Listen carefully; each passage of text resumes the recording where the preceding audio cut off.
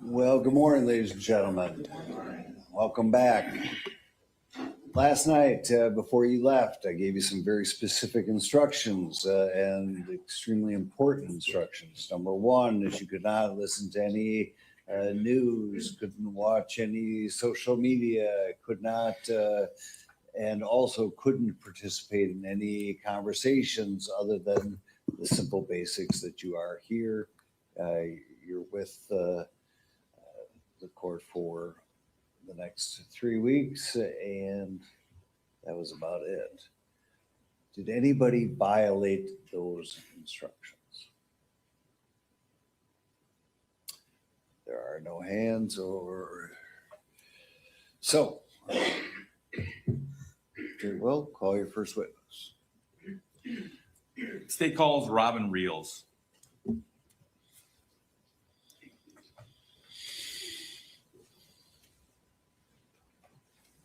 All right, ma'am, you're going to come right up around the court report. To my right, your left. Please be careful. There is a ramp that leads up to the witness stand. When you get to the top, I need you to stand and raise your right hand, please.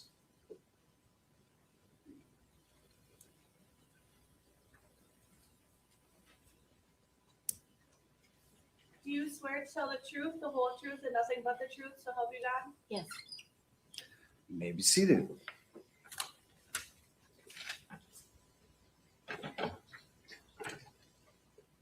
Position that microphone right in front of you. Speak clearly into it. Counsel. Good morning. Could you please state and spell your first and last name for the record, please? Robin Reels, ROBINREALS. Good morning, Robin. Did you know Crystal Rasch? Yes, I knew her for 24 years. And what was your relationship with her? She was a friend of mine.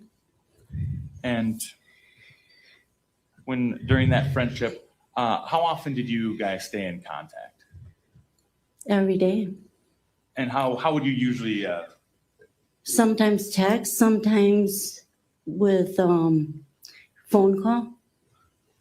Would you sometimes communicate through Facebook? Yes.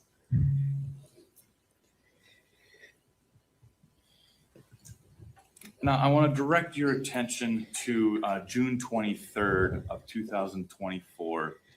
Do you recall being visited by Deputy Kukan on that day? Yes. And do you remember what he was visiting you about? About the thing with Crystal.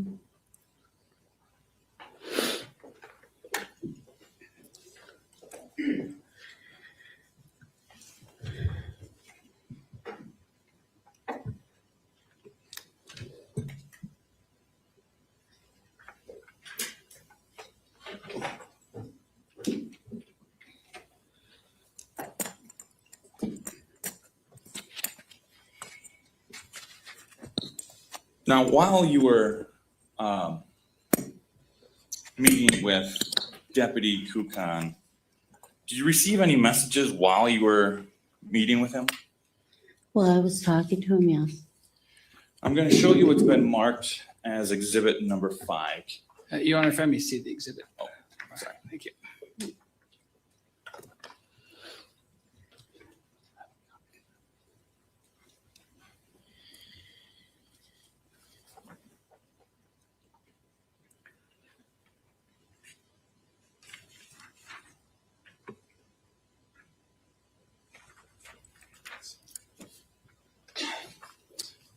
I'm showing you what's been marked as exhibit number 5. Can you just take a look at that for me?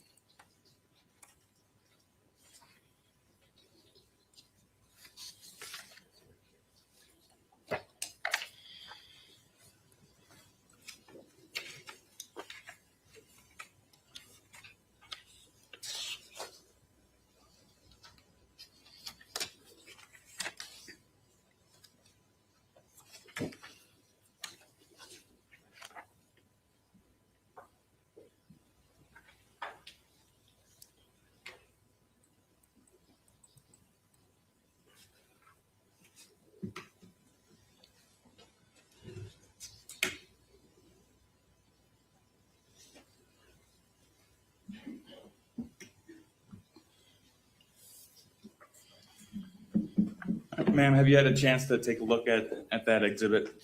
Yes, And is that exhibit 3 pages? yes. And what is it that you're looking at?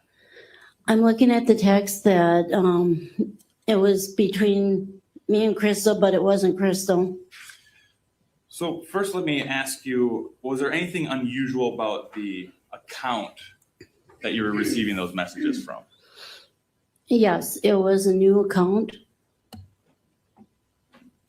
And what do you mean by a new account? It wasn't her Facebook page.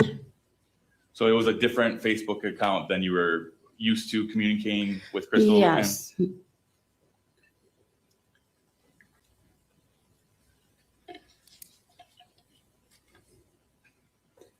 And Your Honor, I'd move admission of exhibit number 5 and would request permission to publish. No objection. It will be received. And Your Honor, could we just put the computer on this?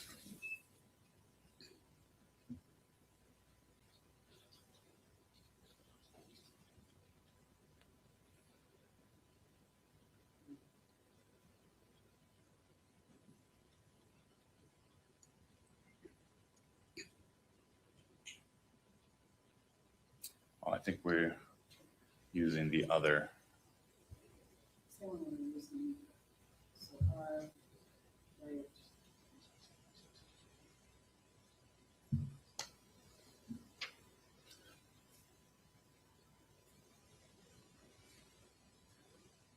You're in the same one as left. Just take some time. Have patience. Oh, gotcha.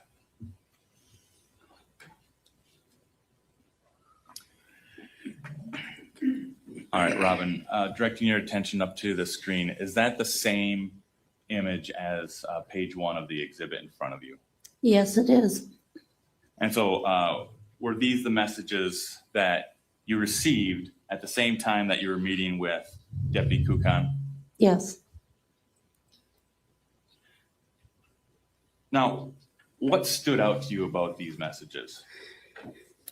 Okay, for one thing, that's when I asked her to Facebook me, to talk to me, she would either call me or she would call me. She wouldn't have just left it like that.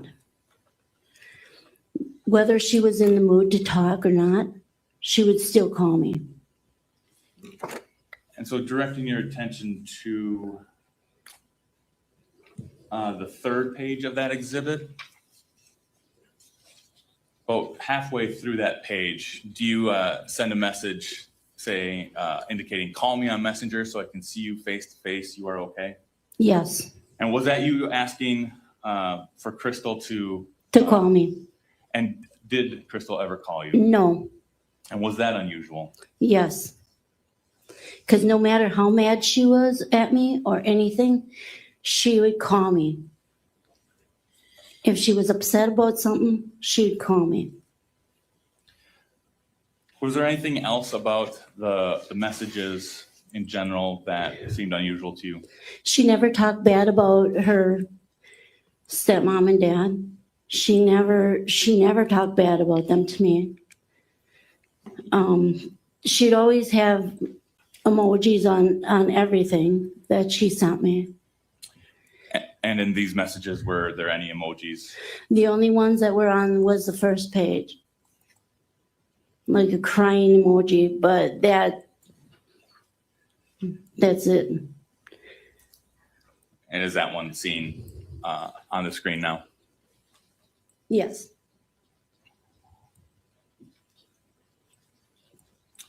So was the gist of the conversation that we're looking at that whoever was messaging you was trying to convince you that Crystal is fine, Yes. that people should stop looking for her? Yes. And again, you asked for a phone call, or a call, correct? Right, I did. And did that ever happen? No.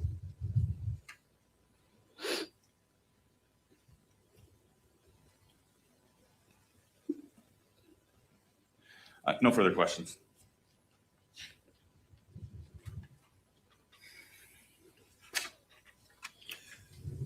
Cross. Thank you, Your Honor.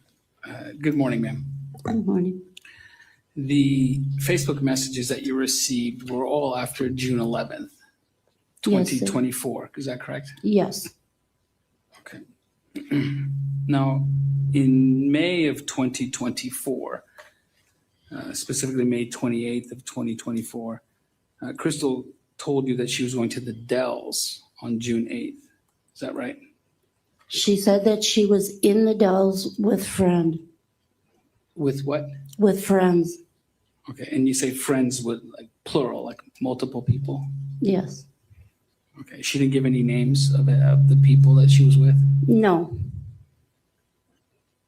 Did she she didn't mention that she was with Mr. Rasch, did she? no, Now you've been friends with Crystal for 24 years. yes, You spoke to her daily. Yes. In 2024, is that right? And going back to 2022, 2023, you were speaking with her daily as well. yes, And Crystal, to your knowledge, you thought that she was last dating or seeing Zach in 2022, right?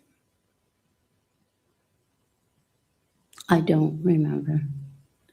Do you remember?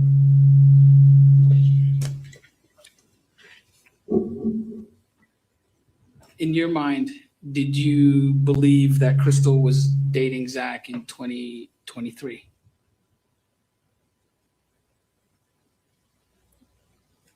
I'm not sure. Okay. What about 2024? No, No, as in she was not seeing Zach in 2024. she was getting a divorce from him. No, I understand that, but you know now that Crystal was in the Dells with Zach Rasch on June 8th. I did not know that Yeah. at the time. I understand, but you know that now, correct? Right.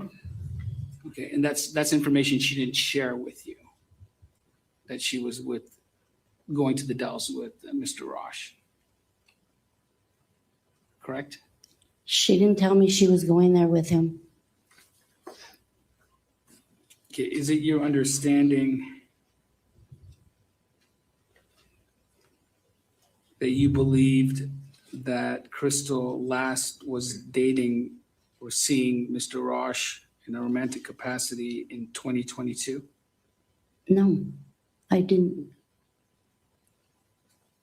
Okay, so in 2023, did you believe that she was seeing Mr. Rasch? No, I don't believe that. And you were unaware that Crystal was hanging out with Mr. Rasch, correct? I didn't know that she was. I really didn't. Okay, and you spoke to her every day. Yes, Okay, so there were some things that Crystal wasn't about her life that she wasn't sharing with you. Is that correct? that's because when I would talk to her about him, I told her not to hang out with him Okay. because of how he was to her. All right. So my understanding is that is it correct to say that she didn't share everything about her relationship with Mr. Rasch with you? Is that correct? Right.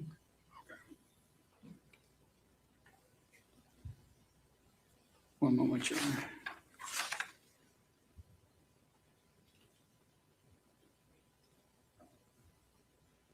I don't have anything further. Thank you, Your Honor. No further questions. All right, ma'am, you can step down. Thank you.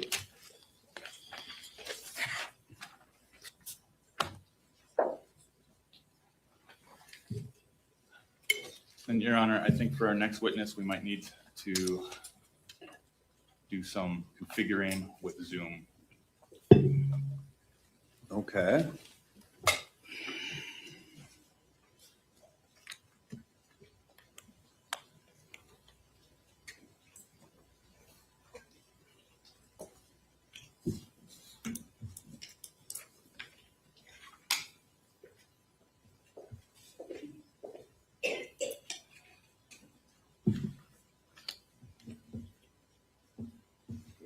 Zoom. Do you have your next witness joining?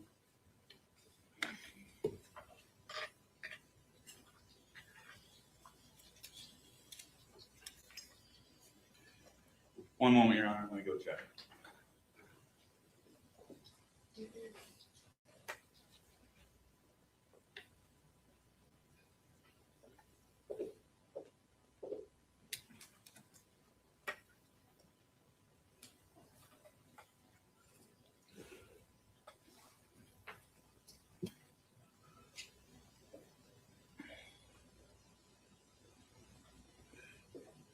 I'm told that the witness says that she's connected, but obviously I don't see her here. I don't know if she needs to be admitted.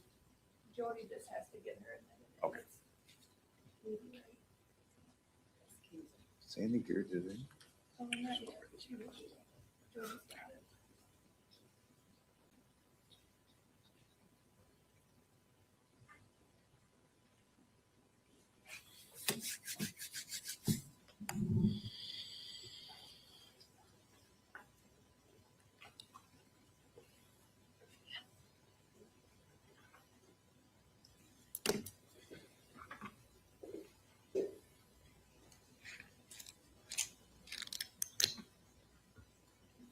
Ms. Gordon, can you hear us okay? Yes, All right. If you could raise your right hand, please. Do you swear that you will tell the truth, the whole truth, and nothing but the truth, so help you God? I do. Please proceed. Could you please state and spell your name for the record? Katie Gordon, KatieGordon. How are you employed? With Dodge County Human Services. And what is your position there? I'm a senior social worker. Did your job responsibilities in that employment, does that include working with families involved in child in need of protective services cases and termination of parental rights cases? Yes, Now, through the course of that employment, did you become familiar with a Crystal Rasch? yes, And did you also, through the course of that employment, become familiar with Zachariah Rasch? yes. And how did you become familiar with those individuals? Crystal and Zach's children were removed from their care and their case was assigned to me. And what was your general involvement like with Crystal? To provide her services, ensure she had regular supervised visits, to work towards reunification or any other alternate goal. Now, at the time, directing your attention back to May and June of 2024, at that time that you were working with Crystal and Zach, were there termination of parental rights proceedings involving their children in place? Yes, And were there separate proceedings for, like a separate process for Crystal versus Zach? it was the same process, but we had decided to split their trials. And so there was a trial set for both? Yes, And which trial was set to take place first? Zach. And was that to take place in June of 2024? Yes,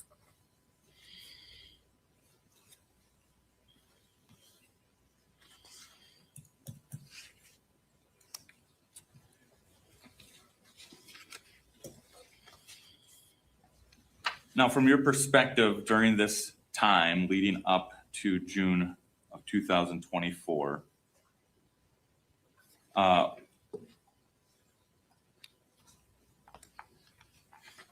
was Crystal still taking an active part in the process that you were sort of supervising. Yes. And from your perspective, was Crystal continuing to work towards maintaining a relationship with her children? Yes. And in what ways was she doing that? She was attending her weekly visits. She was in communication with the children once a week for phone calls. She was in touch with the foster parents, and she was maintaining contact with me as well. And in the weeks leading up to June of 2024, was Crystal still engaging with that process and making those efforts? Yes. And from your perspective, was it made known to Crystal that adoption of the children was a possibility? Yes. And even knowing that, was it your perception that Crystal still expected to remain in the children's lives? Yes. In May and into June of 2024, were you able to, or did you have occasion to observe Crystal's general mood? Yes. And how would you describe that at that time? She was sick a lot. She had a lot of sinus infections. She was hopeful, but also, I would say, scared. Did she appear to be making efforts to become more independent? Yes. Was she making efforts to secure her own housing? Yes. And were those things that, as a department, you were looking for her to do?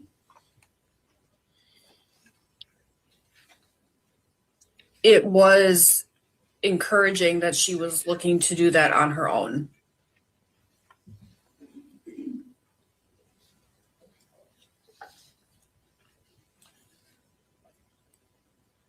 From your observations of Crystal and the efforts she was making, did she appear optimistic towards possible reunification with her children?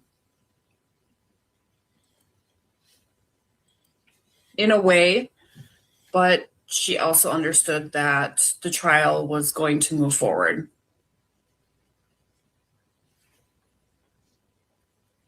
Was there anything from the department's perspective that was being done that even if the trial went forward, that Crystal would no longer have contact with her children? The department cannot make promises of contact after a TPR occurs.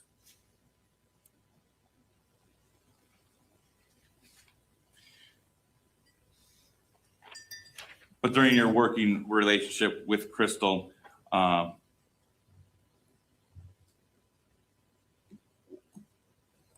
was Crystal still working towards maintaining that contact with those children? Yes, the foster mom had conversations with Crystal that they would maintain a relationship of some sort. Now, prior to June of 2024, how would you describe Crystal's communication with you and the department? Good.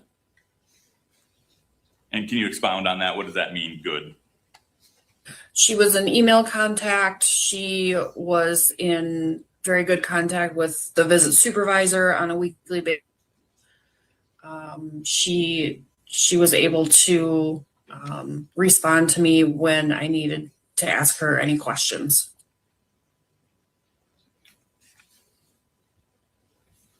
And did that responsiveness change in June of 2024?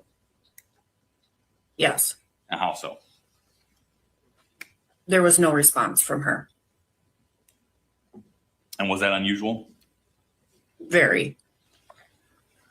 Did you attempt to make contacts with Crystal around that time? Yes. And did you receive any response? No.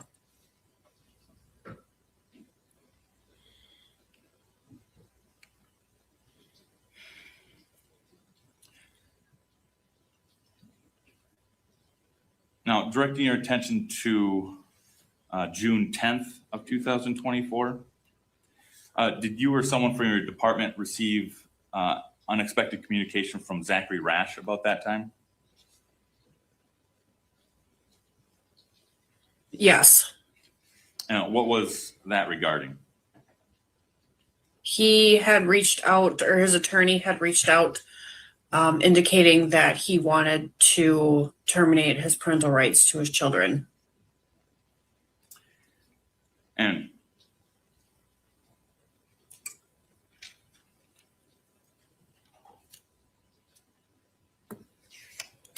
was it your understanding that he was now going to do that voluntarily? Yes. Prior to that communication, had Zach indicated that he ever intended to voluntarily terminate his parental rights? No. And to your knowledge, did Zach follow through on that intent to voluntarily terminate his parental rights? He did.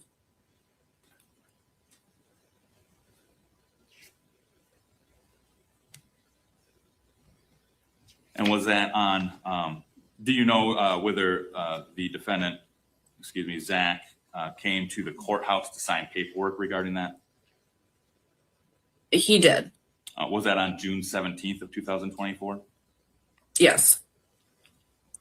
Now, previously you indicated that there had been communication with Crystal, and then Crystal stopped responding, correct? Yes. And do you recall about when Crystal stopped responding? She missed her scheduled visit on June 24th, and no one could reach her. And had Crystal also missed a visitation on June 10th? To your knowledge? I believe so. Yes, she was sick. And had you received any communications from Crystal between June 10th and June 24th when she missed her other visitation? I don't believe so. And have you received any communication from Crystal since then? No.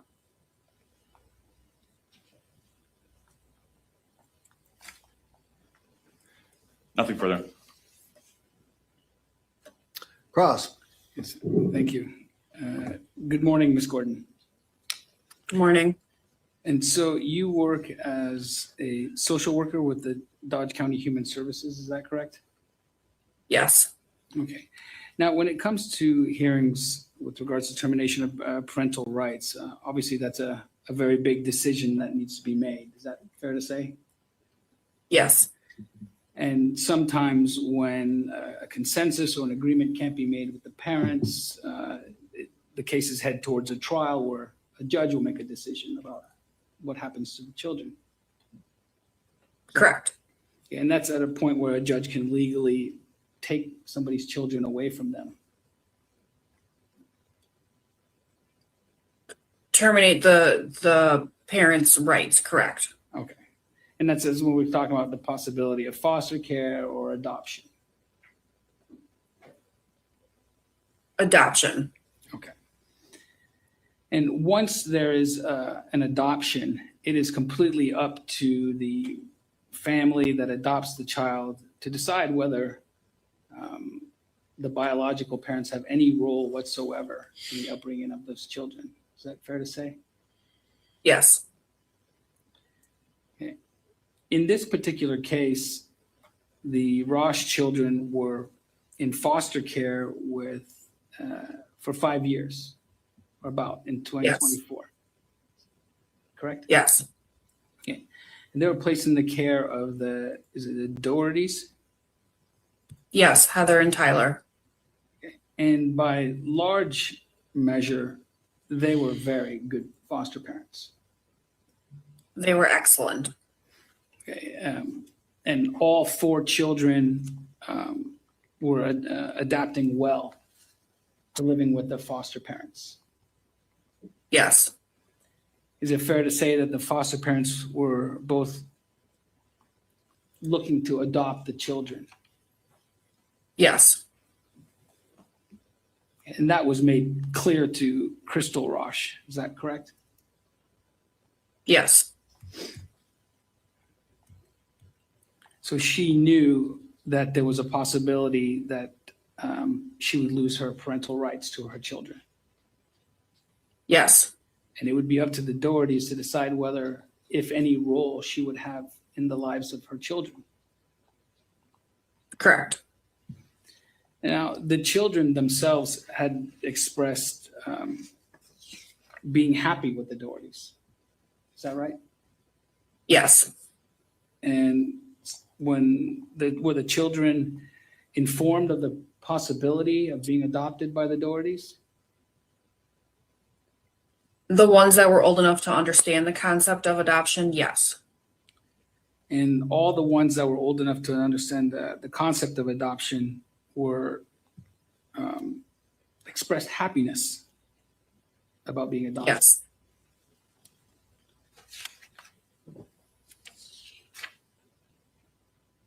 And was it going to be your recommendation that the children be adopted? yes, The Crystal Rasch had supervised weekly visits at the Dodge County facility, correct? correct. And had she ever had unsupervised visits with her children?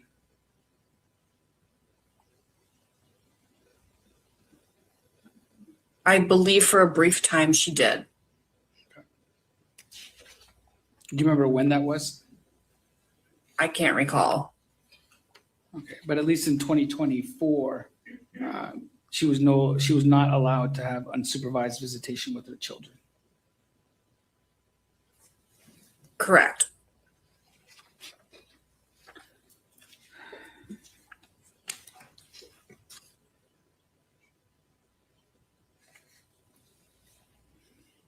Do you know why she lost unsupervised privileges? Objection relevant. Okay, now part of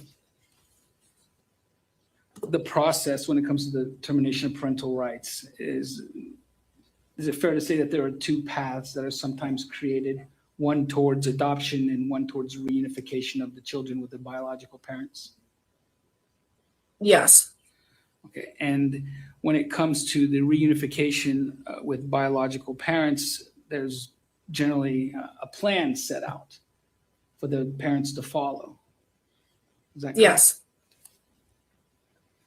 Now, on direct examination, you were asked about Crystal's role in keeping her children, and you said that Crystal was taking an active part in that. Is that correct? yes, Okay. Now, as part of Crystal's plan for reunification with her children, she was asked to re-engage in mental health therapy to address some issues, correct? correct. And she refused to participate, saying that she didn't need therapy. Is that correct? For a time, yes, And that was in May of 2024, right? I don't recall the exact time frame.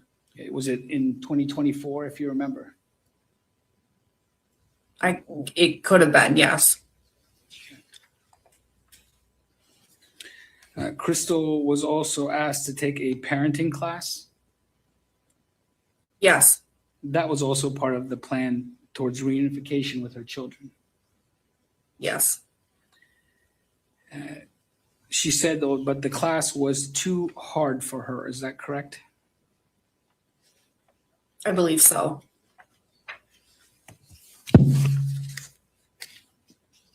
One moment, Your Honor.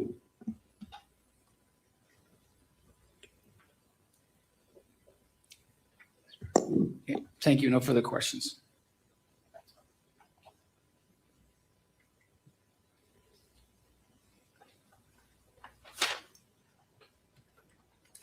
Attorney Waller? Thank you, Your Honor. Just a couple more. In your role, you worked with Crystal, but then you also worked with the foster parents, correct? Correct. And was part of your role to kind of oversee the relationship between Crystal and foster parents to some degree? Yes. And was there anything that you observed about that relationship that indicated that the foster parents would have cut Crystal out of her children's lives? They would not have. Even if adoption went through, was there anything to indicate that Crystal would be cut out of her children's lives? No. And no further questions. Attorney Cross? No, thank you, Your Honor. All right. Thank you, Ms. Gordon. You could disconnect. Thank you. Next witness, please. State calls Deputy Zach Kukan.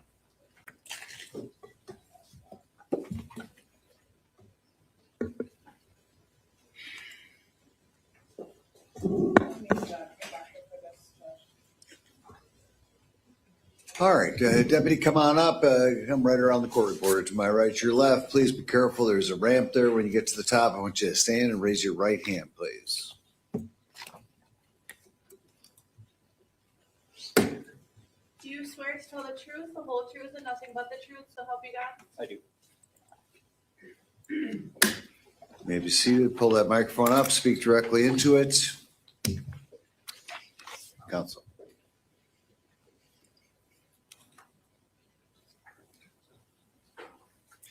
Could you please state and spell your name for the record? My name is Deputy Zachary Kukan, Kukkahn. And how are you employed? I'm employed as a deputy sheriff with the Dodge County Sheriff's Office.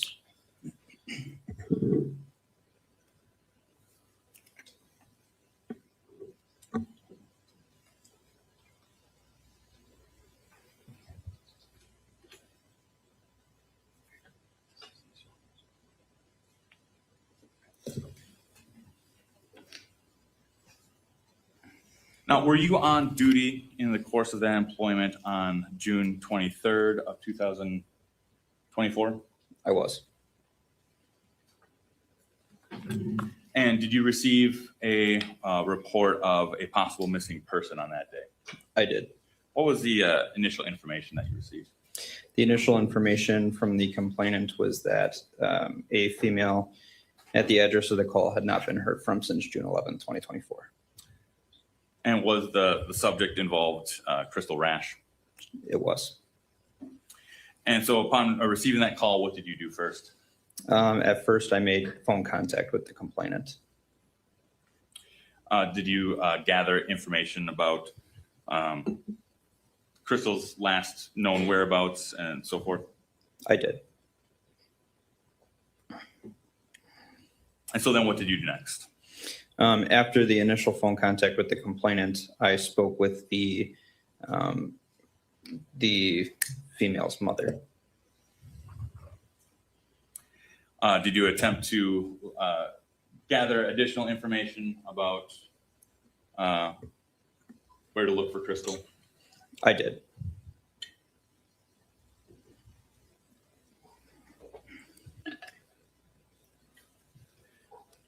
And after that, what did you do next?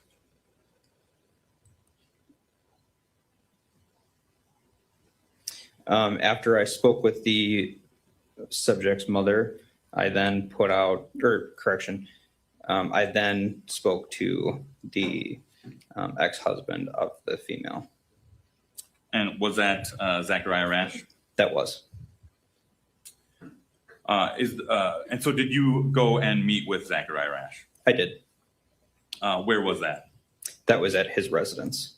And was that on Wood Road in the town of Lyman? Yes, it was. And is the person that you met with, Zachariah Rasch, present in the courtroom today? He is. Could you point him out as to where he's seated? He's at the defendant's table in a white dress shirt and a tie.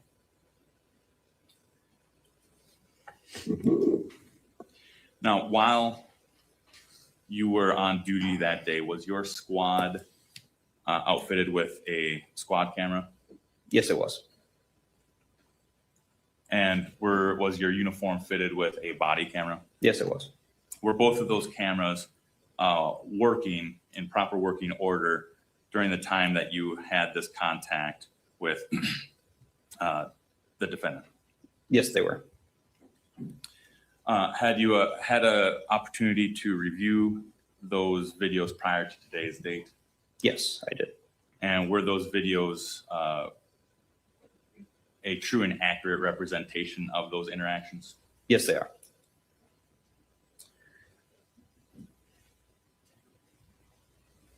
Your Honor, we've marked a flash drive as exhibit number 6, which contains the body and squad camera.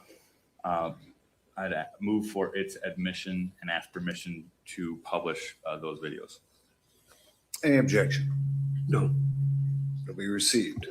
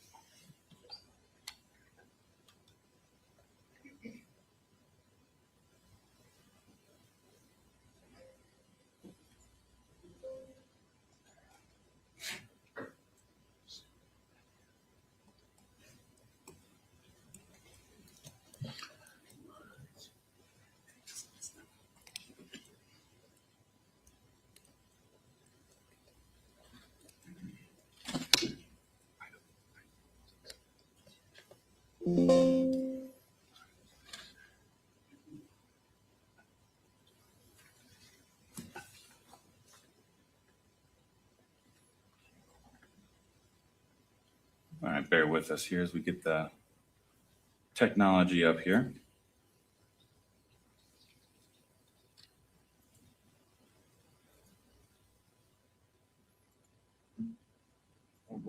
What port are you using?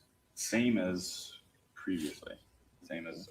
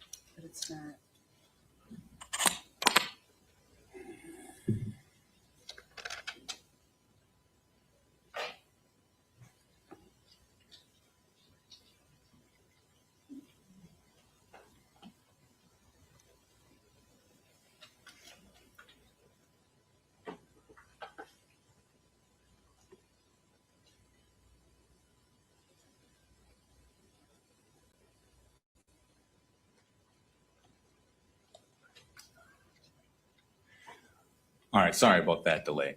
Can you pause? Deputy Kukan, can you see now on the screen the image displayed there? I can. Is that a still from your body camera? It is. All right, Your Honor, I'd ask to lower the lights. If we could. And I'm going to start playing. It's paused now at 17 seconds, and the media player will just start from there.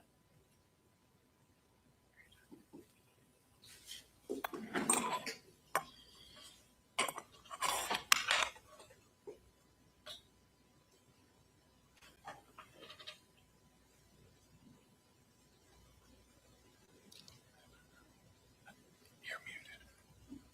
The computer is muted. Neither. You haven't either? No, I've been sending her messages. Okay. Sorry about that.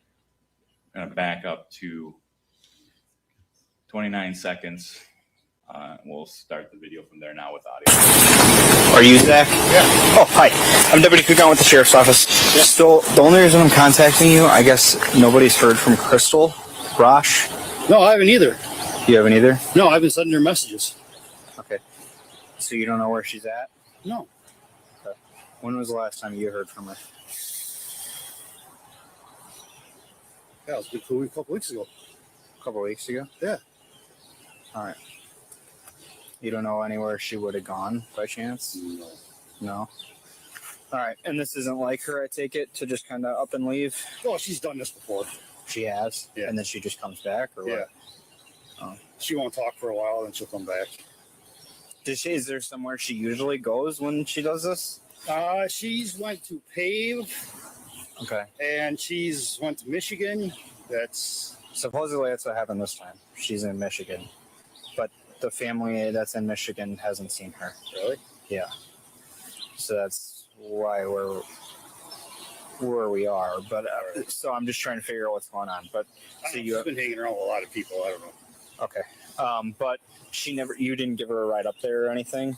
Because her car's in the garage, I guess. Yeah, I never gave her anything. Okay. The mom there didn't know if maybe you gave her a ride or something. But all right.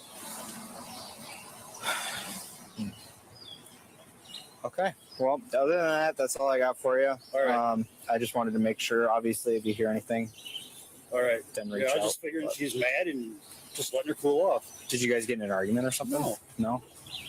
Just mad at, she might be mad about something. And Yeah, then she's just, got bipolar, and yeah, so she's done this before where she goes to Michigan and then doesn't talk to anybody for a while she's and then been other comes back. places too. So But she'll I don't just know where leave she for a bit. goes. Okay. She's been hanging around with a lot of people. I know that. Okay. All right. Fair enough. Do you have any questions for me at all? No, I was just wanting her to see if she'd give a contact back. She's done this before when she lived in Beaver Dam too. Okay. All right. Sounds good. I will see what I can find out. Okay. All right. All right. Thank you much.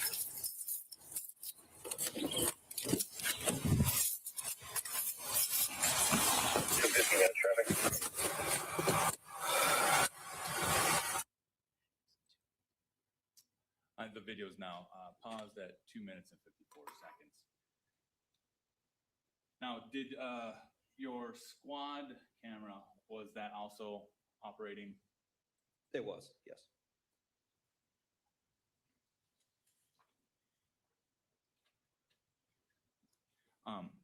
Now, there was audio on the body camera. Is there audio the same way on squad camera? There is. But would the audio capture anything outside of the squad itself? It would not. So, I'd like to play starting at 30 seconds.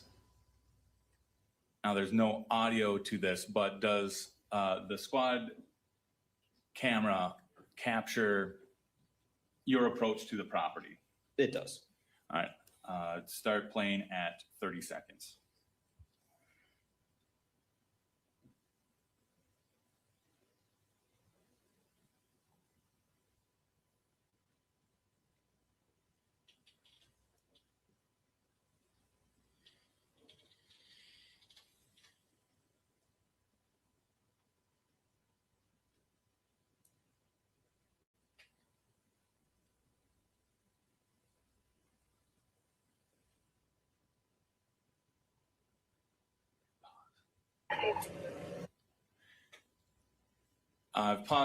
We've paused the video at 1 minute and 1 second.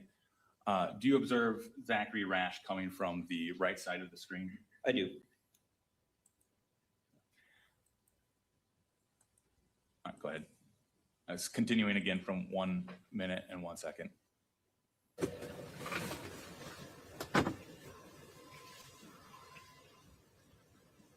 Hello.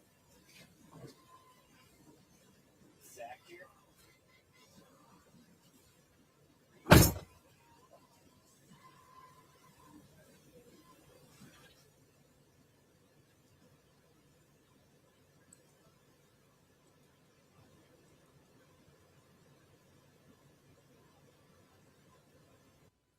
All right, we've paused at 1 minute and 31 seconds. Does the video at this point just capture that interaction with the defendant that we previously saw in the body cam, but from the perspective of the squad cam? It does.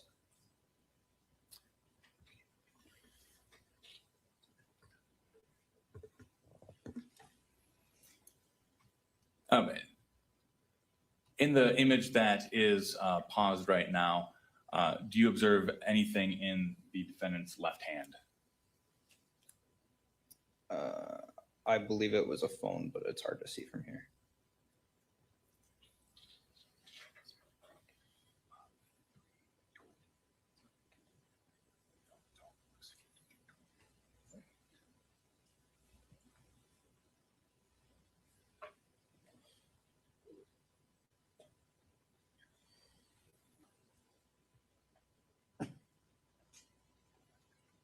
All right, continuing the video now at 3 minutes and 19 seconds.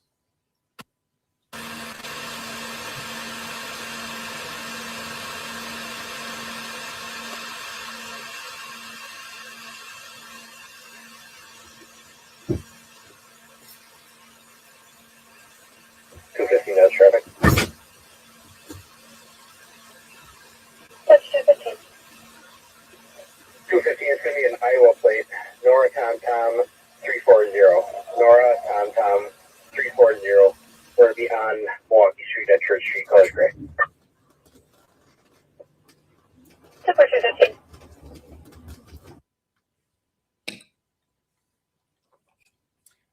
Pausing the video now at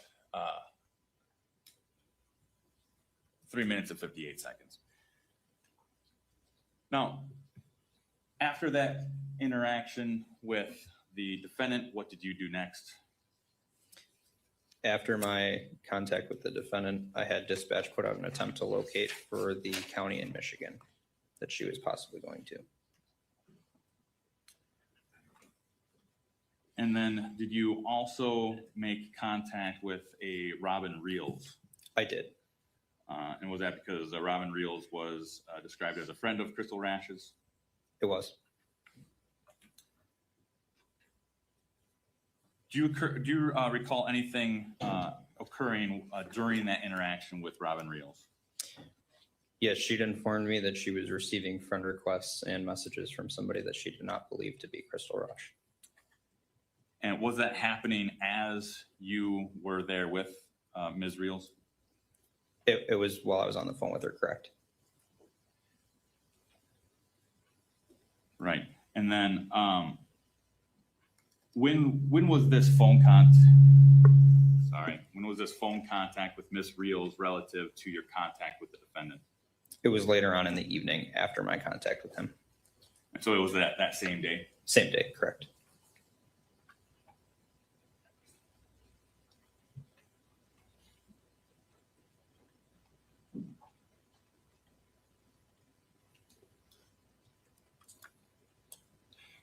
Nothing else. Cross.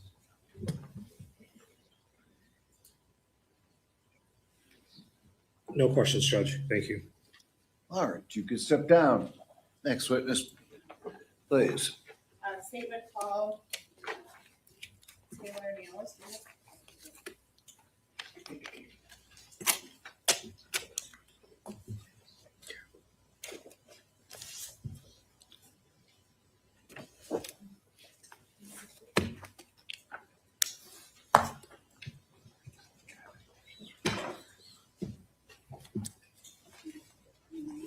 come on up. Please be careful on the ramp. When you get to the top, stand and raise your right hand.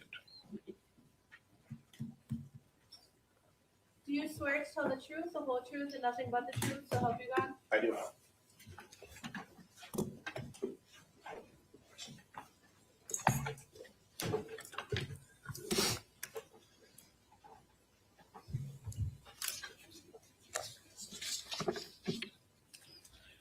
Can you please state your first and last name and spell both? Taylor Nails, Taylor. Nails is Nehls. How are you employed? I'm employed as a lieutenant with the Dodge County Sheriff's Office. And how long have you worked with the Dodge County Sheriff's Office? Approximately 12 years and 10 months. And what is your current assignment? I'm currently assigned as the lieutenant of the Criminal Investigations Division within the Sheriff's Office. And what does that mean? The lieutenant of the criminal.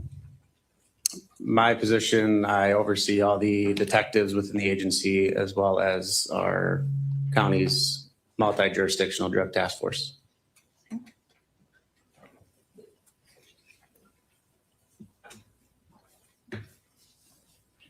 And were you working in that position in June of 2024? Yes, I was. And at some point in June of 2024, did your division receive basically a referral from patrol regarding a missing adult female? Yes. And who was that missing adult female? Crystal Rasch. And when did you receive that information? I received that information and reviewed it on June 25th, 2024. And what happened when you received that information? When I received that information, with the information that was given to us, I knew that we needed to look into the matter further. From that point, I instructed Detective Cotney and Detective Rolfs to follow up with Crystal Rasch's family in Kleiman. And just very generally, what information, I guess let me ask it this way. When they followed up with the family in Kleiman, did the detectives in the sheriff's office believe that additional investigation was necessary? Yes, they made it clear to me that they were very worried about Crystal Rasch's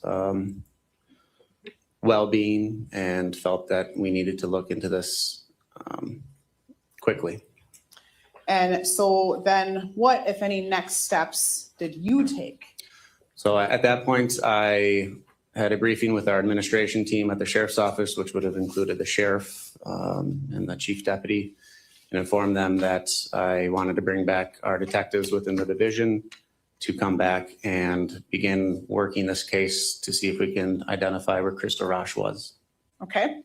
And did you do anything with respect to Crystal's phone specifically? Yes, when I received this information, I believe that she was a missing and endangered person and that her life may be in harm. I requested our communications division to do emergency phone pings on the 2 phone numbers that we had on record for Crystal Rasch. And what does that mean, an emergency phone ping? If we can identify a phone number as well as a cell provider, those cell providers can provide us updated ping locations where those devices might be and when the last time those devices may have been used or connected with the network. And what does that mean, ping? Phone pings, I'm not an expert on them, but we have cell towers within the area, phone pings to communicate, to make phone calls, text messages, to have data. You have to be able to connect to a tower if you're not within Wi-Fi. And when we say emergency, what types of circumstances constitute an emergency? In this case specifically is that we had a missing endangered person whose family believed that she was missing and have not heard from her. And so does the cell phone company typically provide you that information immediately? It typically comes in pretty quick when we request an emergency ping. Do you have to write some sort of document for that, a letter, something else? Our communications division fills out what's called an exigency form to provide the cell phone provider, which they would have done in the situation. They either email or fax that emergency order to the cell phone company, and they will either reply with the data that we're requesting, or in very limited circumstances, they might deny it. In this case, did we have Crystal's cell phone number from her family? Yes, we had 2 cell phone numbers for her. And were we able to determine then who the cell phone provider was? Yes, both phone numbers were through the provider of Verizon. Did we did write that emergency request to Verizon, correct? That is correct. And did they give us the information or did they deny it? They provided us the information that we requested. And did the sheriff's office in some way memorialize that information provided to us through Verizon? Yes, what our communications division does when they receive a response for that, they typically enter it in our call notes within our CAD system. And that is where I learned the information of the phone pings that were provided. And I'm going to show you what has been marked as Exhibit 7. And can you tell me what that is, please? This is a snapshot of our CAD screen. Our CAD screen is what we use to communicate with dispatch and also enter notes onto calls so that people are able to see live updates of what's going on in the case. Okay. And then I would move that into evidence. No objection. And permission to publish. It is received, you can publish. Yes. And you're using the same camera or same? Yes. All right, so happening on 1. Where it happens on 1. There you go. And if we can just get the lights again, please, Judge. Hopefully that will. And if we could just zoom in a little bit to that. So starting there at the top, can you just go through what this means, what this information is? I'll start on the top highlighted line. What you'll see is every time a note is entered into our CAD system, it's going to timestamp and date when that note was entered. You'll see a name on the right of that, of a last name Schaefer. Is that right here where the pointer is? Correct. Okay. Who was the dispatcher who had entered this information into the CAD call. On the next line, you'll see 109 requested 2 phone pings to those 2 phone numbers. 109 is me, that is my badge number, and that is how we identify the officers within our agency. And so then we have the next 2 lines, we have, is it fair to say both of those phone numbers, correct? Correct. Those are the 2 phone numbers that were provided to us that we knew belonged to Crystal Rasch. Okay. And then just walk us through the rest of this report, the top of this report here.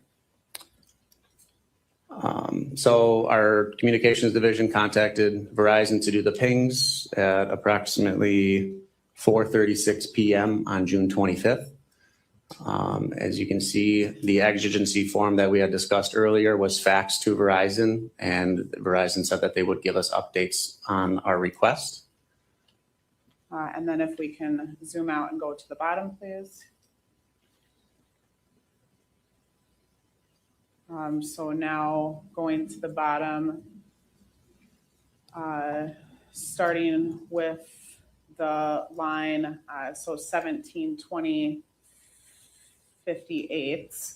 Tell me what that is in non-military time, please. Okay, so at 5:20 p.m. on June 25th, dispatch had received information from Verizon that the phone number ending in 3490 last had a tower ping on June 8th, where there was some data activity at the cell tower at N5204 County Highway W, Juneau, Wisconsin, which is a tower located just south of the city of Juneau.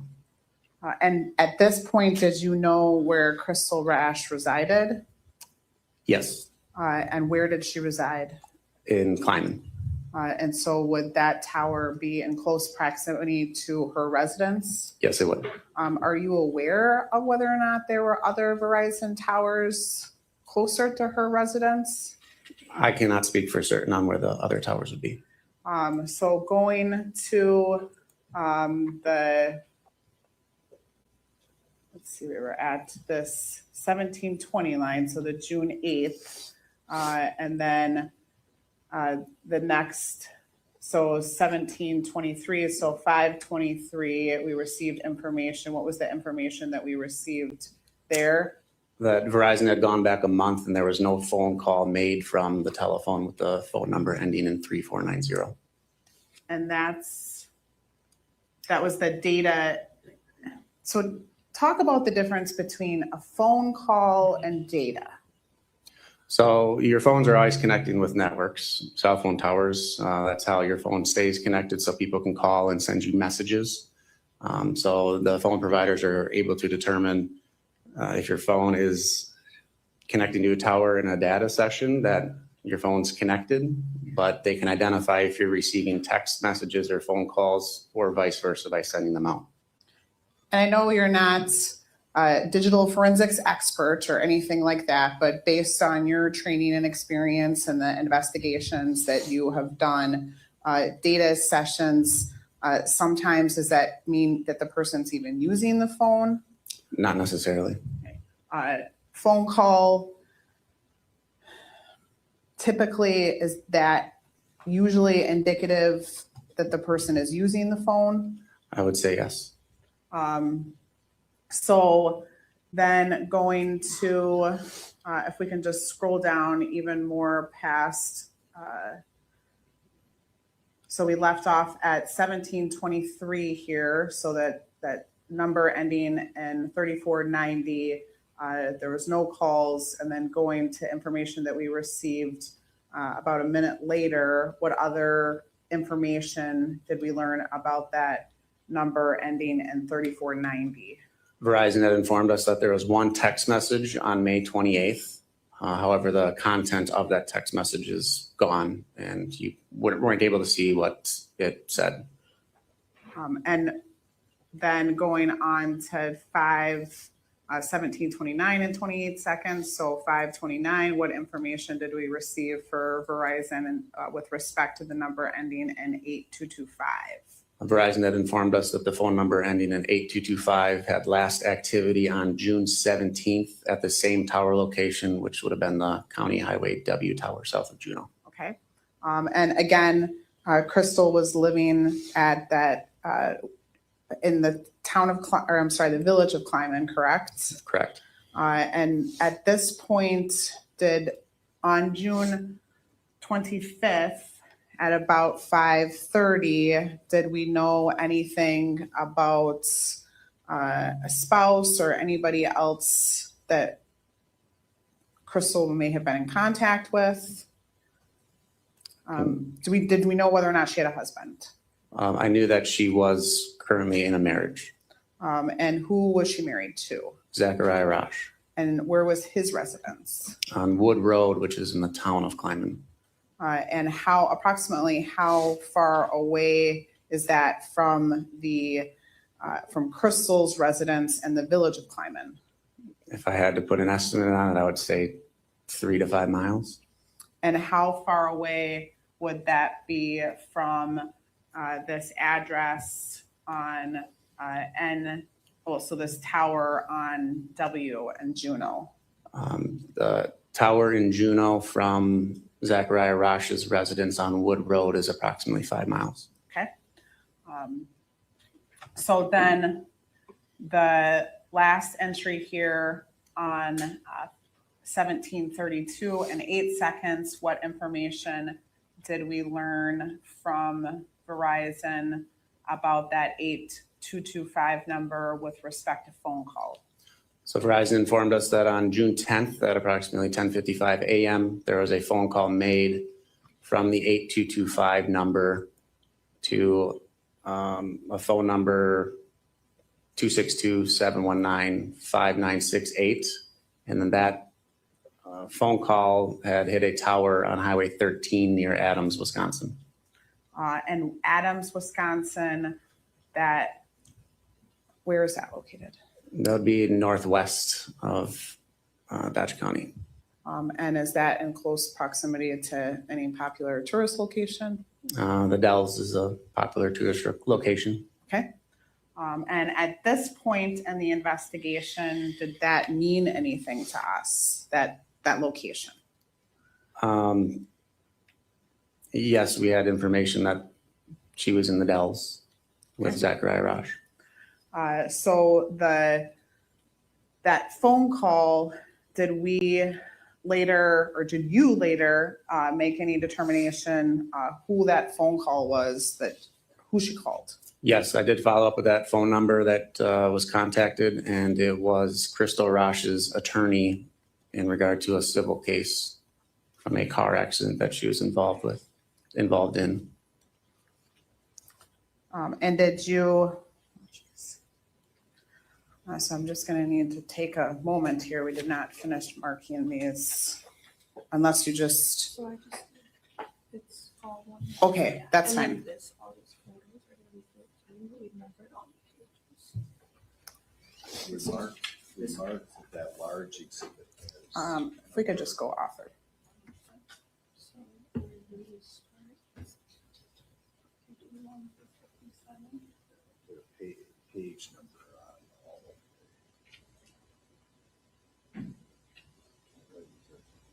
So these are different. Surveillance footage.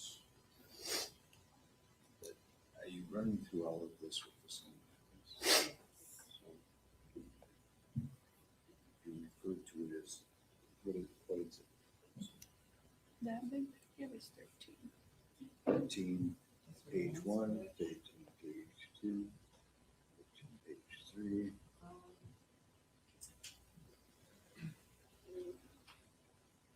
That's how the court, I mean, I was gonna do it as a separate exhibit for all of them, but. It's becoming very cumbersome. But you can just.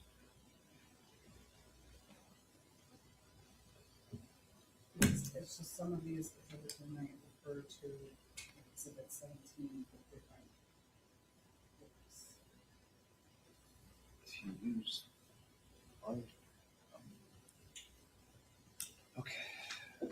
So, going to mark each one of those pages individually. So the good road surveillance, considered as fine, but then starting.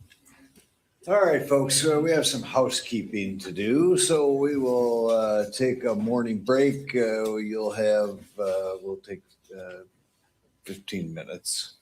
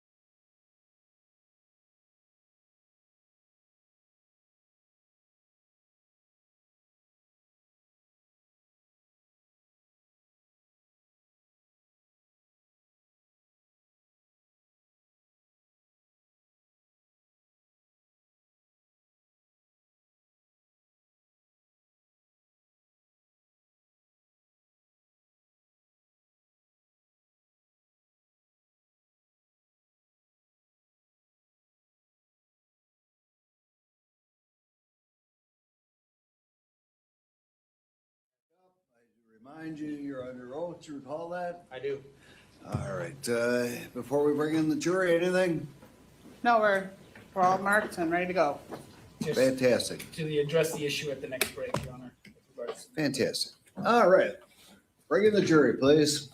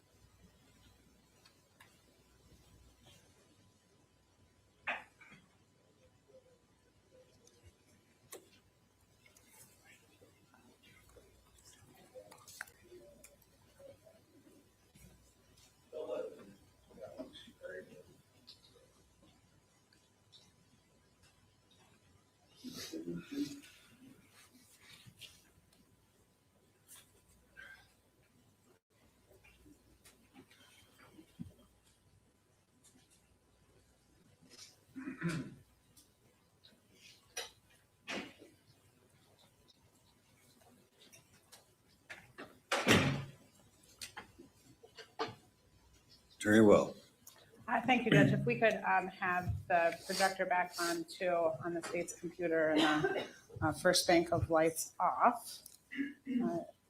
Now, Detective, when we left off at the break, we were talking about the last ping on Crystal Rasch's phone call, and that pinged to a property up in Adams County near the Dells, correct? I pinged on a tower on Highway 13 in Adams County. And the any other information on June 25th that you obtained regarding Crystal Rasch's phone information?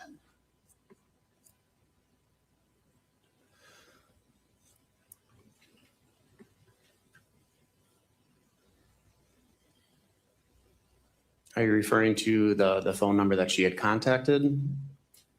I just wanted to make sure that we covered everything and that, Kat, that there was no other information about her phone that you developed on the 25th. Not that I can recall. So what other information did you or other detectives attempt to locate with respect to Crystal Rasch to determine her whereabouts? So what I did is we were informed that she has banking at the Bank of Lake Mills. And to try to determine where her whereabouts might be, I contacted the emergency contact at the Bank of Lake Mills to see if they could provide some financial records that could potentially lead to her whereabouts. And how did you know that she banked at the Bank of Lake Mills? We received that information from, I believe, a friend of hers that informed us that she did banking at the Bank of Lake Mills. And that's how I developed to contact them. And then when you contacted, and I just wanted to confirm, Judge, that you're attempting to switch over to our computer. It doesn't appear that there's a signal coming through. Good. Glad to hear that. Someone could problem solve that, please, for me. When you were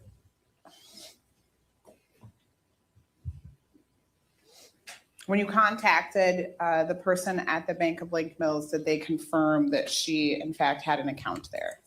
Yes, she asked that I provide her a letterhead from the Dodge County Sheriff's Office with the exigent information that I was requesting from them, which I did. And in turn, she did provide me bank records for the month of June for Crystal Rasch's account. And once you got those bank records for the month of June, was something done with those bank records to continue the investigation? Yes, I sorted through the bank records and the different transactions that were occurring during the month of June, during the time frame that we believe that she went missing. And there was numerous transactions that were located on those bank records. From there, I assigned numerous detectives and deputies within our office to go to the specific locations and attempt to locate any video surveillance of those transactions. So first, I'm gonna show you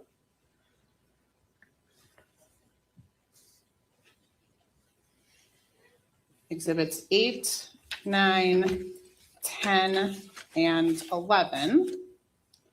And just for the record, exhibit 11 is a 6-page document.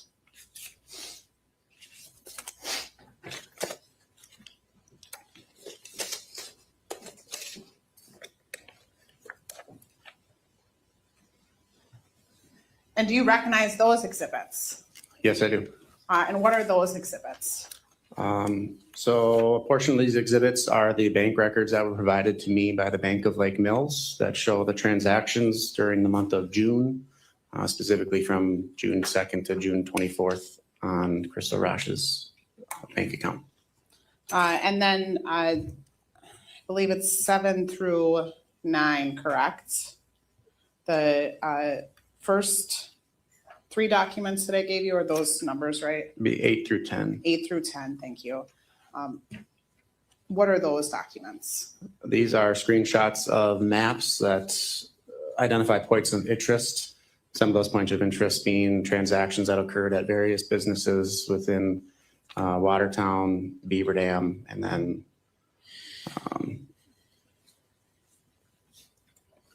a general overview of a larger area.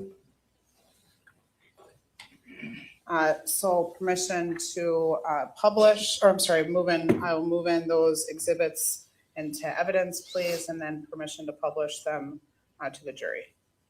Any objection? Just so we can keep our records clear, can you please identify out of 8 through 10, which one is 8, which one is 9, and which one is 10? Exhibit number 8 would be the business locations of a larger overview. Okay, thank you. Exhibit number 9 is going to be a zoomed in map of business locations and transactions by Watertown. Thank you. And exhibit 10 is going to be a closer overview of transactions near the city of Beaver Dam. Appreciate it. I don't have any objections to any of those. They will be received and permission to publish is granted. And if the court could go late. Got it. So I'm gonna just start here with this. What are we looking here on this exhibit? So this is a exhibit that's pretty zoomed out, that kind of shows an overview of all the transactions that were captured.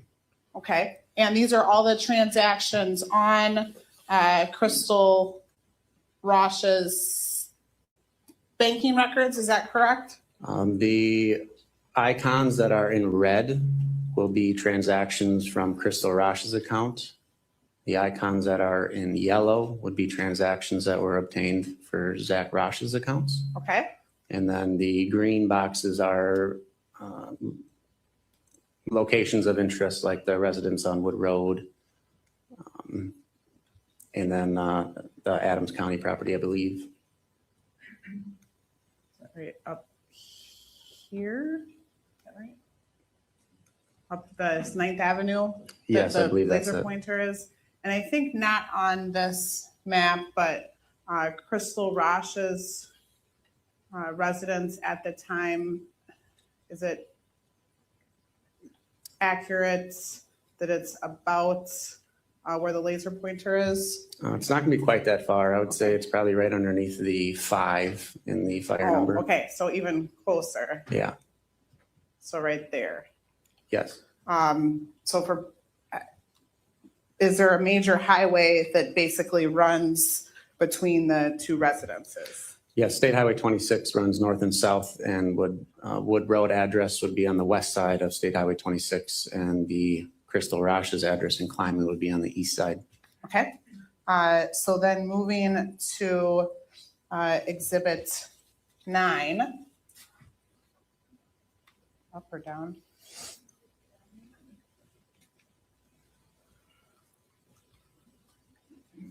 No, can you just move it, please? What are we looking at here? These are going to show numerous transactions within the area of Watertown that were on Crystal Rasch's accounts. And so these are all in red, correct? That is affirmative. And then the exhibit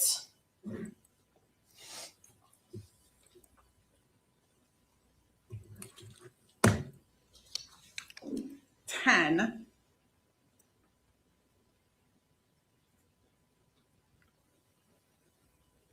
What are we seeing here on this exhibit?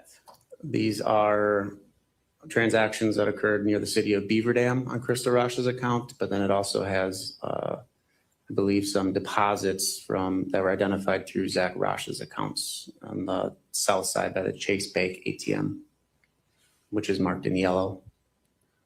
So now we're going to move to exhibit 11. There we go. So what are we looking at here on exhibit 11? So this is the printout of the transactional report that the Bank of Lake Mills had provided to me, and it shows the debits and transactions that occurred on Crystal Rasch's debit card, which ends in 8942. And so if we could just zoom in to the first few transactions there. So right at the top, these transactions. So this first page here, this is what dates are represented here on this first page? The first transaction has a date representation of June 2nd, 2024. And then ending. On June 3rd, 2024. Were these directly related to the investigation of her missing?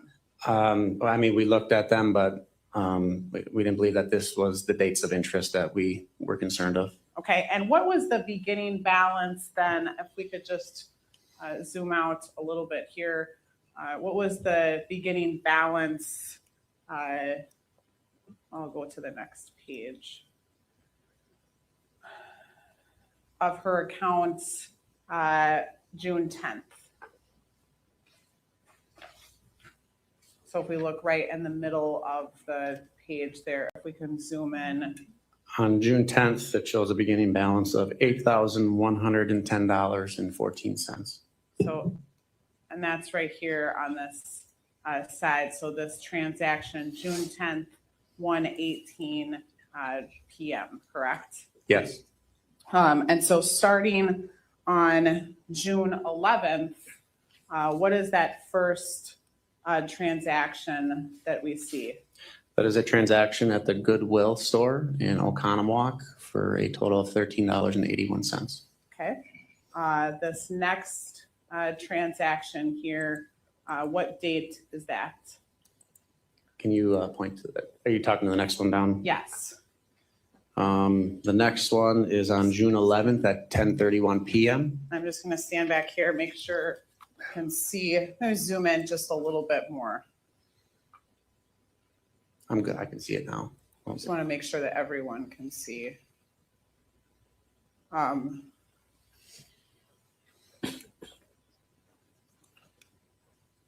So sorry, and then repeat that for me. So the June 10th at 10:31. What was that transaction? June 11th at 10:31? Yes. June 11th at 10:31, that is an ATM withdrawal for $200 at the Quick Trip located here in Juneau. And then we have something here at 11:11 on June 11th. Do you know what that is? I do not know why those transactions would show on the account without any dollar amount listed. Okay. And then we'll go to the next slide. So I think we have to zoom out. And then we'll zoom back in here, starting at the top of the screen. So June 12th at 8:41 a.m. It looks like several entries for some transaction in Moline, Illinois. Are you aware what that transaction is? It looks like the very last one is $1,500. I believe that is a payment that was made to pay for a vehicle loan or to pay off a lien. A vehicle loan for Crystal Rasch's vehicle or something else? No, it would be for Zach Rasch's vehicle. Okay. And then, do you know which vehicle it was, or did another detective investigate that issue? Another detective would have investigated that. Okay. So then going to June 12th at 11:11 p.m. So same time as that June 11th, but it looks like 24 hours later, we have that Capital One transaction again for how much this time? $112. Okay. And do you at this point know what that is, or did other detectives investigate that? Other detectives would have looked into that.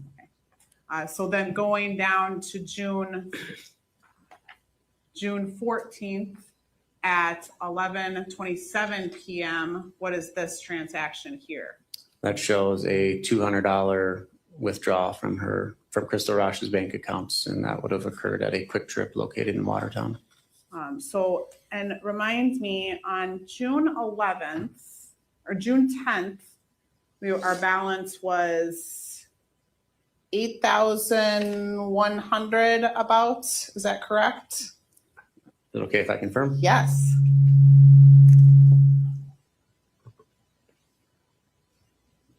On June 10th, it showed a balance of 8,110. So now on June 14th at 11:27 p.m., what's our balance on the account? $6,084.33. So now going to the next day, June 15th at 9 a.m., what is this transaction? It shows some type of transaction, but no money being withdrawn at Rock Auto in Madison. Okay. And then same thing, June 15th at 9 a.m. It shows some other type of activity on the account, but no money being withdrawn at that time. Okay. And the type of transaction here for the June 15th at 9 a.m., what company is that? It states that it's Google. Then June 15th at 4:57 p.m., what is this transaction here, if you know? That is a transaction for $205.33 at 121 Francis Lane, which is the Menards in Beaver Dam. Menards, okay. So now we'll go to the next page. It looks like we have a transaction at 6:15 at 5:23 p.m. for $174.05. So if we can now go to page 4, and then we'll zoom in starting at the very top. So what location was that $174 transaction? That is near the strip mall in the city of Beaver Dam, which I believe is the Harbor Freight. Harbor Freight, okay. Then the next, June 15th at 9 a.m. Looks like, where is this transaction? That is a transaction that occurred at a business in Madison And where is that business located? on Normandy Lane. And are you aware of what that transaction was? I am not. But what was the amount of that transaction? $150.02. So the next line now, June 16th at 2:24 p.m. That shows a transaction in Watertown for $25.30. And do we know what, there's not a location listed here, correct? Correct. So do you know what that transaction was for at this point, or did another, That would have been investigated by somebody else. okay? Then going down to June 16th at 2:41 p.m. That shows a transaction at 401 Bernard Street in the city of Watertown for the amount of $54.82. And do you know what's at 401 Bernard Street? I believe it might, I'd have to look at my map. Yeah. And then going to, and we'll go back to that in just a moment. We'll finish this page here. The June 16th at 3:24 p.m. What do we have here? We have a $123.50 charge at the Walmart in Watertown. Okay. And then, so let's go back to the exhibit 9, the Watertown. You have my maps. I'm asking my trusty assistant here. And if we could, the Watertown map, you just, and then if we could just zoom in. There, does this refresh your memory what was on Bernard?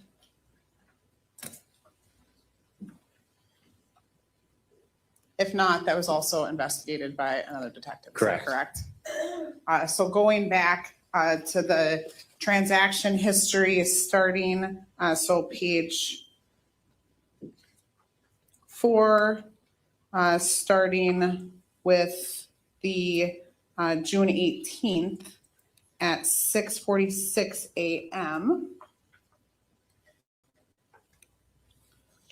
Right here, what do we have here?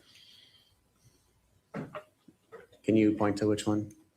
June 16th at 6:46 a.m. So it'll be June 18th Did I say 16th? I'm sorry, it's the 18th. Yes, thank you. at 7:46 a.m. shows a $200 withdrawal at 2006 North Spring Street in Beaver Dam, and I know that to be a Quick Trip. Thank you for correcting me. And then June 18th at 8:51 a.m. What do we have? What kind of transaction do we have here? We show a transaction associated with Beaver Dam for $203.22. And so do you know what that transaction is, or did another person investigate that transaction? I believe another detective would have looked into that transaction as well. Okay. Then moving down to June 18th, 9:41 a.m. What do we have? What kind of transaction do we have there? That is a $299.62 transaction that occurred at the Walmart in Beaver Dam. And so what's our balance on the account now, June 18th? $4,648.47. So next transaction on the 19th, what do we have here at 2:45 a.m.? They show to be some type of transaction occurring, but no money being shown to ADT Security. Okay. And then on June 19th at 7:21 a.m. That shows some type of transaction at the DMV in Watertown, but and- no money being transferred at that time. Thank you. And then June 19th at 8:08 a.m. That shows a transaction of $148.60 at the Walmart in Watertown. Okay. June 19th, 3:15 p.m. We'll go on to page 5.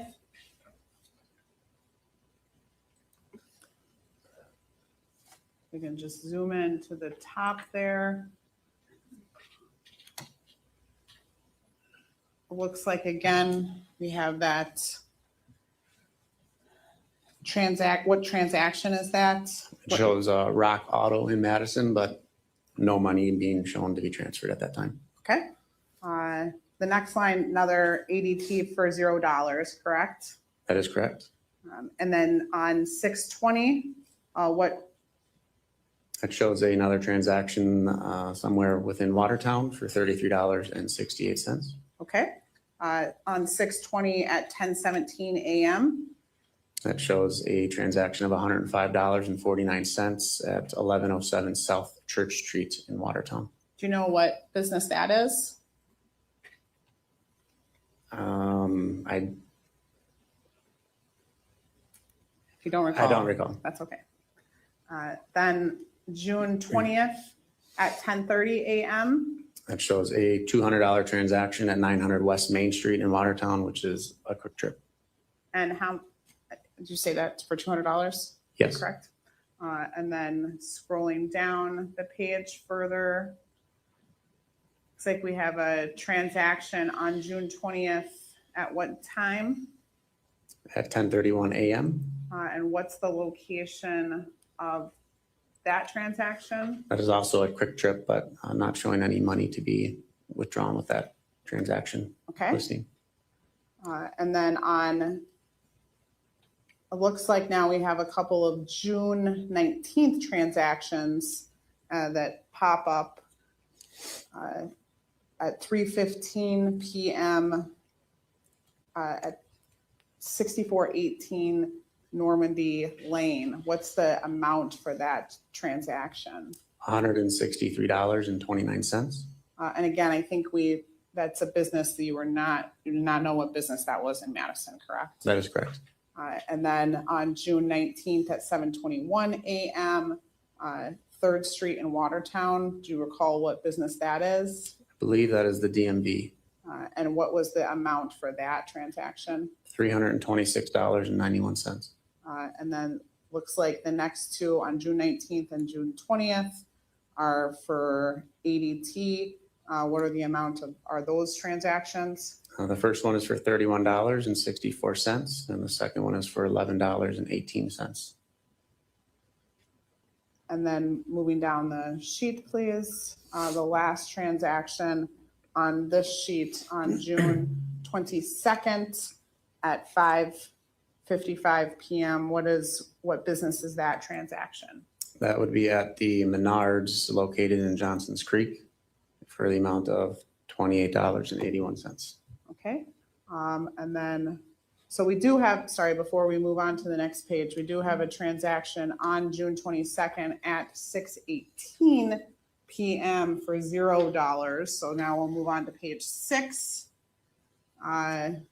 Zooming in here, it was for $0, but what location was that at? The Watertown Tobacco Plus. Okay.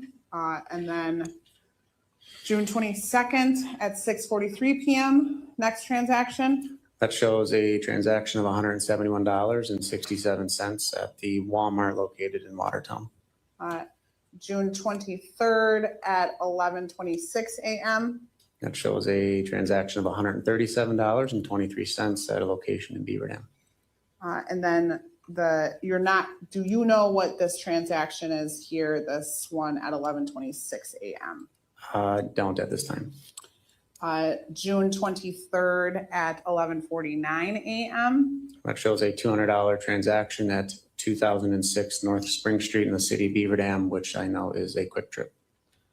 And then June 23rd at 12:35 p.m. That shows a transaction for $68.50 at the Menards in Beaver Dam located at 121 Francis Lane.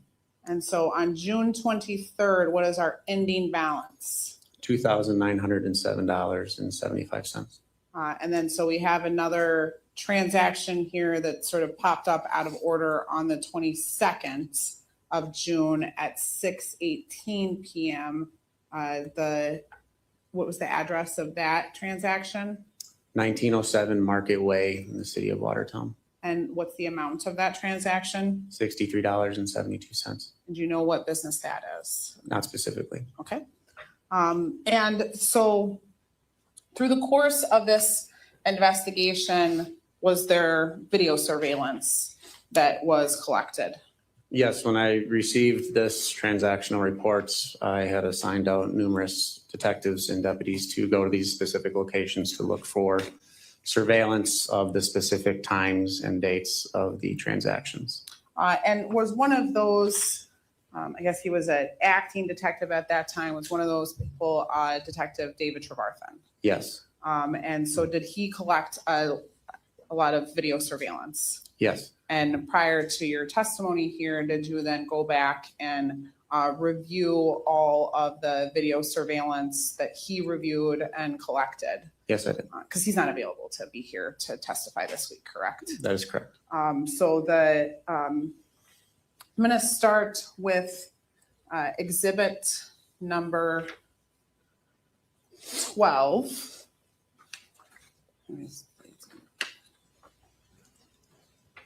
And this is just a screenshot from that surveillance, but can you tell me what that video surveillance would be?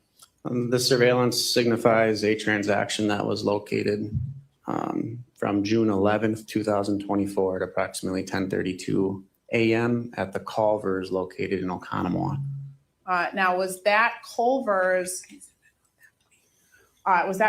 transaction in Crystal Rasch's bank records? No, But video surveillance that throughout the course of the investigation we found to be relevant, correct? yes, Okay, so we'll zoom out of that, please. I would move exhibit 11 into evidence and permission to publish that to the jury. Objection.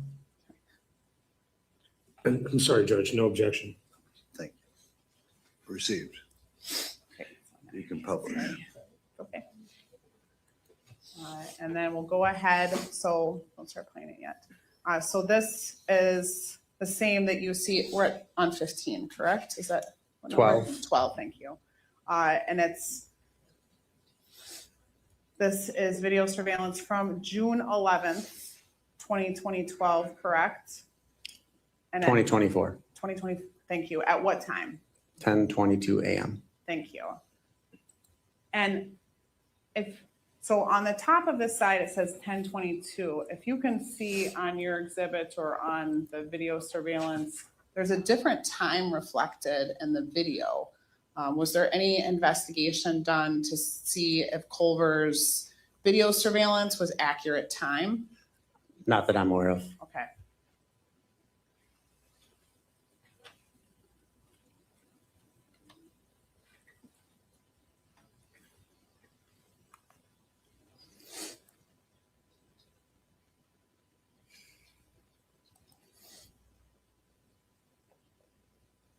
So I'm just going to stop this for a moment.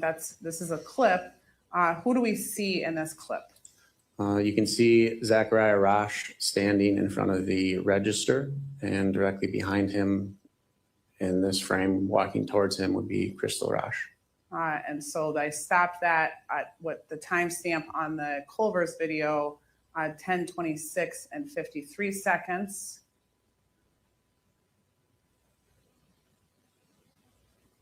Continuing to play.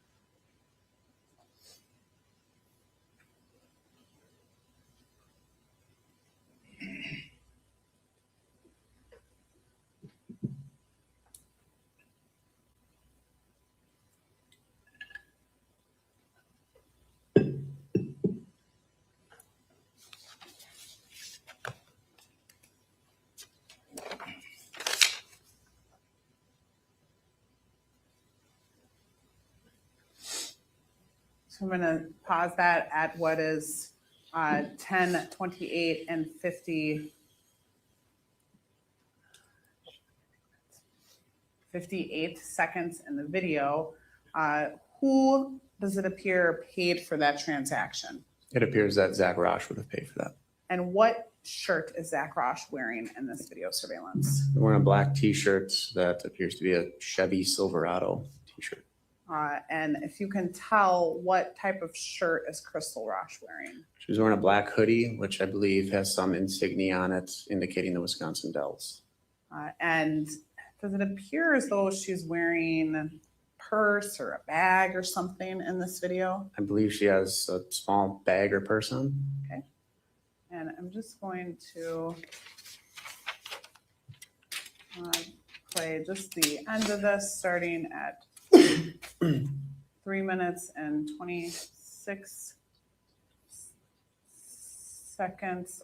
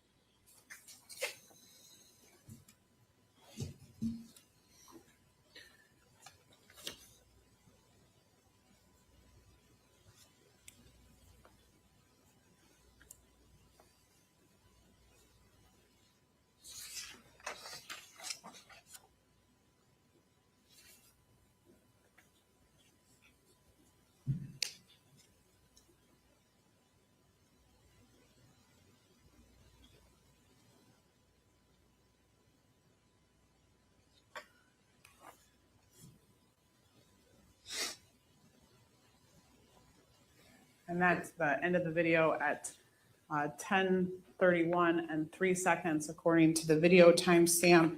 At that very end, what could you see the two of them doing? Appears that they're walking away from the register with their drinks. And could you see the back of Crystal's sweatshirt as well? Yes, it's hard to see from back here what it shows, but The next video surveillance that Detective Trevarthen obtained, I'm going to show you 13. So it'll be marked 13, 2, 3, and 4.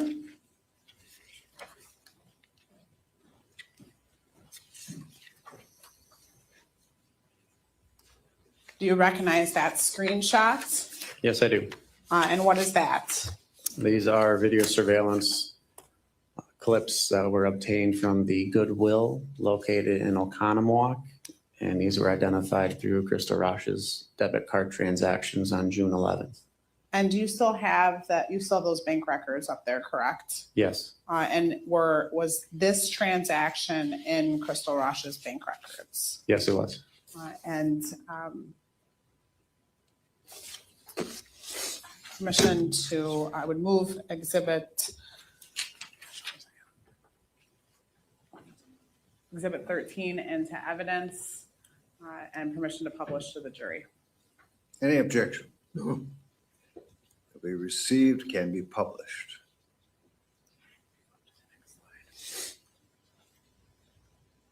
So we'll start by playing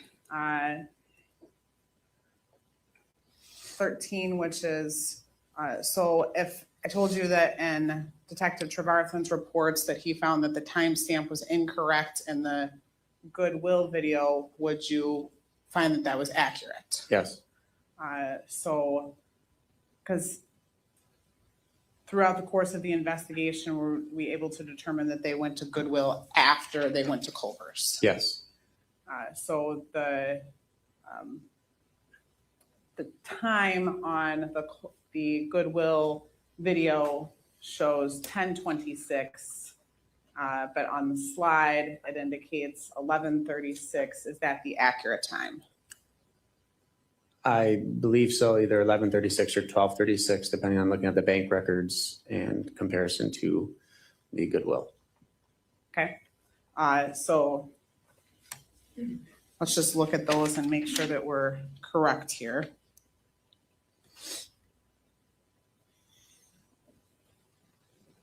So it looks like the bank records say 12:36. I just want to, and then go back and clarify this. Are there times that bank records post at a later time than the transaction occurred? I would say yes, that could happen. So this video here, though, the timestamp on the video, 10/26/09, investigation shows us that they went to Goodwill in Oconomowoc after Culver's, correct? Yes. And this starting screen that we see, what's important, what should we be watching for here? So in the upperish left, you'll see a silver SUV parked right to your right there. That is a Mitsubishi SUV that was currently in this still frame is being occupied by Zach and Crystal Rasch. Okay, so we'll start playing at what's marked on the video timestamp 10/26/09.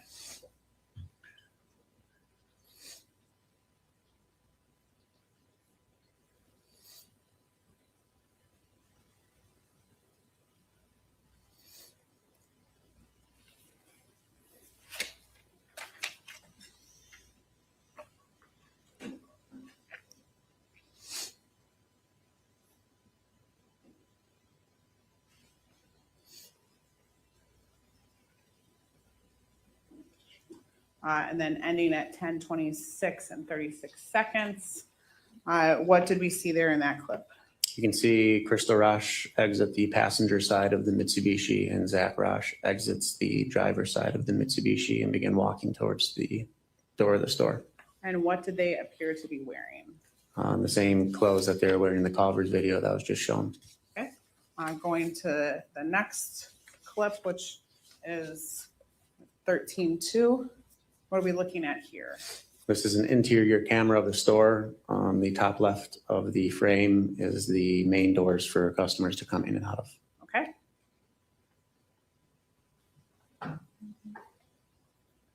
Yes, you can start playing. So we'll start playing at 10:26 and 9 seconds according to the video. Right there, you can see Zach and Crystal walking to the front door and go their separate ways for the meantime.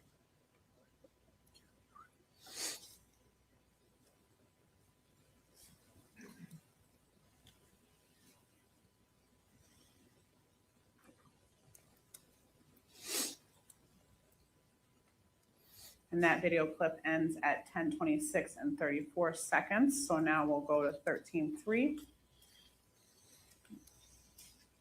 So this one now, according to the video timestamp, 10:46 and 34 seconds.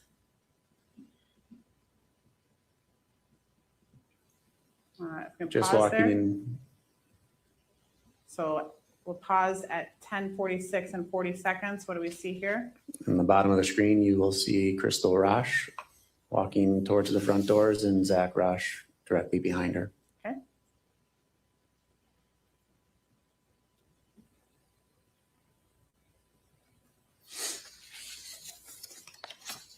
We can pause this one time and maybe just zoom in on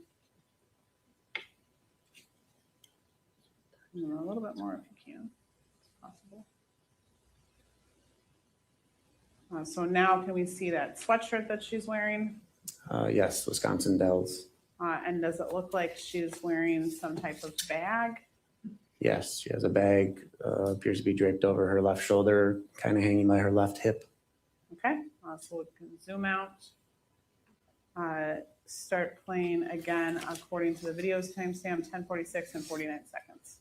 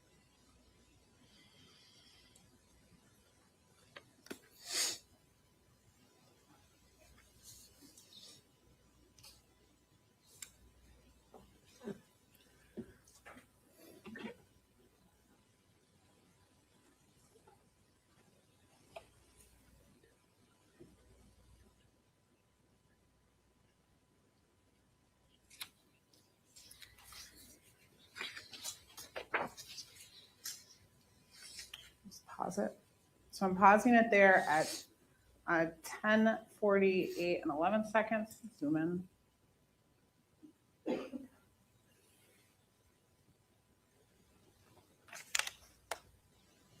And what does it appear that Crystal Rasch is doing here? It appears that she is the one paying for the transaction of the goods that they had purchased. Okay, so zoom out, please. And then continue playing at 10:48 and 12 seconds.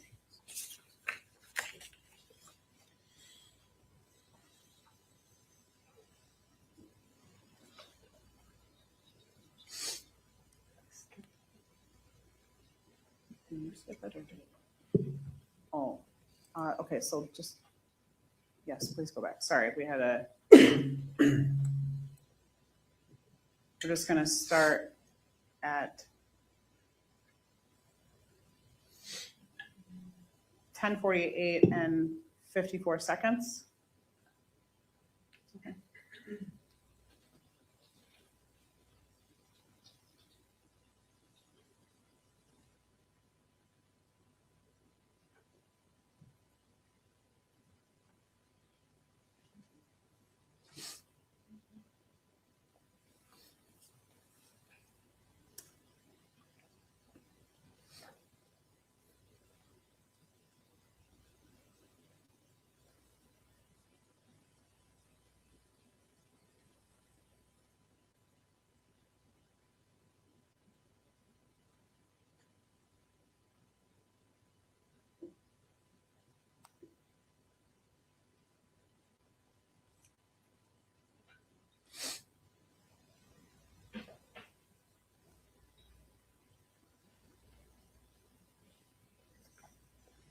All right, and we'll stop that video there at 10:49 and 53 seconds. Do you watch this video more than one time? Yes. And when you were watching this video, did it appear that Crystal Rasch handed anything over to Zach Rasch? Not that I saw. And then they exited the store, correct? Yes, they exited together. Okay, going on then to 13, I think we're on 13:3 now, correct? The final clip, Yes. 13, No, 13:4, 13-4. okay. So this one is, the timestamp on the video is 10:50:31.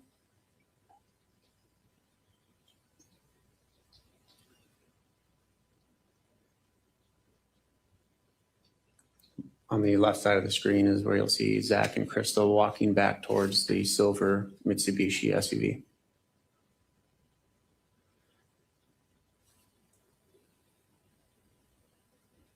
And then we'll just pause there and zoom in. So we're pausing at 10:50 and 55 seconds. And then where did they get in? The back passenger door is open and it appears that Crystal Rasch goes into the back seat. Let's see if we can play it zoomed in. No, that's not working out, but, so let's try to zoom out a little bit and play it slightly zoomed in.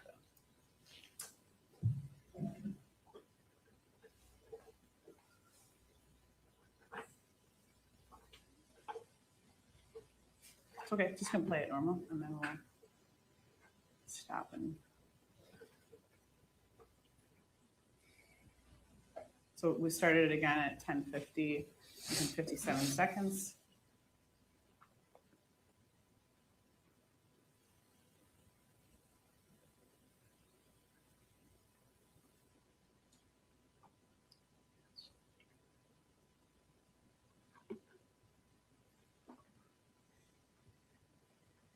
See, let's stop here and try to zoom in again, 10:51 and 22 seconds. Did you watch this zoomed in? I don't believe zoomed in, but when I watch it on my player within my office, it's much larger and easier to see. What did it appear was happening in this backseat area? So from my review of the video, it appears that Crystal goes into the back seat, and I believe that she changes her shirt. And while this is going on, Zach is standing, basically what I believe is blocking the view from the open door from the public on the outside while she's in the back. Okay, so we'll zoom back out and play from 10:51 and 22 seconds.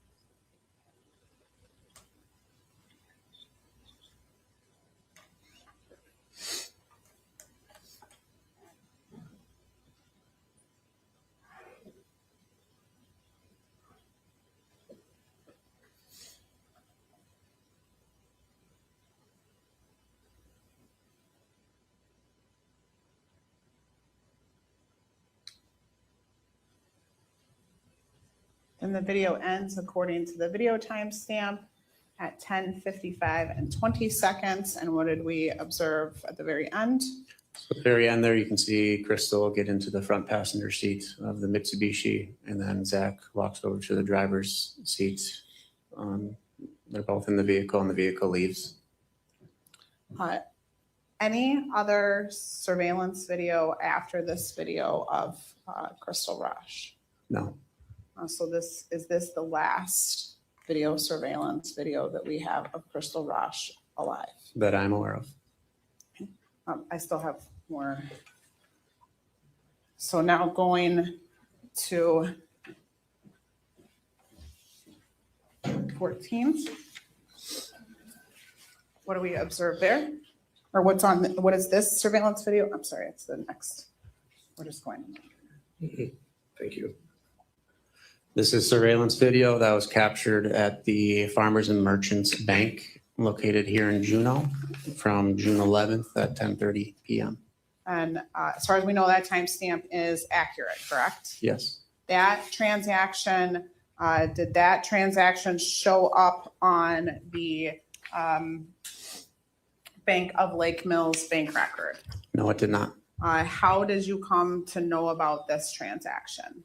I was contacted by the president of the Farmers and Merchants Bank who saw Crystal being listed as a missing person. He knew that she was a customer at their bank and he had pulled her bank records and observed a withdrawal on her Farmers and Merchants bank account from June 11th at 10. And he reviewed the videos and felt that it was important to contact our agency to let us know this information. I would move 14 into evidence and then permission to publish. Any objection? No. It'll be received, can be published.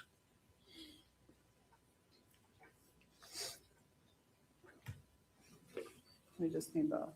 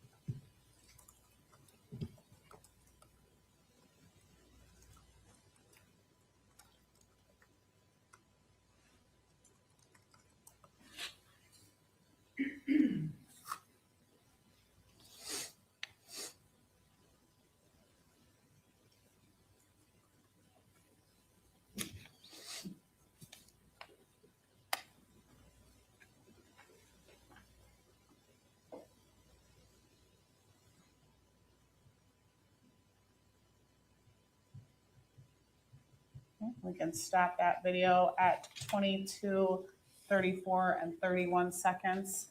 And then can we just scroll all the way to the beginning just so it's clear what time it started, please?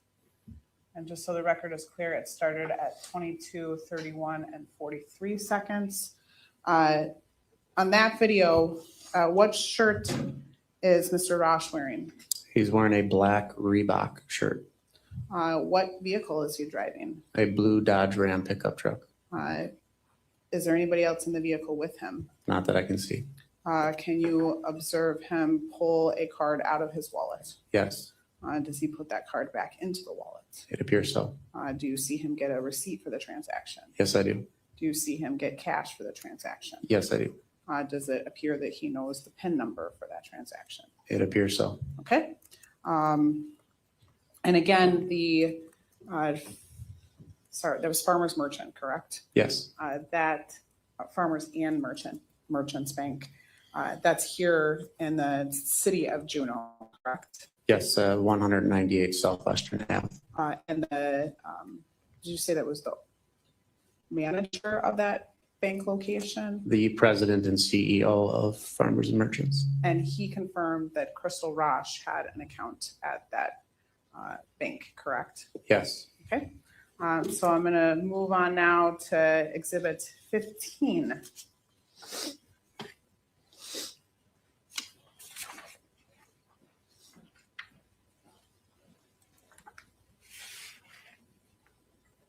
What is that exhibit? This is a screenshot or a photo of a receipt that was generated at the Menards in Johnson's Creek on June 22nd, 2024 at approximately 5:55 p.m. And move that into evidence. Permission to publish. No Okay. objection.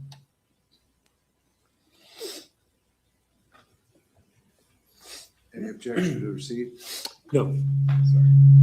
Delay received. And is that receipt? Yes, And can you read from, I will zoom in here, best that we can. What was purchased? Nope, we're good, right? Nope, right there. you will see the top line showing that 2 32-ounce Santine drain cleaner was purchased for the amount of $15.98. And next you'll see that new car scent wipes were purchased, in the amount of 2 of them for a total of $8.96. And then a Monster energy drink for $2.38, And then total transaction. $28.81. And then what was used to purchase this? That would be the debit card belonging to Crystal Rasch, And then what were the last 4 digits of that card? 8942.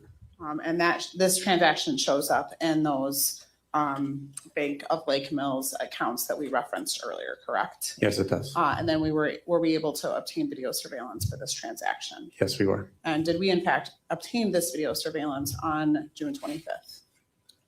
Or at least We- did somebody reviewed the video surveillance? Yes.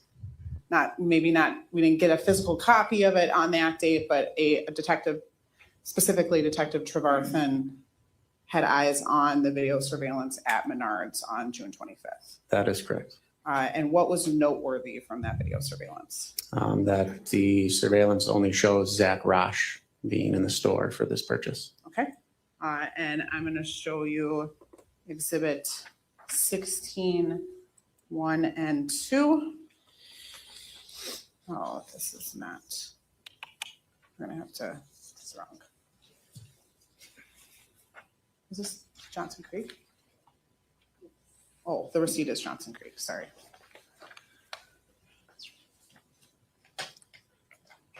So these are 16. Yes, 16. Okay.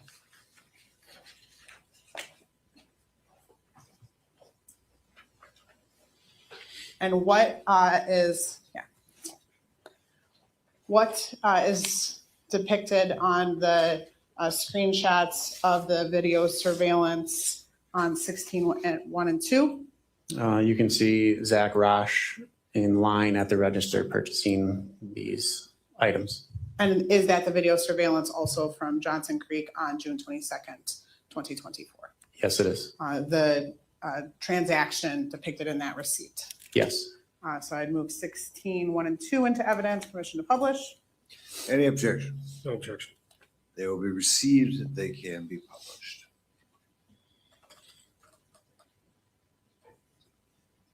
So we're starting with 16.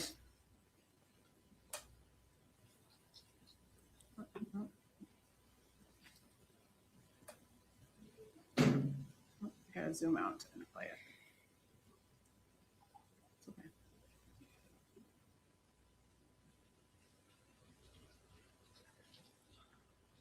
So the time on this 17:54. Now we're counting. What do we see in the middle of the screen here? So in the middle of the screen, waiting to have their items scanned is Zach Rasch with the items that are depicted on the receipt.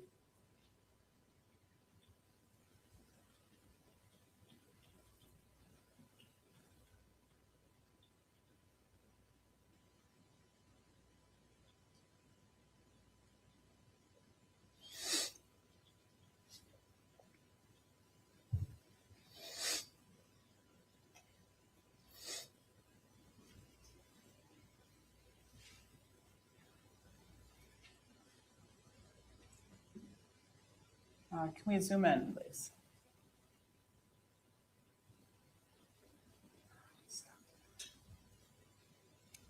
What do we see on this conveyor belt here? I believe that those are the 32-ounce Santeen drain cleaners.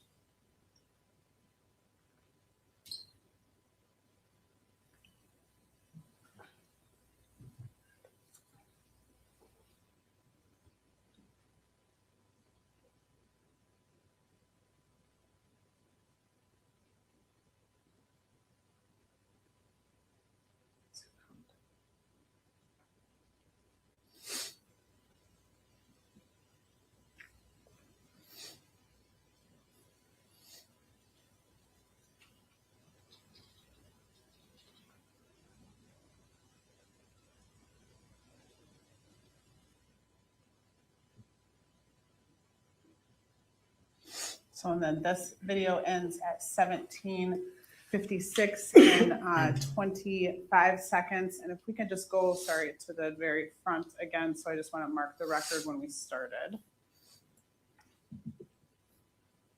So we started at 17:54 and 34 seconds. So at the very end then there, after we zoomed out, what were we seeing for the transaction? What was Mr. Rasch doing? It appears that he uses a card to make the purchase, and he puts the belongings into a plastic bag and begins to leave the store.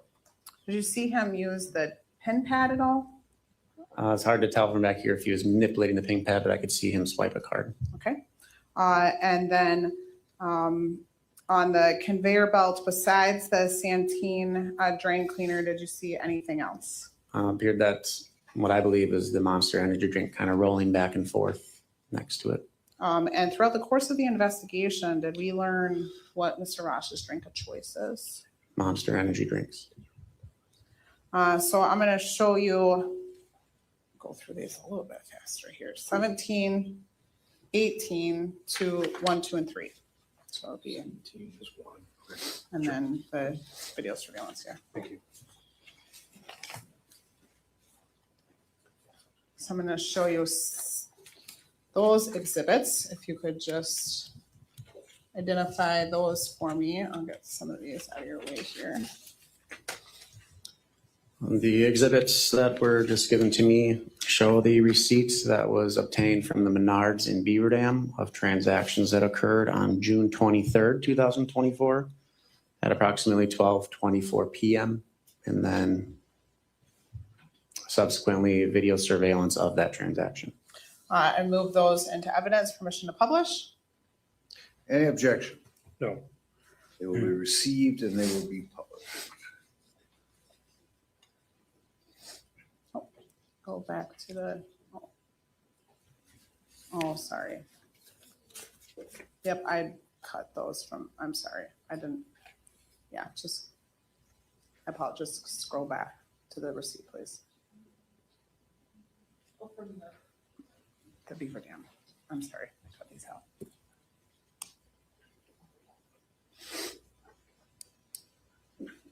out. So is this 17, correct? Yes. And that is the receipt from Beaver Dam. We'll zoom in on that.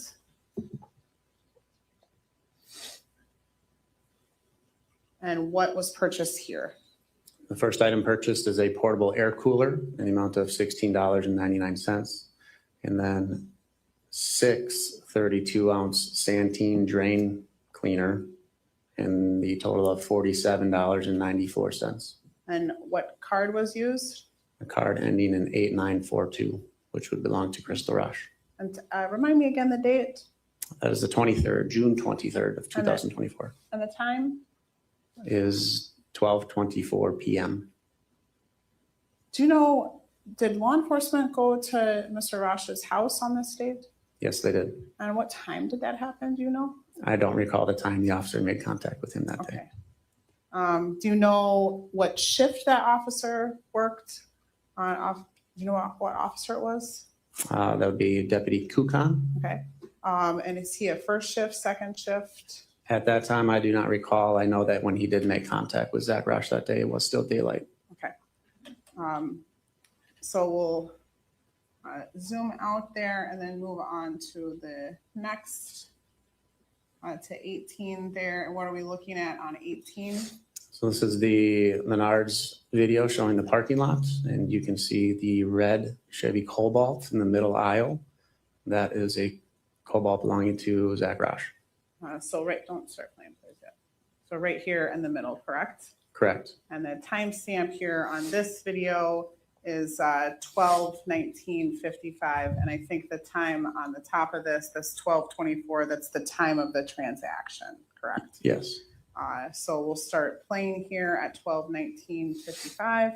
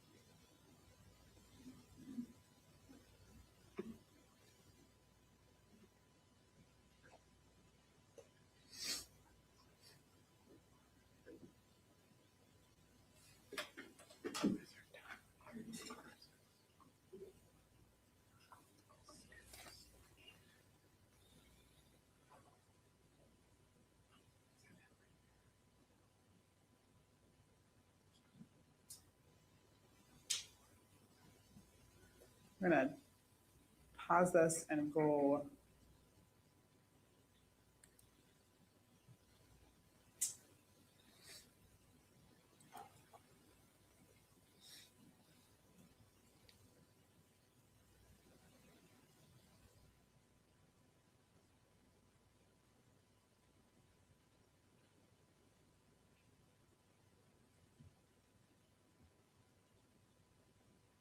It's played at 250, 249, 250. So it's at 12:22 and 48 seconds.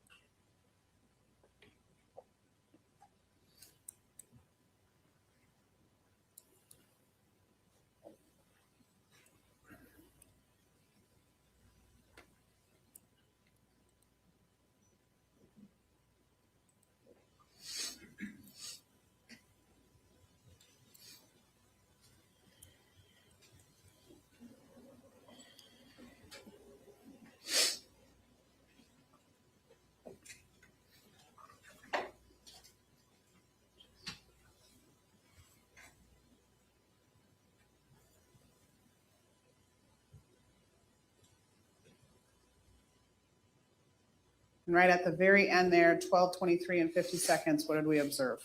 You can see Zach Rasch exit the driver's side of that vehicle. Okay. And then going on to 18:2.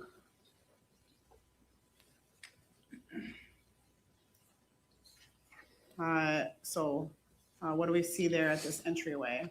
You can see the main doors of the entry into the Menards in Beaver Dam, and Zach Rasch about to walk through those glass doors. So this is timestamp 12/23/2024 at 12:24 and 20 seconds.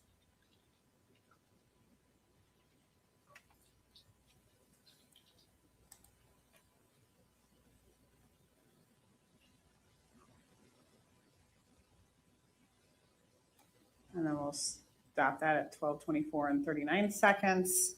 And what kind of shirt was Mr. Rasch wearing? He was wearing a black Carhartt shirt. Okay, and we'll then go to the next clip, 18:3.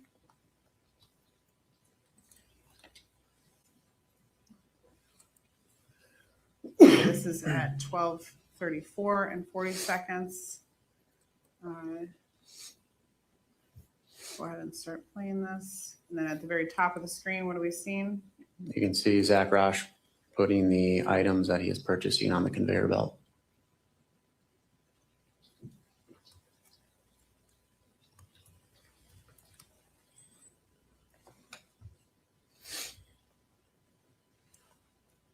Let me just zoom in a little bit there, please.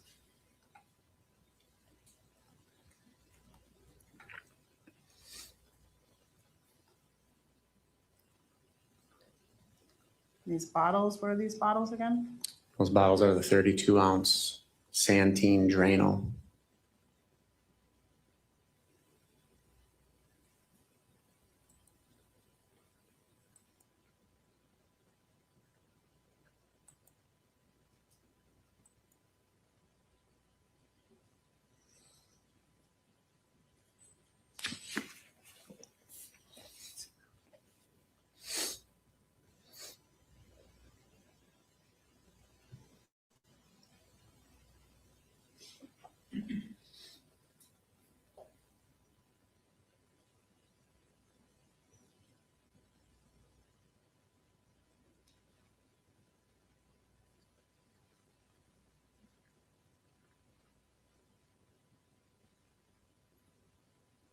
Then that ends at 12:36 and 5 seconds.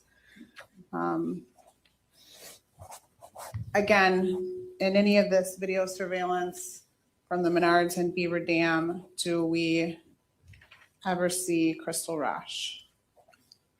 Say that again. The Menards surveillance and Beaver Dam on June 23rd, do we ever see Crystal Rasch? No, we do not. And then this transaction here, was this reflected in Crystal Rasch's Bank of Lake Mills bank card transactions? Yes, it was. So this is the exact order. It's going to be 19 through 62. Okay. All the photos. Now, set these up here. We'll get to these in a moment. After we learn of these bank card transactions and Detective Trevarthen reviews some of this video surveillance, was it ultimately determined that a search warrant was going to be executed on the Woods Road address. Yes. And when we executed that search warrant, did we just search it for one day or something else? The search warrant was technically executed on June 26, 2024 in the very early morning hours. And due to the size of the scene and the abundance of items that were located on the property, we actually held that scene until July 1st, 2024. Okay. So jury will hear from lots of other detectives involved in that case. But were you involved in a search that took place on June 30th? Yes. So what day of the week was that then with respect to, I'll show you, give you a hint. I'll show you Exhibit 1.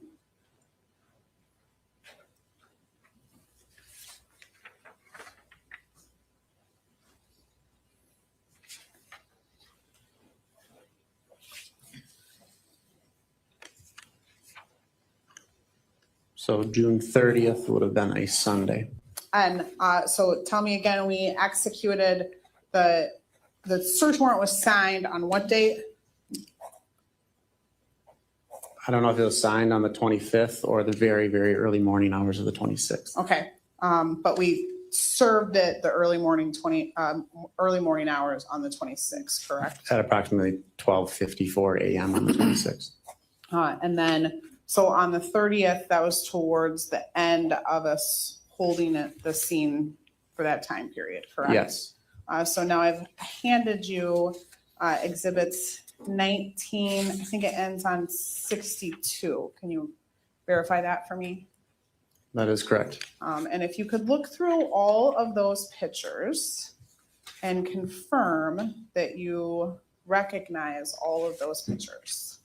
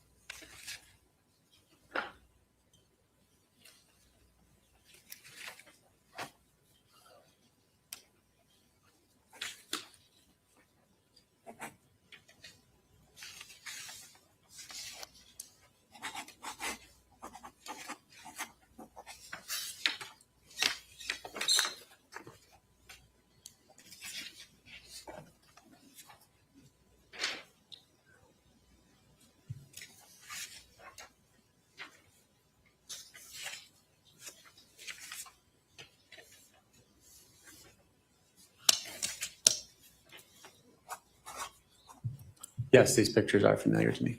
And what are those pictures all of? These are all pictures of the address at N3251 Wood Road in the town of Clyman, which is the address of where Zach Rasch resides and the address that we had executed our search warrant at. Okay, I would move exhibits 19 through 62 into evidence and permission to publish. Any objection? No. Received, permission to publish granted. And hopefully we're going straight. Yep. So starting with 19.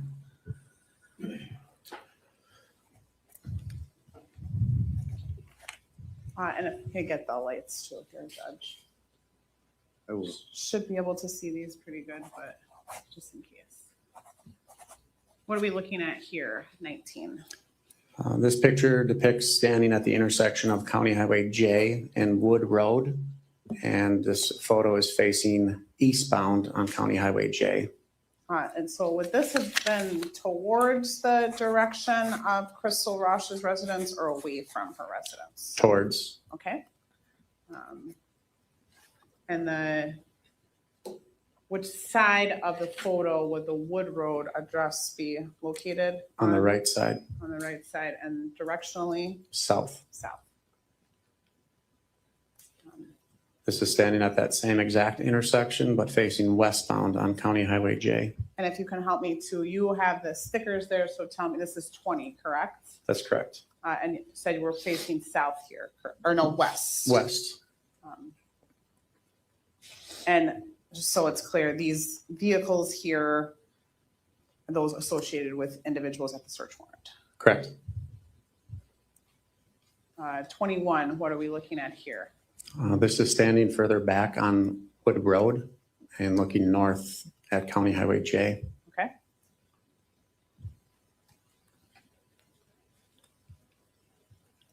And then 21. This is standing at the intersection of Wood Road and County Highway J, looking southwest, and that would be the property belonging to the Zach Rasch. And Judge, I think now is a good time for the lights. And then if we could just zoom in a little bit here. There's going to be a burn pit that we go up, please, that we're talking about.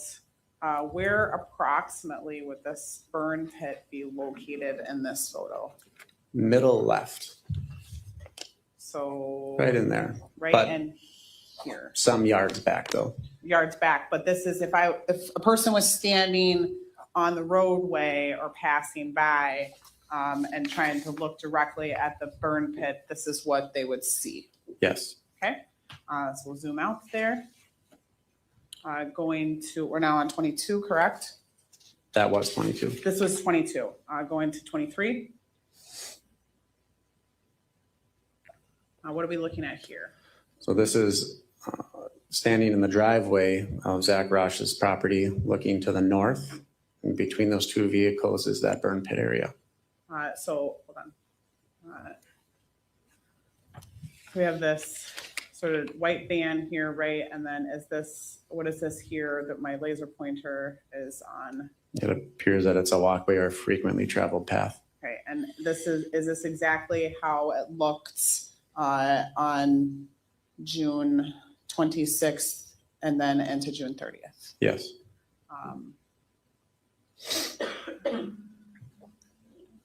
We'll go to 24 now, right?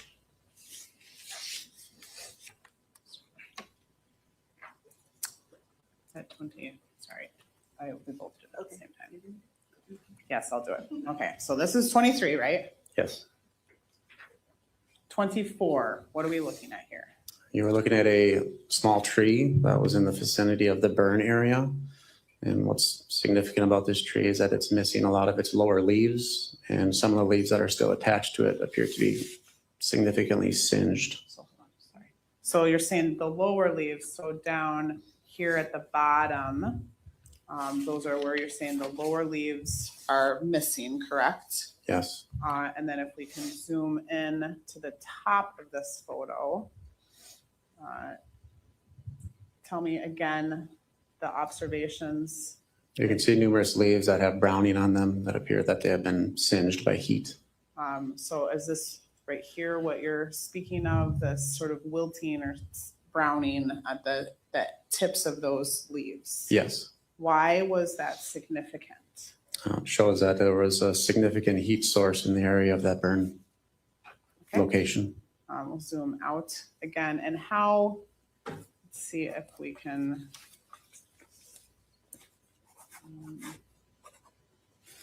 And go back to 23. It's hard to see where this tree exactly was located and this exhibit, but do you know approximately where it was located based on your memory? Yeah, I would on the northern side of that burn area. I'm going to give you this laser pointer. So I'll give the jury a little bit of a clue. I'm highly directionally challenged. So when you say north, south. So this is the burn area that I'm referencing. This is north, and that tree is like right here. Okay, thank you. So we'll go to the next slide. I'll let you keep the laser. Oh, careful. Yeah. Now we'll go, this is 25, right? Correct. What are we looking at here? This is an overview of that burn area, standing alongside that white van that was in the driveway. That tree that we were looking at before, is it in this picture or is it out of this picture? I believe it's right here. Okay. And the burn pit, can we? It's right in here. Okay. And these tires, do you see tires? Yes.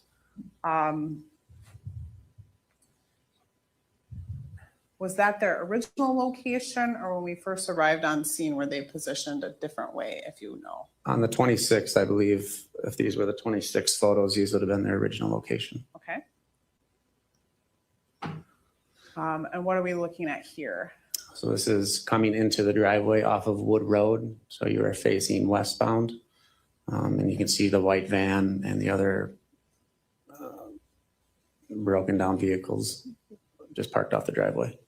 And then do you see some kind of rut or something in the mud? Yeah, I do see a tire rut in the mud. Did the sheriff's office make that, or was that there when you arrived on scene? I don't recall. Can you point that out though in this video? Okay. That black There's a black vehicle at the very top of the screen in front of that red vehicle. I just want to confirm that is a sheriff's office squad, correct? Yes, that is a squad car parked almost in the middle of the driveway. All the other vehicles, though, are vehicles that were on scene, correct? Yes. What are we looking at? What exhibit number are we at now? Exhibit 27. What are we looking at here? So you're basically standing on the burn location or very near the burn location looking north. And there is, on the north side of the burn location is a mound system. And this kind of shows the vegetation on that mound system and how secluded it is with the green brush. So if there were no trees or greenery here, what would I be looking at? County Road J would be north of that. Okay. 27, correct? That was 27. Okay, 28. 28 is an overview of that burn location that was identified. And is this,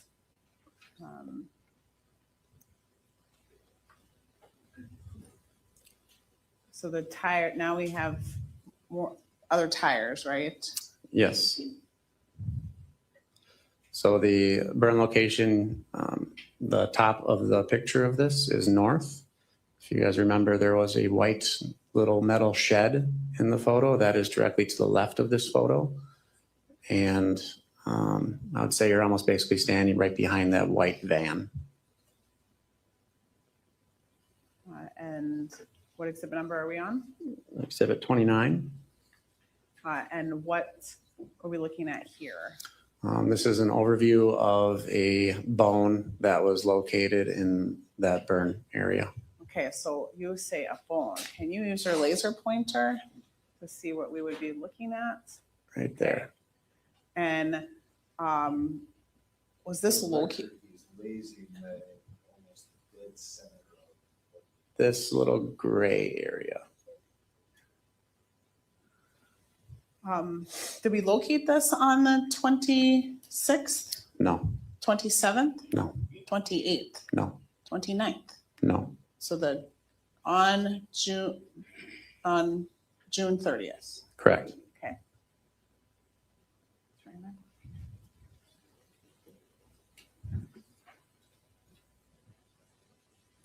And I just want to be clear, I'm going to go back here to this. This is exhibit 28, correct?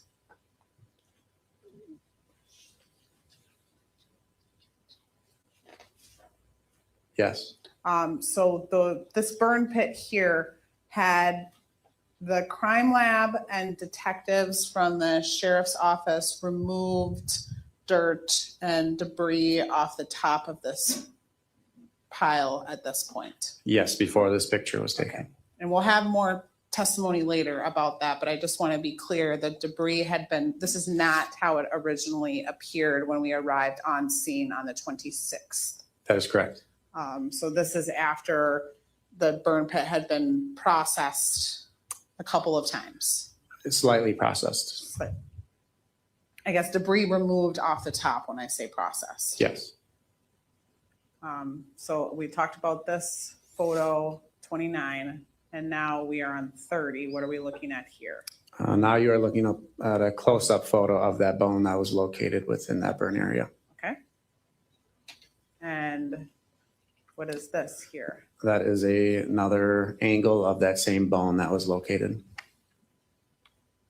And do you know exactly what bone this is? I was on scene when this was located, and Dr. Karsten had informed me that this was the Petrus pyramid bone, which is a human bone, and he knew immediately that it was human. As we go through and look at everything else, do you know what the other bones in all of these pictures are? No. This one was significant, right? Yes. We have a lot more to go through here.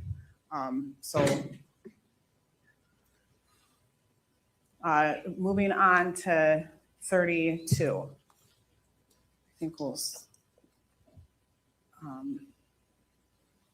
what are we looking at here? So this is a photo showing the overview or a partial overview of the burn location. We had gridded it off so that we could identify locations where additional remains were found.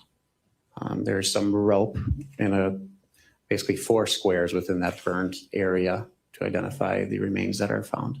And when you say gridded off, what is that? Can you use your laser pointer to show where those are? It's hard to see back here on this glare.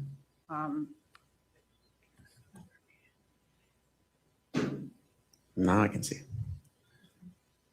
You'll see, So zoom out a little bit here. Zoom out now. you will see a pink line that is in one large square. And within that square, we have 4 quadrants located. And each quadrant would be listed with a number so that we could identify where each specific remain was located. Okay. And then this next exhibit, what exhibit number are we looking at? That one is exhibit number 33. And this is another view of that gridded off area, correct? Yes. 34. It's a closer up in one of the quadrants. And do we see anything significant in this quadrant? Not at this time. And then this 35. Nothing significant here except you can kind of see some more leaves showing some browning and singeing. In the lower right-hand corner of this, what are we looking at? What is this? It's like I believe like a wood pallet that was on the ground. Okay. And that marks sort of the edge of this dig area, essentially, correct? Correct. And 36, again, another point of view of this gridded area that's marking the edge of this dig area. And then you can see those tires again, correct? Affirmative.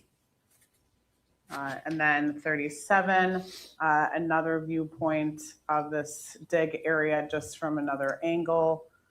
Where that mound system that we were talking about before, where is that in location to these photos? It's me to the left. Okay, so right now you're facing east and that mound would be on the left or north. so that one tire that we see in the top left-hand corner, that's sort of the start of that mound system. Is that accurate? I would say that's a fair representation. And the shed would be sort of at the bottom of this picture. Is that right? The shed would be almost directly behind where the camera person is. Okay. And then 38. This signifies the numbers of each quadrant that was provided.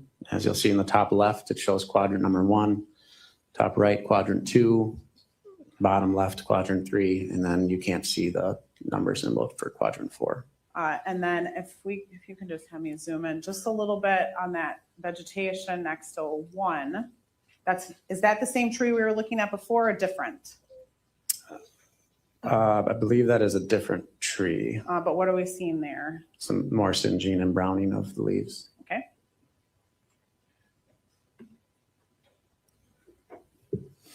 Uh, 39. So this one does show quadrant 4 of where that is, and then also some more leaves being browned and singed.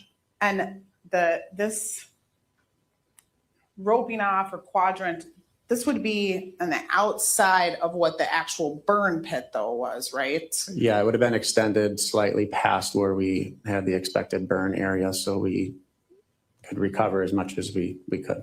I mean, it seems obvious, but if the burn pit was beyond the roped off area, those trees would have been consumed, but they're singed, correct? You would presume.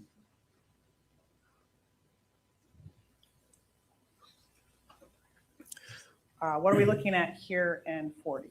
So this is in correlation with the quadrants. You will see that we have 4 sifting stations. What we used for these sifting stations is people that were assigned to do the excavation of the burn area. We would put small amounts of the dirt and things that were found in little buckets, and each quadrant would have a representation for each sifter. So people would come over with their buckets. People would be volunteering and sifting through the process of each one of those quadrants, and any type of debris that was of potential concern that we believe may have been human remains or other type of evidence, we would immediately notify the medical examiner or Dr. Karsten so he could examine them. Who were our sifters? I was a sifter. There was numerous other sifters. We had help from the medical examiner's office with deputy medical examiners on scene. Dr. Karsten also had brought associates of his to the scene who are experienced in digging and archaeological findings.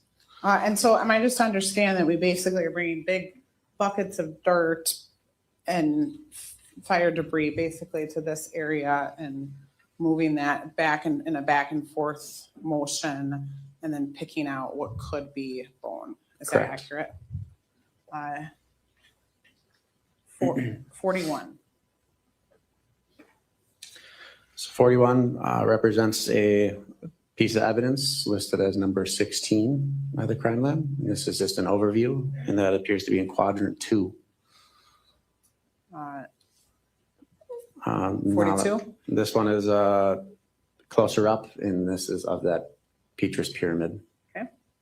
And then 43? Shows evidence number 19 in quadrant number 4.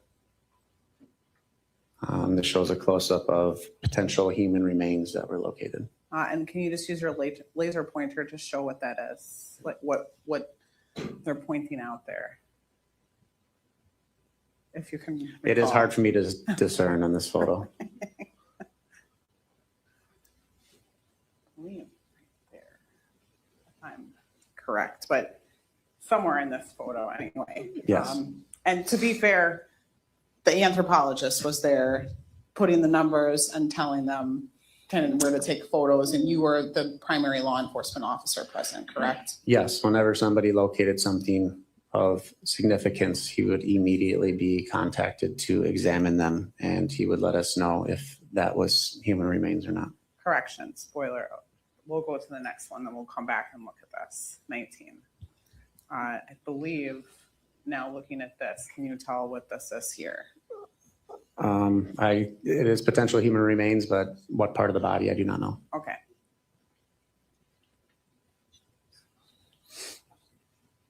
Uh, 21.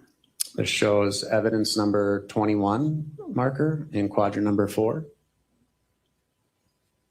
This is a closer up of that evidence, which was actually identified as a human tooth, which is right. Oh, sorry. Sorry. Did you want me to go back? I can point that one out. We'll go back to 21, and if you could show, thank you. Right there's the tooth. It's amazing that an area right near the 21 marker towards right.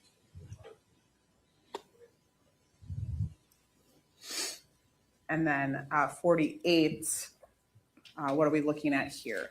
That is another angle of that tooth. So that would, and that underneath the tooth, is that removed onto another surface, basically. It looks like it's on a tarp, right? It's been removed from the dirt. Yes. And 49, And that is another angle of that tooth. 50. In this photo, you're seeing 2 evidence markers, one evidence number 20 in quadrant number 2, and then evidence number 22 in quadrant number 4. This bucket here too that we see 2 of those buckets. Is that where the dirt would go into to be carried over to the sifting? That is correct. So each quadrant would have its own bucket. That's correct. And 22, This is a close-up of the potential human remains that were removed from that quadrant. I'm sorry, that was exhibit 51, but crime lab evidence marker 22, just so the record is clear. And then now we're moving on to 52, exhibit 52. What are we looking at here? So this shows evidence marker 30 in quadrant number 4. And the progress here on the surface, can you describe the difference in the surface now? So now you're getting to a softer surface. The people that were doing the excavation were very meticulous and digging very slowly so that they would not miss anything. And we are trying to identify the potential human remains before having to put them in a bucket to take to a sifter. So they were going through very meticulously to try to find them directly in that pit. During this search, though, we did not extend this perimeter of the search area, though, correct? Correct. 53.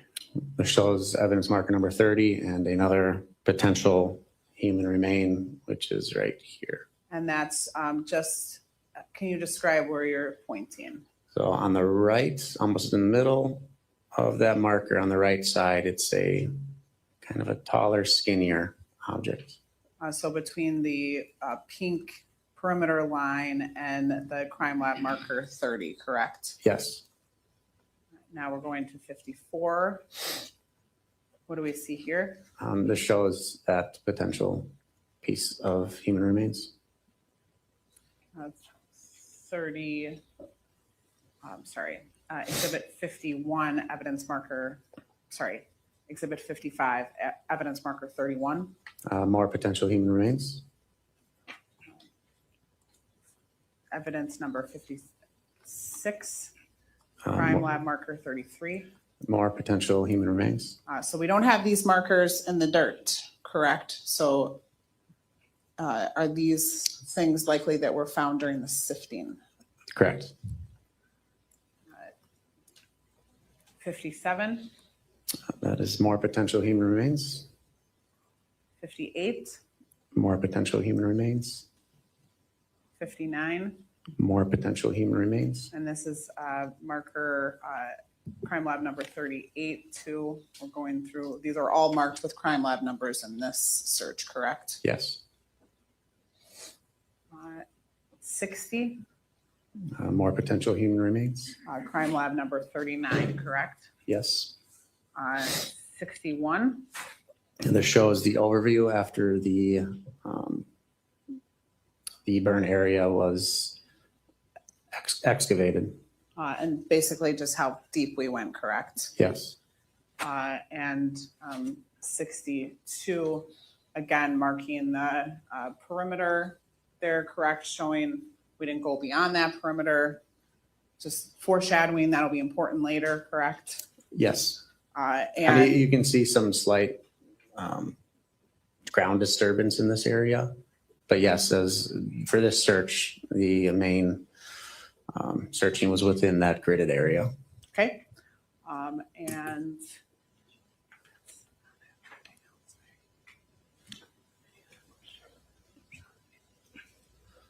I do not have any other questions for direct.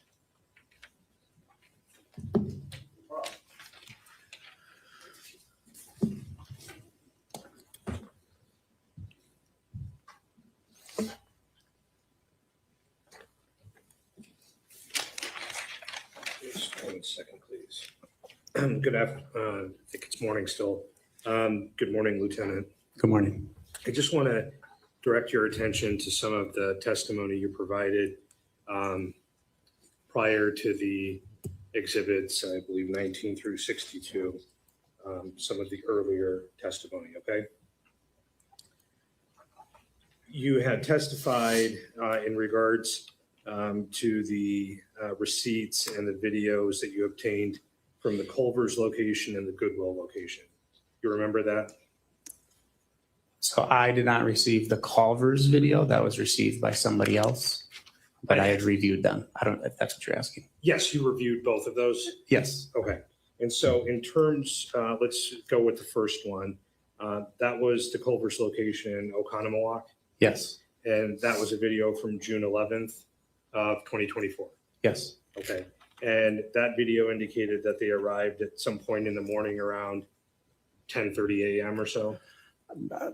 With the timestamp that I believe was inaccurate on the video, I can't discern exactly what time it would have been, but the video does show 10:26 a.m., I believe.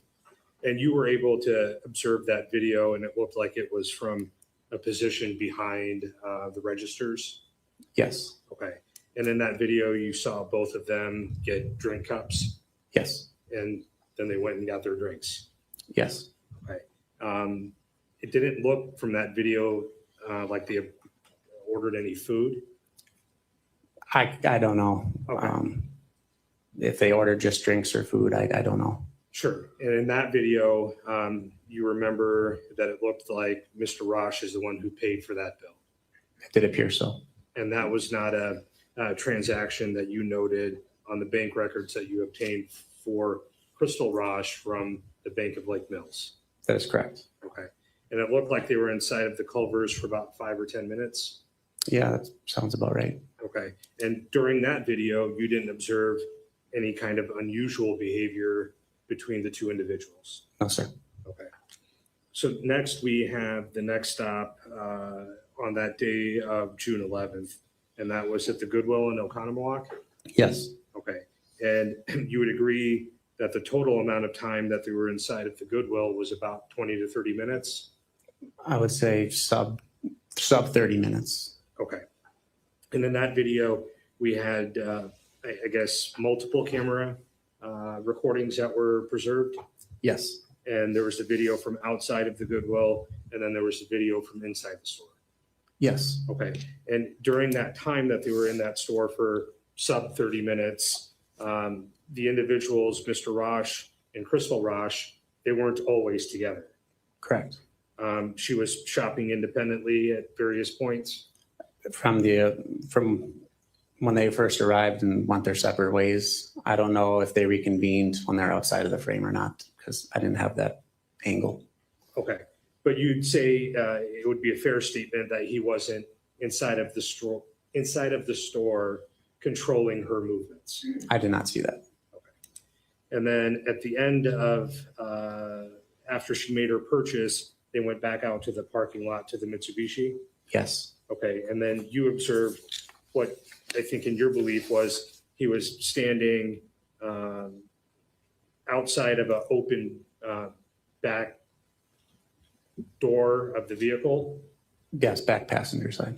Okay. And it appeared that she was changing her shirt and he was blocking the public view of her changing her clothes. That's what it looked like to me.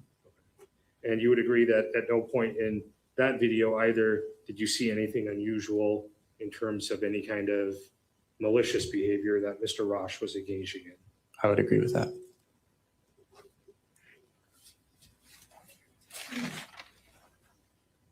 And it was your prior testimony that the video that you have from the Goodwill in Oconomowoc was the last video recording of Crystal Rasch that was obtained during this investigation. That I'm aware of.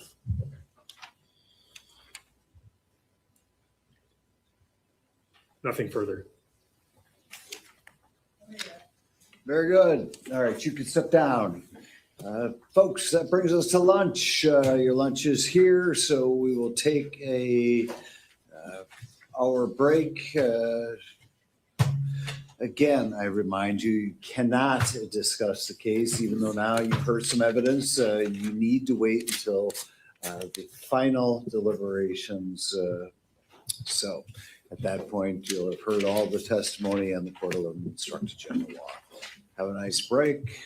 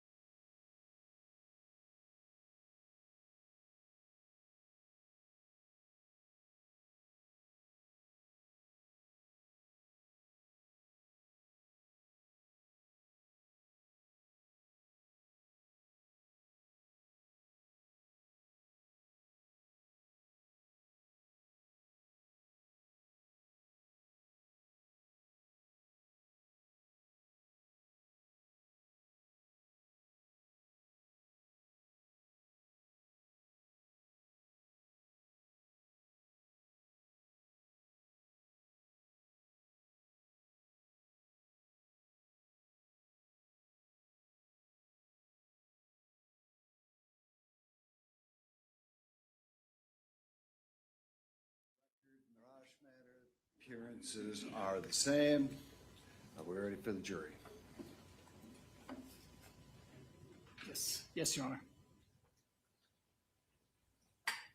Yes, we're ready. All right, bring in the jury, please.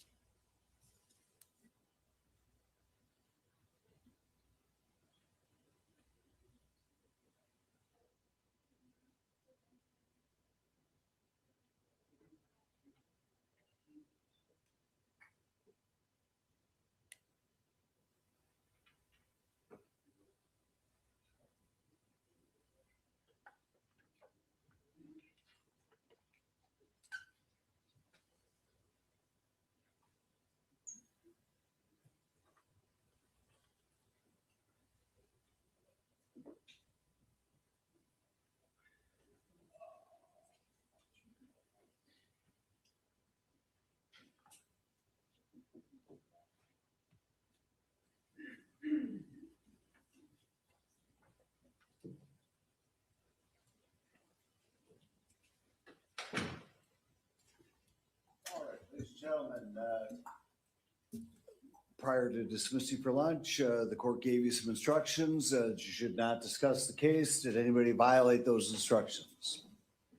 No one's raised their hand. And I apologize, lunch obviously took longer than I had told you. It was very simply time that we used, the parties and the court used, to work on some additional issues that needed to be resolved. So in order for my staff to have a decent time for lunch, things got pushed back a little bit, but we'll see if we can get back on track. Attorney Will. The state calls David Lang. All right, Mr. Lang, come on up. You're gonna come right around the court reporter to my right, your left. Please be careful. There is a ramp that leads up to the witness stand. When you get to the top, I want you to stand and raise your right hand, please. Do you swear to tell the truth, the whole truth, and nothing but the truth, so help you God? I do. You may be seated. Position that microphone, speak directly into it. Waller. Could you please state and spell your name for the record? It's David Lang. Lang is spelled Lang. And what's your occupation? I'm an attorney. Were you the attorney representing Crystal Rasch in her divorce? I was. Had that divorce been filed in around September of 2023? It was. Now, during the pendency of that matter, did you have regular communication with Crystal? I did. We had a lot of communication. And based on your interactions with Crystal, how do you describe her attitude towards those divorce proceedings? She really wanted the divorce and to be done with it. She was moving on with her life. She felt that it would be better for her and for her children to be able to move on in that regard. So she was really anticipating and wanted to get done with the divorce.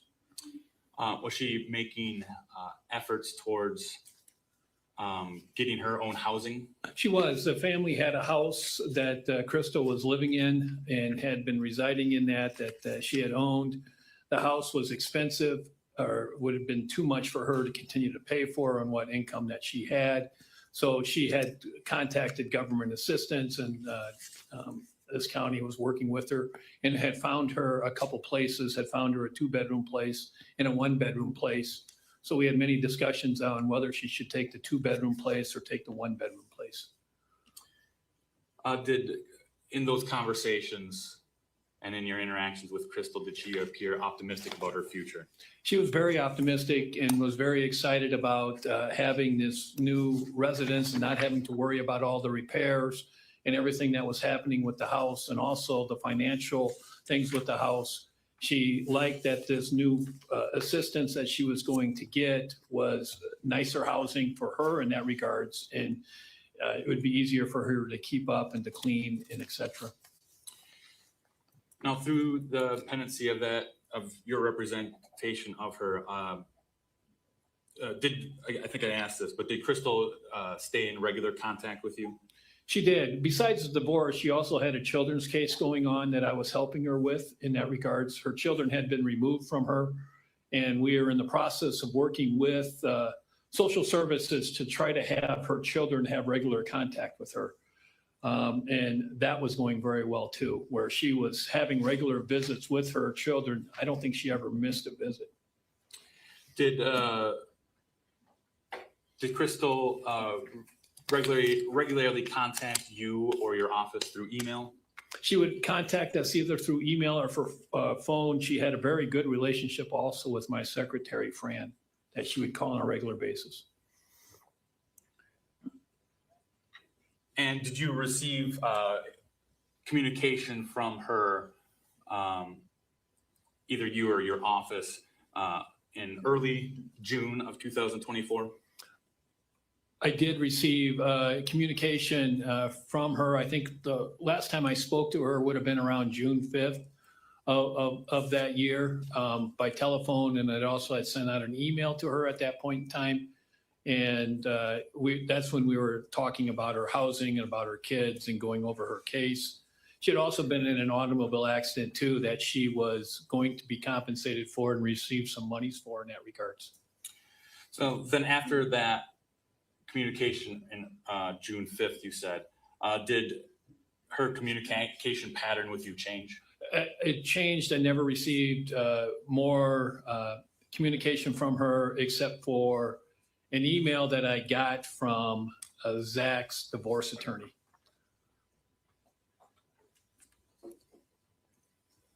Your Honor, may I approach? May.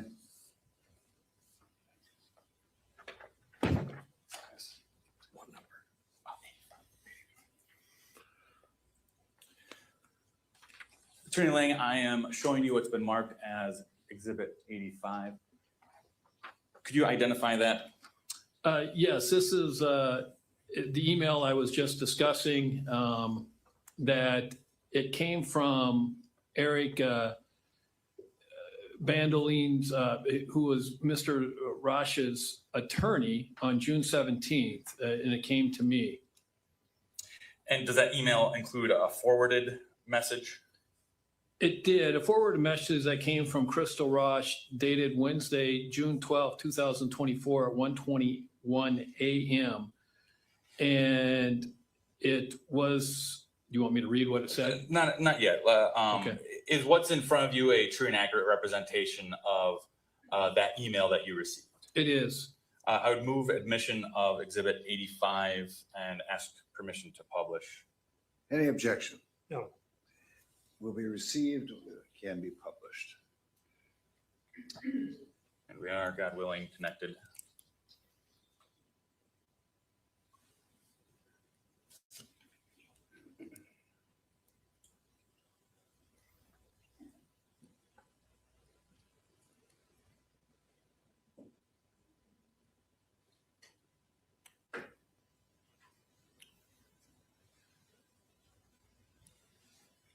You're not connected.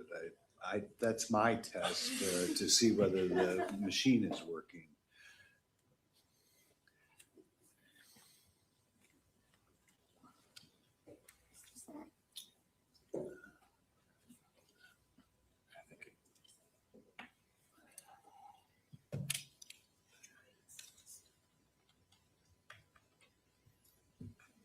You know, when I started this, we had a blackboard. Didn't have to plug it in. It's looking like a better and better option. Then to preserve it, we took a Polaroid. Just get it pulled up first.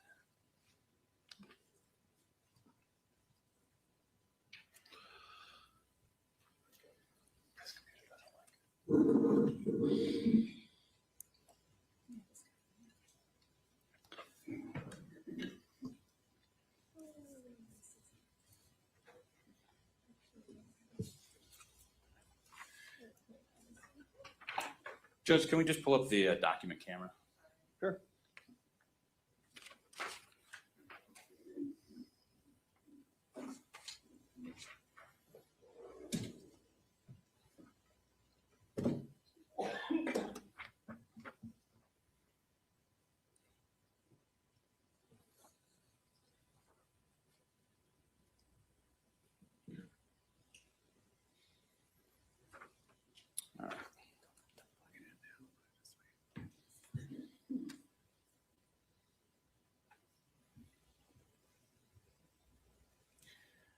All right, sorry about that delay, but first of all, Attorney Lang, is what's displayed on the screen, is that the same as the document in front of you? It is.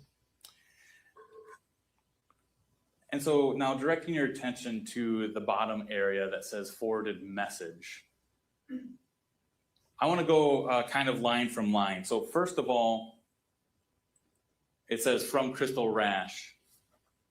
Is that an email address that you recognize to be used by Crystal Rasch?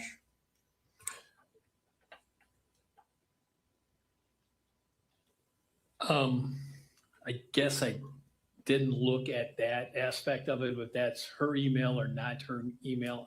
I'm not sure. I don't think I ever went back to check. And then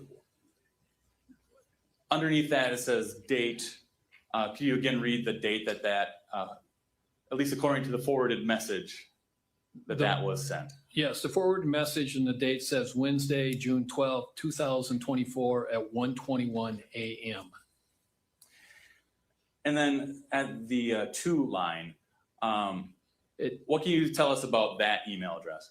It lists it's to David J. Lang at outlook.com.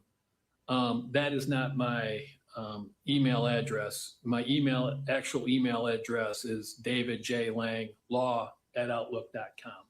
So I never received this forwarded email.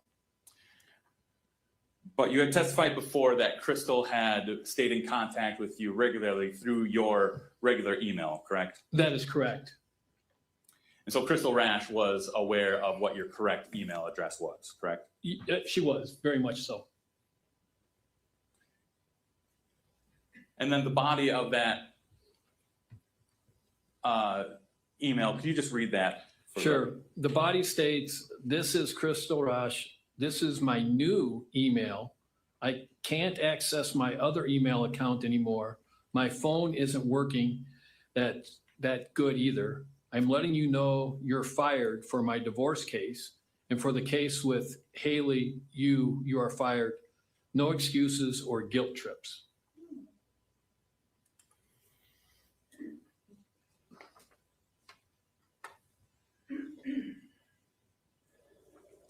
Had you received, outside of that email, any other email or contact from Crystal Rasch indicating that you were going to be fired from your representation of her? No, not at all. And it would have been just the opposite. She was very happy with my representation, and I was doing a lot of the work and not charging her for in that regards, and was working with her pro bono for a lot of the stuff.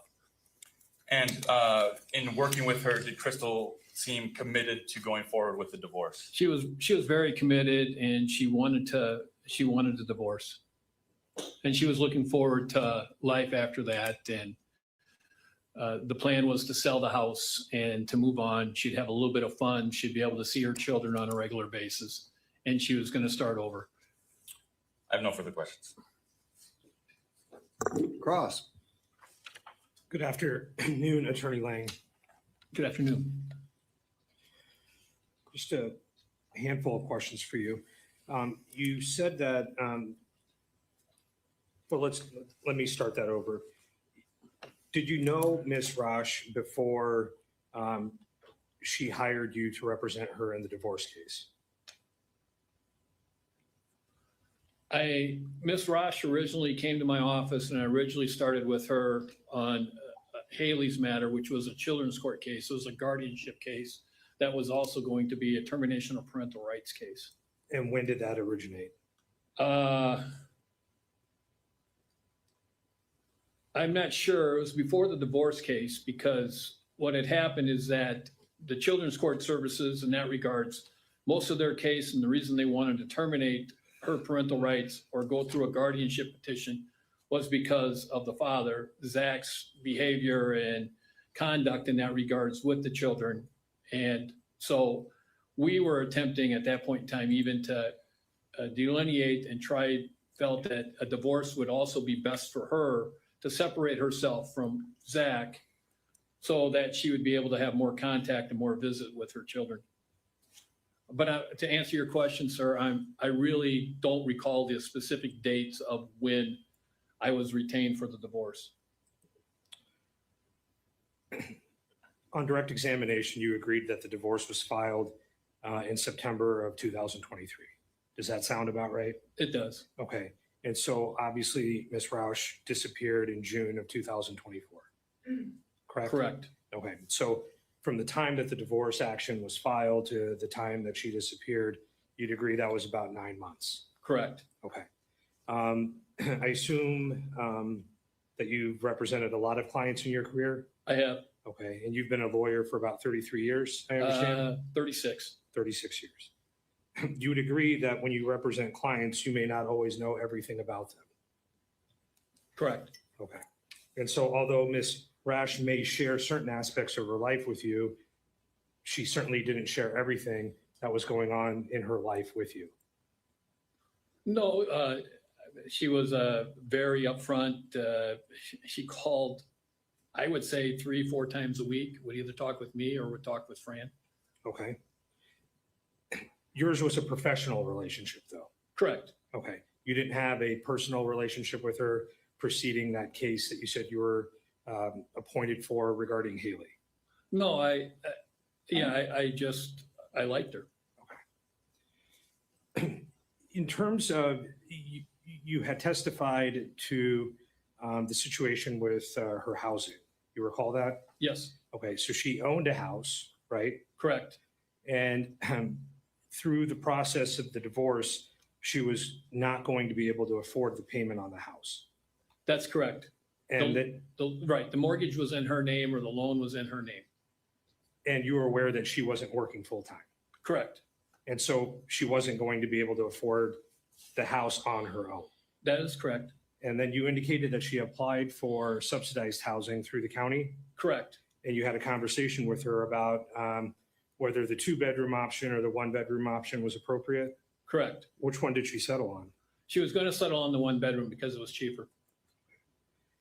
And all during this same period of time, your testimony was that she was also dealing with the termination of parental rights matter. That is correct. And her goal was reunification?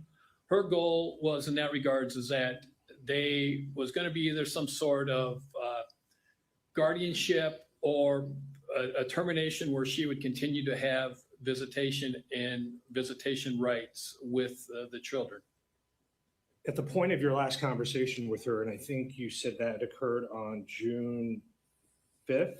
Correct. Okay. At that point, she was not going to voluntarily terminate her rights.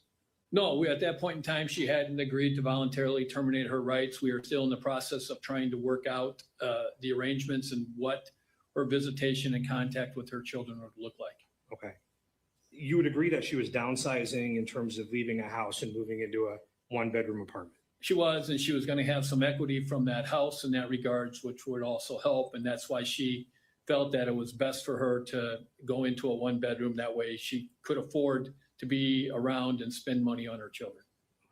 you would agree that a one-bedroom apartment is not a sufficient size to have 4 children reside in it. Correct. When you spoke with her on June 5th, let me backtrack a little bit. I believe it was your testimony that part of the reason for filing the divorce case was that it would put her in a better position to be reunified with her children. That was one of the reasons, correct? Okay. When you spoke with her on June 5th, did she tell you that she had plans that weekend to spend the weekend camping in the Dells with Mr. Rasch? She did not talk about that. We talked mainly about her cases. She didn't tell me anything about going camping or spending time with Mr. Rasch.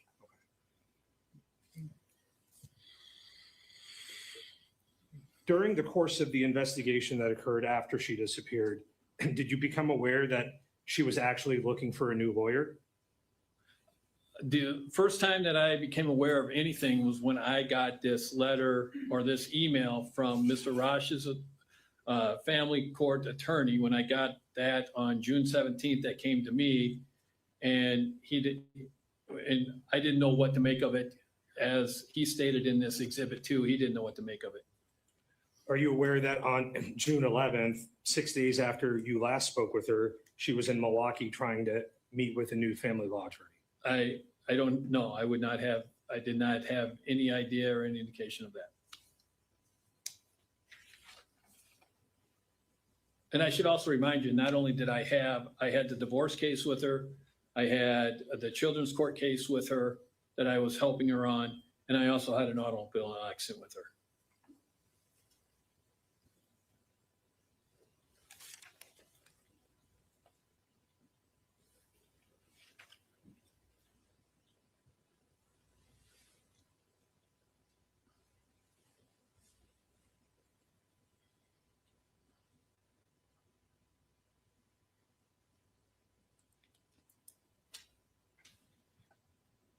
Just one quick question. In regards to the automobile accident, that was an accident that Mr. Rasch was also a passenger in? Correct. Okay. No other questions? Redirect.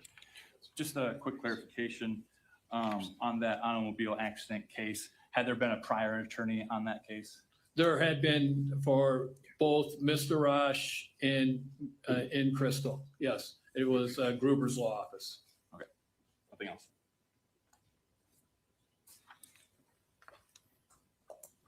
Question? Nothing further. All right, you can step down. Thank you very much. This witness be excused. Yes. All right, you are excused. Next witness, please. State call Bradley Conkle.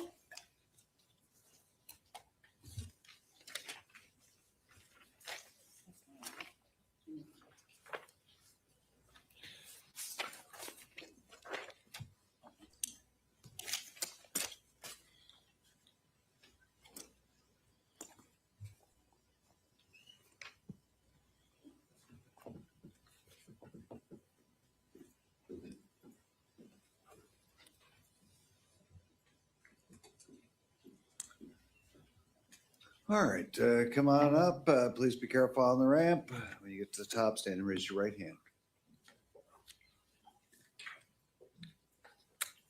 Do you swear to tell the truth, the whole truth, and nothing but the truth, so help you God? I do. You may be seated. Could you please state your first and last name and spell both? Bradley Conkle, Bradley Konkel. How are you employed? I'm currently a detective sergeant at Dodge County Sheriff's Office. How long have you worked for the Dodge County Sheriff's Office? I've worked for the Dodge County Sheriff's Office since June of 2022. Prior to your employment to the Dodge County Sheriff's Office, what is your total law enforcement experience? I've been a sworn law enforcement officer since 2013. And back in June of 2024, what was your position with the Dodge County Sheriff's Office? As a patrol sergeant with the Dodge County Sheriff's Office, and my assignment was to supervise the Dodge County Multi-Jurisdictional Drug Task Force. In June of 2024, were you tasked to assist in a missing persons investigation? Yes, I was. And who was that missing person that you were assisting in the investigation? The missing person was Crystal Rasch. And approximately when did you get assigned that case? Or when did you become involved in the case? I became involved with this investigation on June 25th, 2024, during the late afternoon hours. On June 25th, what was the primary thing that you were tasked with looking at? One of the primary things that I was tasked with doing was reviewing the previous calls for service involving Crystal Rasch and Zachariah Rasch, as well as reviewing ALPR data, which is automated license plate reader data. And what does that mean, automated license plate reader data? Sure, there's a variety of different systems that can be utilized. A predominant one throughout Wisconsin and nationwide right now is the flock camera system, which we have here in Dodge County, as well as other municipalities. And the flock camera system is typically a stationary mounted camera that monitors traffic in a particular area, and it takes images of passing traffic, capturing registration plates if they're available, or at least the vehicle information as it passes by. And flock retains that for a short period of time, which allows us to go back and review that data or information. And how does law enforcement authorized to gain access to that information? Law enforcement is authorized to gain access to the information if they have an account through the flock system. So it requires that they be a law enforcement agency and that you are performing some sort of law enforcement authorized function. So the flock system can be utilized for things like attempting to locate a missing person, reviewing registration plates associated with other misdemeanor or felony type crimes, including things anywhere ranging from retail thefts all the way up to homicide investigations. When you learned that Crystal Rasch was missing, was there a individual, well, first, did Crystal Rasch have a vehicle that was registered to her? Yes, she did. And did you run that vehicle through flock? Yes, I did. And was there substantial movement of that vehicle in the month of June? There was not.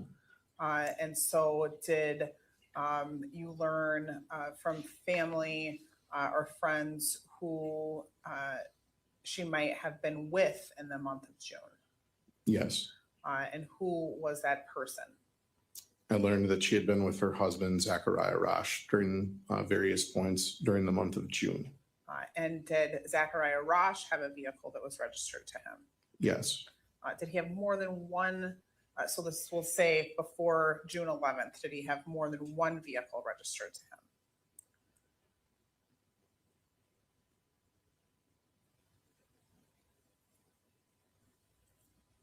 I'm not certain if it was before June 11th, if he had more than one vehicle registered to him, but I know that at the time of my investigation that he had at least two vehicles that were registered in his name. Okay.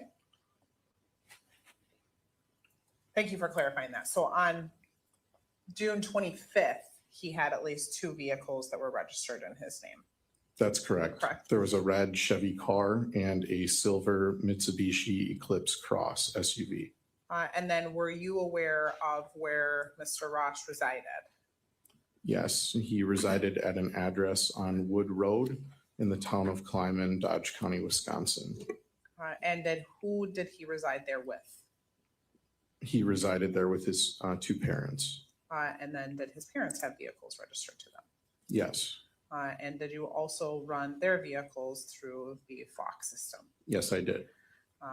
And for the month of June, the vehicles registered to Zach Rasch and his parents, was there movement on those vehicles? Yes, there was. So did you begin to track that movement? I did. I'm going to show you what's been marked Exhibit 84. It's this one. I'm just get an exhibit, and then we'll go through the individual pictures.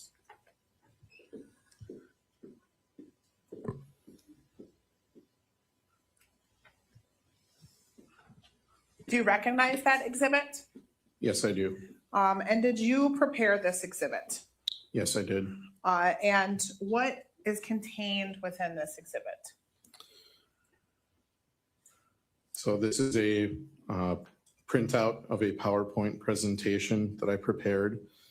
There are numerous slides on this exhibit which detail in chronological order the ALPR or flock hits discovered on multiple different vehicles, including a silver Mitsubishi Eclipse Cross that has a Wisconsin registration of AUH 4251. There's also flock entries for a blue pickup truck that has Wisconsin registration UF 7325. A red Chevrolet Cobalt, which has Wisconsin registration AXV 7332. And then there's also I'll say a gold Buick SUV.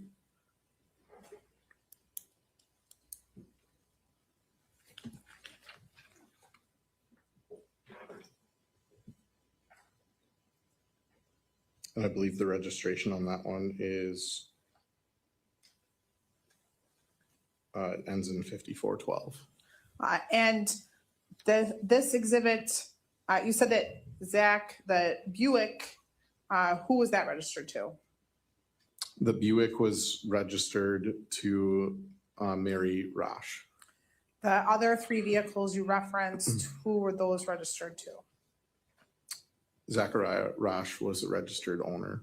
And then you said that his dad also lived at that residence at the time, correct? That is correct. And you did run his dad through the flock system, correct? Yes. And did you put any slides of his father's vehicle in this presentation?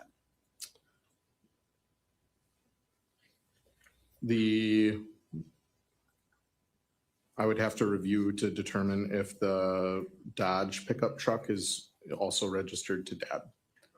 I guess let me phrase it this way. You were aware of what dad's primary vehicle that he drove, correct? Yeah. Yes. And you looked at dad's movement as well, correct? Yes, I did. And did you find any of dad's movement of his vehicle relevant to your investigation? No, I did not. And let me ask you this, did you run any other individuals through the flock system besides Crystal and Zach's family? We don't have to name all the other individuals, but were there other individuals that you ran through flock? Yes, I believe so. And through the course of your investigation, did you find the movement of any of those other individuals' vehicle significantly relevant to your investigation? No, I did not. Okay. So at this point, I would move Exhibit 84 into evidence and permission to publish to the jury. Any objection? No, Your Honor. What we received, published.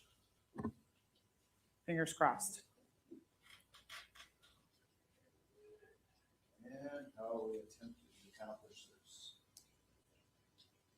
Well, the same computer from earlier, same connection from this morning, so.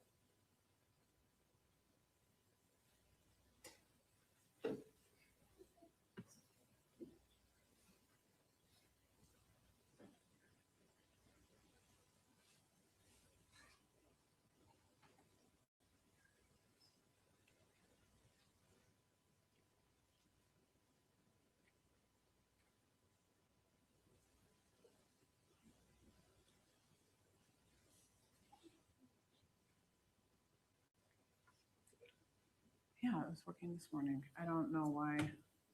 The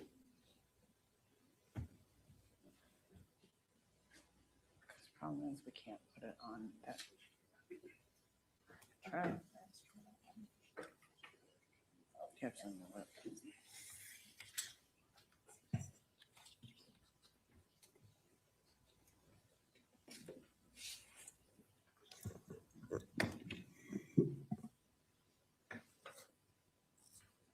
We switch to the other thing to see if that.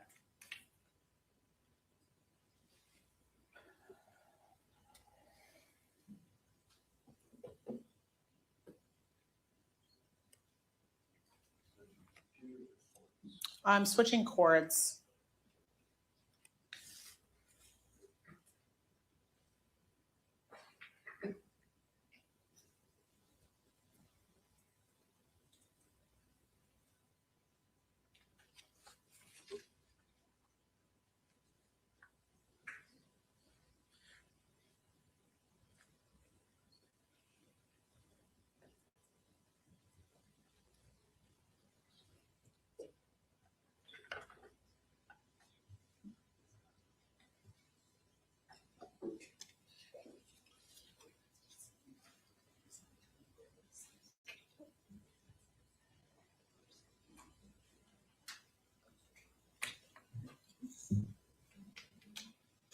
Well, it's a PowerPoint. It's not going to work there because we had to have a password.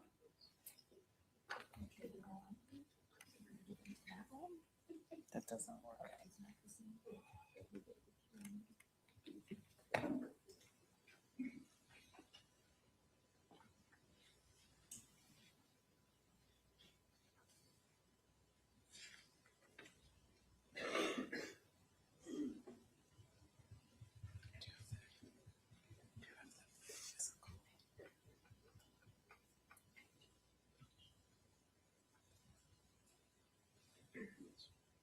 Okay, so while we're waiting for this thing to get going, later on in the investigation, can you just restart that? Later in the investigation, at some point, did you go to Crystal Rasch's apartment? Yes, I did. And what was the purpose of going to Crystal Rasch's apartment? So one of my assignments in the investigation was assigned as a liaison for Crystal Rasch's mother, Brenda Acosta. So I had contact with her multiple times throughout the investigation. On June 28th, I returned to 730 Main Street in the village of Kleiman, which is where Crystal Rasch resided. And I was tasked with collecting DNA information from Brenda Acosta and known or suspected DNA standards from Crystal Rasch as well. So I had made contact with Brenda Acosta at her residence. I received consent from her to search the residence, and I specifically went and searched Crystal Rasch's bedroom and bathroom area where I located known DNA standards. In her bathroom area, I found a singular toothbrush in the toothbrush holder on the sink. I also found a shaving razor that was consistent with a women's or woman's razor. There was also a hairbrush in the bathroom as well. And I collected those three things from the bathroom area while I was searching her bedroom and bathroom at 730 Main Street. So I'm going to show you Exhibit 87. We'll start, oh, I apologize. We'll start with Exhibit 87. What is that exhibit? Exhibit 87 is a buccal swab standard that I collected from Brenda Acosta. And when you say a buccal swab standard, what does that mean? So to collect a buccal swab or buccal standard, we take a sterile cotton swab that's in packaging similar to like what you would find for hospital grade type medical equipment. Obviously you wear proper Personal protective equipment, so gloves would be a standard thing that we wear during this so that we don't cross-contaminate the DNA. And you insert the cotton swab into the person's mouth that you're sampling, and you rub the cotton swab along the inside of their cheek for several seconds. You then properly package the cotton swab into like a cardboard packaging after it's dried, and then typically these types of evidence are further submitted to the Wisconsin State Crime Laboratory for analysis for DNA purposes. And so how, can you just stand up and show the jury how you package something like that so they understand how we make sure chain of custody is preserved? You don't have to open it up. Okay.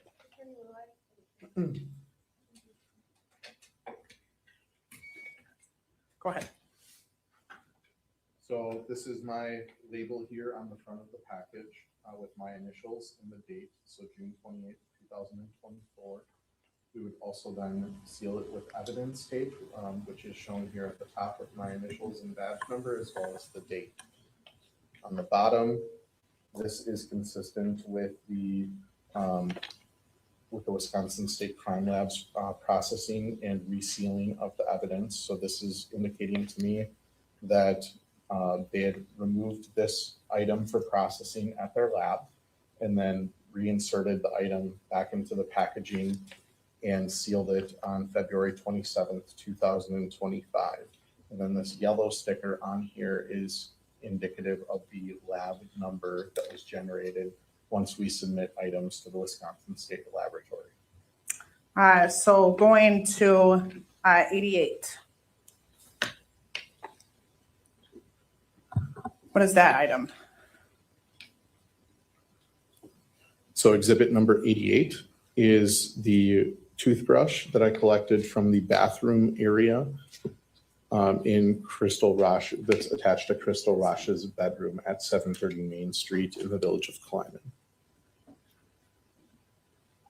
And then finally 89.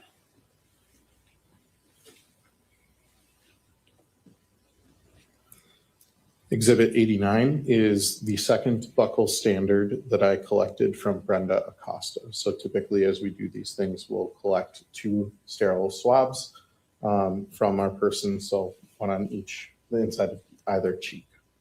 So this is just the other buckle standard. And both of these packages show that they were sealed by me on June 28th, 2024. And this one also has a yellow sticker on it indicating that it went to the Milwaukee lab. And exhibit 88 has a yellow sticker on it also indicating that it went to the Milwaukee lab. And the toothbrush, how come you got a toothbrush? Were you directed to specifically get a toothbrush by anybody? Nobody specifically directed me to collect the toothbrush. I knew from speaking with Brenda Acosta and then my own observations of searching the bedroom and bathroom area that the toothbrush, hairbrush, and razor were likely good sources of DNA for the victim, Crystal Rasch. And so those were the items that I collected, and I based that assessment based upon my education, training, and experience in law enforcement, as well as my specific experience in investigating death investigation scenes. All right, so back to our flock system. We got the computer working. Is this the first page here of 84, the PowerPoint presentation that you put together for the automated license plate reader data? Yes, it is. And so, and I believe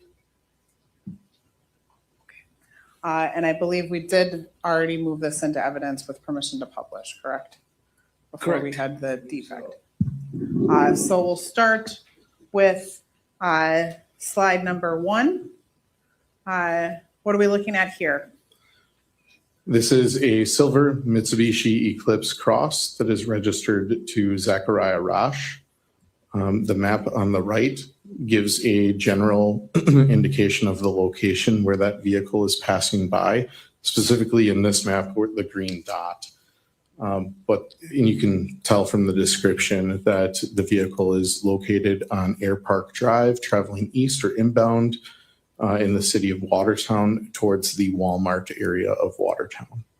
And that green dot, it's in the top left corner here of this map that you put up here. Is that correct? That is correct. So and then on the flock image itself, there is an indication on the bottom left portion in kind of that gray ribbon area about which agency maintains that flock camera, the location of the flock camera itself, as well as directional information. And there are also specific GPS coordinates that are contained for the camera. So both this map and this photo are given to you directly from Flock, correct? That's correct. Okay. And this date. Correction, I'm sorry. The image is from Flock. The map itself is not. I utilized two different programs while making this presentation, one of which is Google Maps and Google Earth, and then the other is a program called CastViz, which assists with mapping. Okay, so you generated this map here based on the information that you obtained from Flock. Correct. Everything that's contained from Flock on their cloud system. This date right here, this Friday, May 31st at 1:32 p.m. Is there anything significant about this date in particular? Or is this just showing his movement? I went back and I studied a pattern of movement from the defendant. And so there are a variety of dates that are contained throughout the presentation, some of which may not have an obvious or direct connection with the investigation. Oftentimes, one of our investigative practices when we conduct these types of investigations into missing persons is studying a pattern of life by any, particularly the victim, but also any potential suspects that might be involved in that. So then moving to slide number 3, but the second photo. Now we have Friday, May 31st, 6:52, correct? That is correct. Now in your training and experience, is the Flock camera system, are the times accurate? Yes. So what location do we have here? That location is on Highway 16 and 60, which is still in Dodge County, Wisconsin. That is in the town of Elba. And the vehicle appears to be traveling westbound on Highway 16 and 60, approaching Baden Street, as it would typically from there travel into the city of Columbus. Now we see, so the previous slide, we saw the back of the vehicle. Now we see the front of the vehicle, correct? That's correct. So if you're reviewing the flock information, at the bottom of the flock image, there's typically information indicating which way the flock camera is facing or typically which direction it is geared towards monitoring. So this camera in particular is geared towards monitoring eastbound traffic that would be entering Dodge County. So this is a flock camera that is maintained by Dodge County Sheriff's Office and is very close to our county line. So it would be monitoring incoming traffic to Dodge County from nearby Columbia County. We know that this vehicle is traveling westbound for two reasons. One, being familiar with the area, I'm able to determine which way the flock camera is pointed in that particular spot. And I know that is monitoring traffic from a particular way. But for others, if they were reviewing this information, they can take the flock image in the direction that's pointed generally. And if a vehicle is coming towards the camera with the front of the vehicle facing it, it means that it would typically be traveling the opposite direction. The opposite direction of the direction the camera is facing. That's correct. Does it appear, obviously there's a person in the driver's seat, correct? And then does it appear that there's someone in the passenger seat in this vehicle? It does appear that there's somebody seated in the front passenger seat in this image. Have you zoomed in on this image at all? Yes, I have. And were you able to determine who was in the passenger seat of this vehicle? I was not able to determine with 100% certainty, but it did strongly resemble Crystal Rasch. So if we can attempt to zoom in on the image in the passenger seat, here, that's who you believe is Crystal Rasch, but you can't be certain. I cannot be certain, but based upon my previous contacts with Crystal and viewing previous images of her, that is who I believe it is. And here, were you able to determine who was driving the vehicle? Again, I was not able to tell that for certain because of the, I'll say, I guess, watermark or image from flock. So we'll zoom out and then go to image 3, slide 4. What are we looking at here? This is the silver Mitsubishi Eclipse Cross, and it appears to be traveling west on State Highway 16. Now it would be on the west side of Columbus in Columbia County, traveling past Hall Road or in the area of Hall Road. And this is from Friday, May 31st at 6:57 p.m. And I would just add that all of the dates on here have an ending of 2024. Okay. And then moving to slide 5. This is also the silver Mitsubishi Eclipse Cross. This is on Friday, May 31st at 9:25 p.m. The vehicle is traveling north on State Highway 13 in Columbia County near Broadway, and that proximity is right next to where the edge of the Wisconsin Dells. So it would be the east side of the Wisconsin Dells. And Broadway is the road that runs directly through their downtown area, east and west. Okay. And Friday the 31st, was that a holiday or anything leading up to a holiday or no?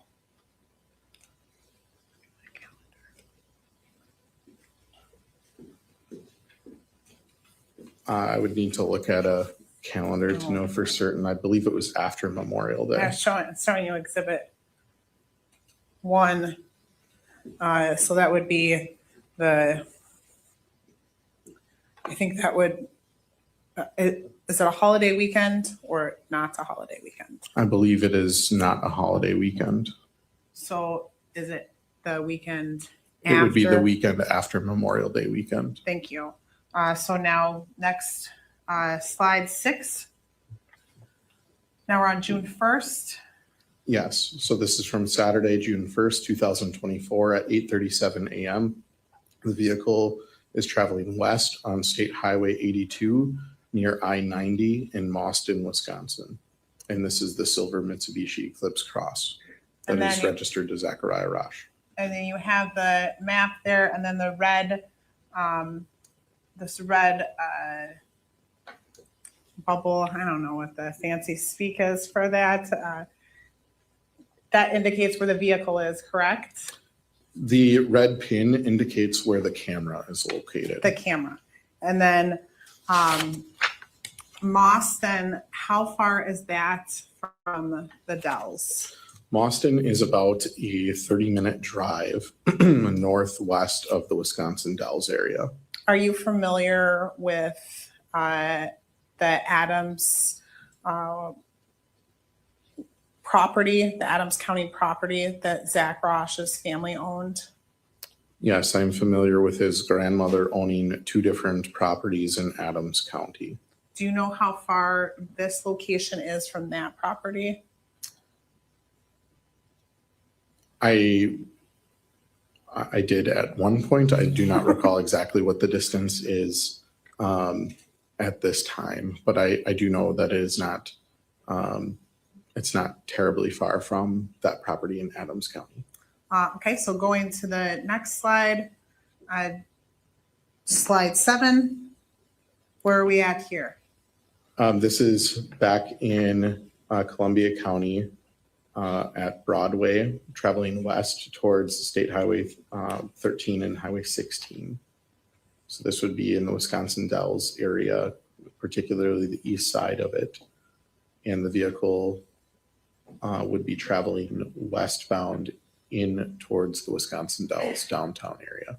This map that you have here, have you dropped a pin or something to indicate where the camera is? I did not, but there's a large four-way intersection in the middle of that map, and this camera would be located at the northwest side of the intersections. Oh, north. Correct. So right there. Slide 8. This is the same Mitsubishi Eclipse Cross, and it is located on State Highway 23, traveling eastbound from I-90-94 in Lake Dalton, Wisconsin. And this is Saturday, June 1st at 11:20 a.m. This pin, red pin here, is that again the location of the camera? Yes, it is. Lake Dalton, is that in the Dells area? Yes, so the Wisconsin Dells and Lake Dalton are adjacent municipalities to one another. Wisconsin Dells is to the north of Lake Dalton, and Wisconsin Dells is a very active downtown area with a variety of businesses. I won't go through and name all of them, whereas Lake Dalton is more typically commonly associated with the large water park scenes. So things like Kalahari, the Wilderness, Great Wolf Lodge, etc. Do you know how far Lake Dalton and the Dells, well, we'll say Lake Dalton is from the Adams property? It's roughly a half an hour drive. Okay, next slide. So we're on the first now at 1:30. Yeah, so this is Saturday, June 1st at 1:33 p.m. The vehicle is located on State Highway 23 eastbound at I-90-94 in Lake Dalton. And again, is the same silver Mitsubishi Eclipse Cross with the same registration. Slide 10. Again, this is the same vehicle. It's Saturday, June 1st at 1:49 p.m. The vehicle is located on State Highway 13, traveling northbound from Broadway, which is again located in Columbia County on the east side of Wisconsin Dells. And is that same camera that we saw before in that northwest corner of the intersection? Or No, is it- that camera would actually be located to the north of the intersection, but it would be located on the east side of the roadway. So here, correct? Correct. It would be in that general area. So this one's a pink tent. Any significance to that, or that's just the way the camera appeared? It's just the way the camera was capturing that, and you'll see in other images throughout the presentation that camera in particular captured images that way. So moving to slide 11. And now we're on the first at 6:39. Correct. Saturday, June 1st, 6:39 p.m. It's the same Mitsubishi Eclipse Cross that now is located on Broadway, traveling west from State Highway 13 and 16 in Columbia County. So it would be traveling inward towards the Wisconsin Dells downtown area. Slide 12.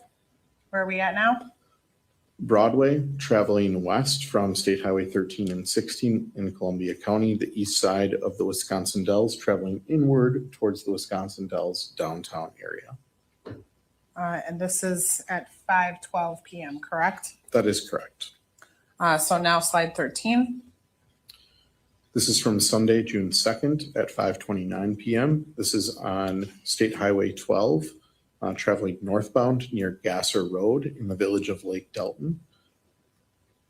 This particular location is the main entryway off of the interstate to Lake Dalton. This would be the area between the Kalahari Resort and Great Wolf Lodge. So the vehicle is traveling northbound inwards towards Lake Dalton. And again, this is 5:29, correct? 5:29 p.m. That's correct. Slide 14. This is from Sunday, June 2nd at 9:08 p.m. This is on Commerce Drive, traveling north from State Highway 23 in the village of Lake Dalton. This area of Lake Dalton is where a Walmart is located, and there's also a Kohl shopping center. Both of those would be to the south. The pin on the map, which is to the right of the flock image, the pin represents where the camera is located. Okay, moving to slide 15. We're at 9:09 on June 2nd, correct? Correct. The location is State Highway 23 eastbound from I-9094 in the village of Lake Dalton. And this is then traveling inward or inbound towards the downtown area of Lake Dalton. And then slide 16. Slide 16 is from Sunday, June 2nd at 9:24 p.m. The vehicle is located on State Highway 12 traveling northbound near Mount Olympus in the village of Lake Dalton. Slide 17. This is from Sunday, June 2nd at 9:38 p.m. The vehicle is located on State Highway 13 traveling northbound from Broadway in Columbia County. So this again would be on the east side of the Wisconsin Dells. Slide 18. Slide 18 is from Monday, June 3rd at 11:16 a.m. And the location is State Highway 16 southbound near Silver Lake Drive in Portage, Wisconsin. This is consistent with the vehicle driving away from the Dells. Correct. So Portage would be closer to our own home area of Dodge County. State Highway 13, based upon my experience investigating this case and knowing the areas, State Highway 13 would be a plausible or likely route of travel from the Portage or Wisconsin Dells area to the property owned by the Rasch family in Adams County. Slide 19. Slide 19 is from Monday, June 3rd at 12:02 p.m. The vehicle is located at State Highway 16 and 60, traveling eastbound from Baden Street. It has just entered Dodge County, is in the town of Elba. And this again, this red pen shows where that camera is, correct? That is correct. Slide 20. This is from Tuesday, June 4th at 9:27 a.m. The vehicle is located on State Highway 33, traveling eastbound from State Highway 26 in the town of Oak Grove, which is in Dodge County, Wisconsin. Slide 21. This is from Tuesday, June 4th, 2024 at 2:16 p.m. The vehicle is located in Watertown, Wisconsin, specifically Air Park Drive, traveling eastbound. This would be inbound toward the Walmart area of the city of Watertown. Okay, and then 22. This is from Tuesday, June 4th, 2024 at 5:21 p.m. The vehicle is traveling eastbound on Air Park Drive, entering the Walmart area of the city of Watertown. And again, that's this little green dot, correct? Correct. That is where the camera is located. Okay. Slide 23. This is from Wednesday, June 5th, 2024 at 11:18 a.m. The vehicle is traveling northbound on County Road A from State Highway 33 in the town of Oak Grove, which is in Dodge County, Wisconsin. These purple dots here on this map, what does that indicate? There are two cameras that are located in that area. One monitors northbound traffic and the other monitors the southbound traffic. So it's on either side of State Highway 33. And those are just the locations of each of the cameras. Slide 24. This is from Wednesday, June 5th, 2024 at 11:23 a.m. The vehicle is located traveling north on Francis Lane in the city of Beaver Dam which would be inbound toward the Walmart or Menards area in the city of Beaver Dam. Okay. Slide 25.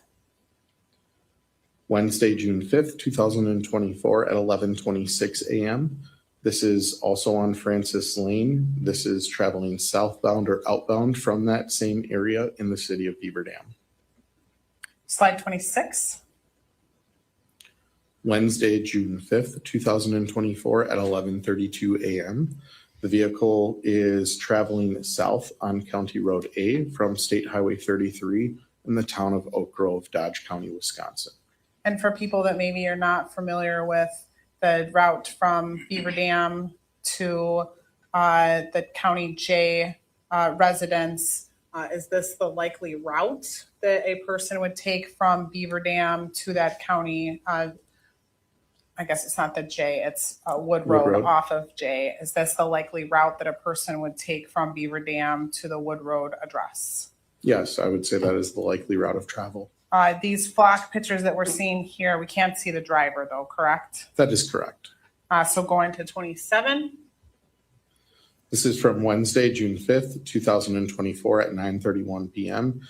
The vehicle is located on State Highway 16, traveling westbound near Hall Road in Columbia County, Wisconsin. This is located between the city of Columbus and the village of Fall River in Columbia County. And this is that where the camera is located, that red pen, correct? That is correct. Moving to slide 28. Wednesday, June 5th, 2024 at 10:18 p.m. The vehicle is located on Broadway, traveling westbound from State Highway 13 and 16, traveling inbound towards the Wisconsin Dells area. So it's in Columbia County, Wisconsin. And then were you aware of where the defendant worked? Yes, I was aware of where he worked. And where did he work? He worked near Watertown. In Watertown or outside of Watertown? I believe it was just outside the city of Watertown. And do you know what shift he worked?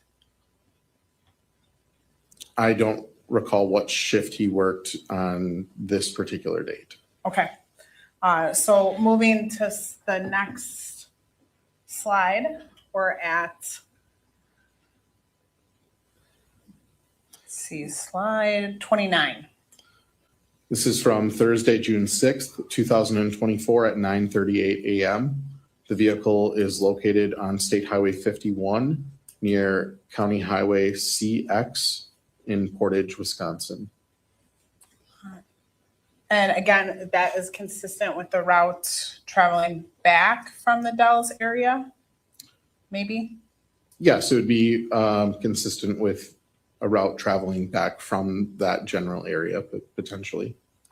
Going, and here in this video, we kind of see into the passenger seat. Can we tell whether or not there's anyone in the passenger seat?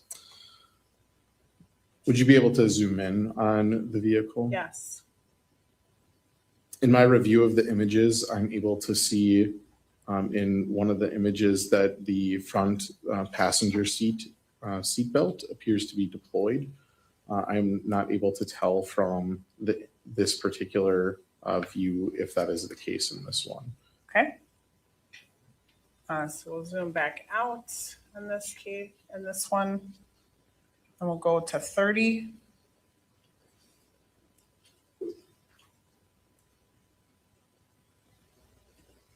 What date are we on now? This is Thursday, June 6th at 10:22 a.m. This is the vehicle located on State Highway 16 and 60. It's eastbound in the town of Elba, so it'd be entering Dodge County, Wisconsin. Okay, so entering at 10:22 a.m. into Dodge County. Can we zoom in on that one and see if we can tell?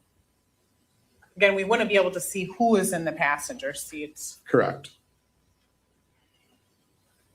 Here, can you see anything to say whether or not there's a passenger? So in reviewing the images, it is hard to tell, but after reviewing many of these images, it would appear to me that there is somebody in the front passenger seat based on my observations of the image. So I'll give you this pointer and you can,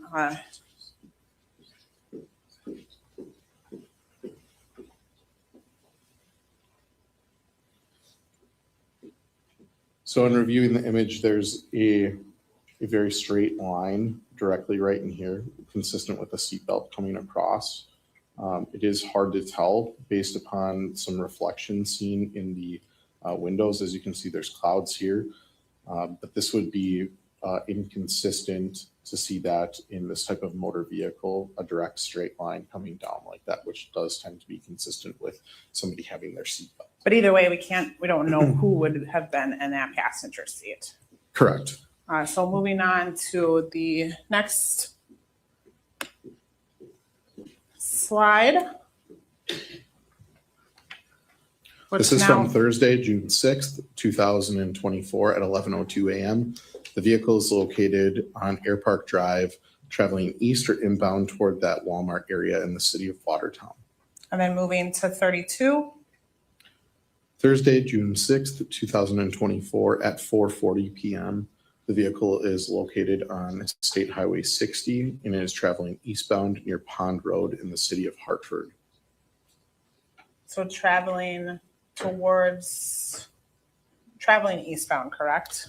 Correct. And then 33.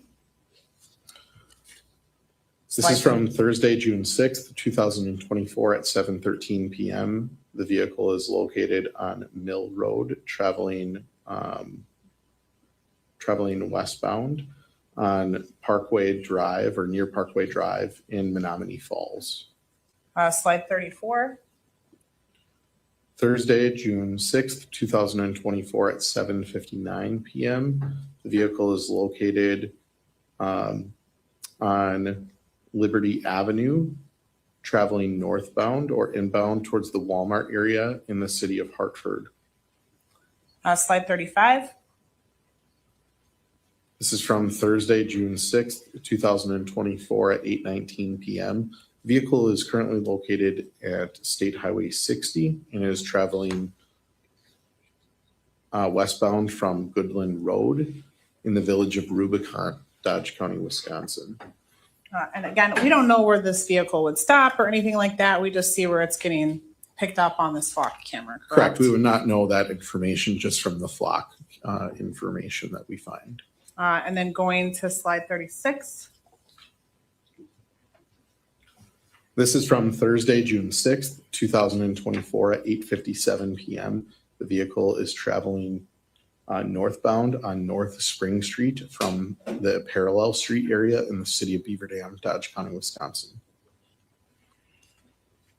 Now on Thursday, June 6th at 9 p.m. All right, folks, let's take our afternoon break. We'll take 15 minutes. We're back at 12:40. Again, you can't discuss the case until some time, but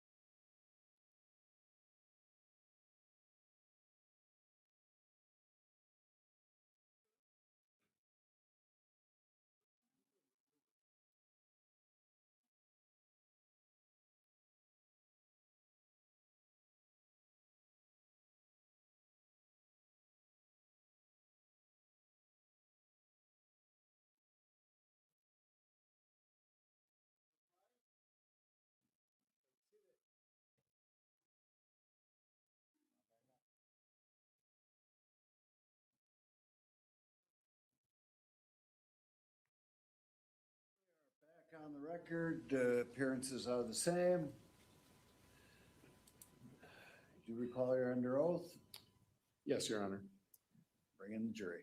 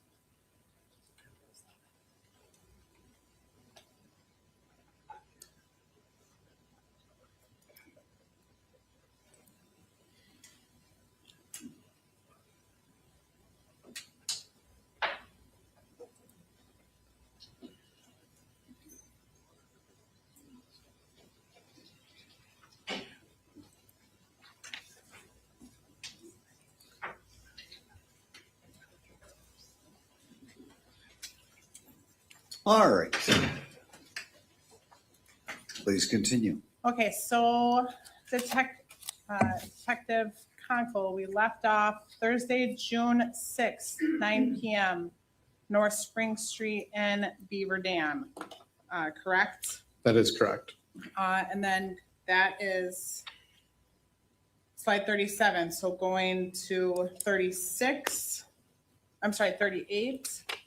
It gives us 902, same area, correct? This is in the city of Beaver Dam as well. This is, however, on Francis Lane in the 100 block northbound or inbound toward the Walmart Menards area in the city of Beaver Dam. Thursday, June 6th, 2024 at 9:02 p.m. And then 39. Thursday, June 6th, 2024, 9:04 p.m. Francis Lane outbound, so south in the city of Beaver Dam, Dodge County, Wisconsin, the Walmart Menards area. And 40. Counselors, your lapel on. Oh, thank you, Judge. And 40, Thursday, 2024 at 9:05 p.m. And this is North Spring Street and Gateway Drive, southbound in the city of Beaver Dam, Dodge County, Wisconsin. Now, I asked you earlier if you were familiar with where the defendant was employed. Were you able to refresh your memory on his approximately where he was employed? Yes, it's outside of Watertown in Exonia, and it's K&S Manufacturing. Has an address on, I believe, Maple Street. And do you recall what shift he worked? I recall that he was assigned to second shift, so he generally worked from 2 p.m. to 11 p.m. From what I recall. These flock images of him being in Beaver Dam, I'm sorry, and that the second shift, would that be Monday through Friday that he was scheduled, he was supposed to work those days? My understanding is that he was a Monday through Friday employee from 2 p.m. to approximately 11 p.m. So these flock images would show that he was in fact not at work these days. Yes, presuming that he is the operator of his motor vehicle. So going to image 41. This is from Friday, June 7th, 2024 at 1:44 p.m. The vehicle is located on Air Park Drive, traveling east or inbound toward the Walmart area in the city of Watertown. And you still have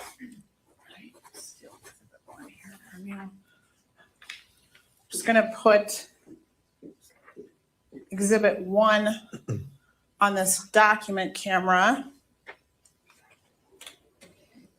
Hopefully a judge knows how to shift between the two. It should be simple, correct? To just show, shift, go to the document camera. Just want to show exhibit 1 on the document camera briefly, the calendar.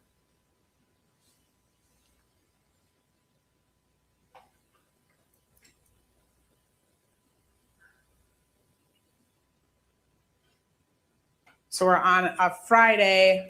Is this time significant for us? Yes, Friday, June 7th is significant for us. And why is that date significant for us? On Friday, June 7th, there are various LPR hits on that day in the afternoon hours. And then beginning on Saturday, June 8th, there is additional LPR information indicating that the vehicle is now in the Wisconsin Dells area. So based upon the cumulative information that was developed in the case, we learned that the victim and Zachariah Rasch had traveled to the Wisconsin Dells area that weekend. Okay, so switching back to state's computer.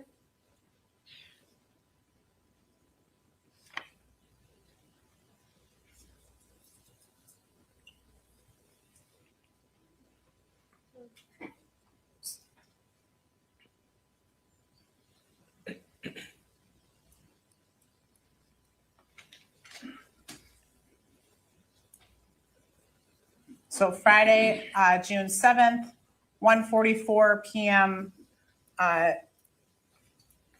Zach Rasch's vehicle is in Watertown. So next slide. 2:32 p.m. Where is it located? This is Francis Lane northbound or inbound, which is in the city of Beaver Dam in the Walmart or Menards area from Friday, June 7th, 2024 at 2:32 p.m. Slide 43. This is from Friday, June 7th, 2024 at 2:38 p.m. The vehicle is south on North Spring Street from Gateway Drive in the city of Beaver Dam. Slide 44. The vehicle is traveling north on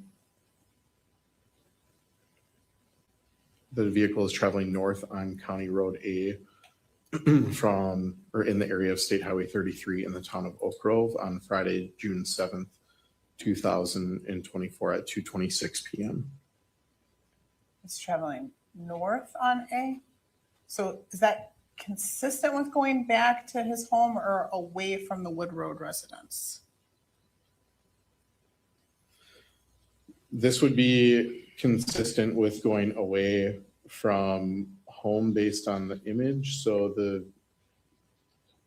the traffic camera is monitoring southbound traffic and the vehicle is traveling opposite direction of that. So I believe the description in the PowerPoint is likely off in that this vehicle is actually traveling north. Well, let's go to 45. So what do we see here in slide 45? So this is at 2:27 p.m. and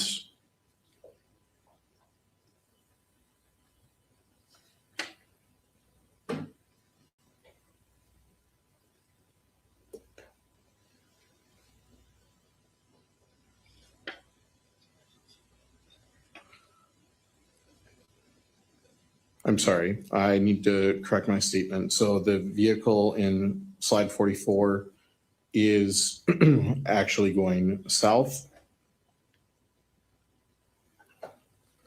So we'll just go back to 44, just so it's clear. So on slide 44, the vehicle is traveling. That is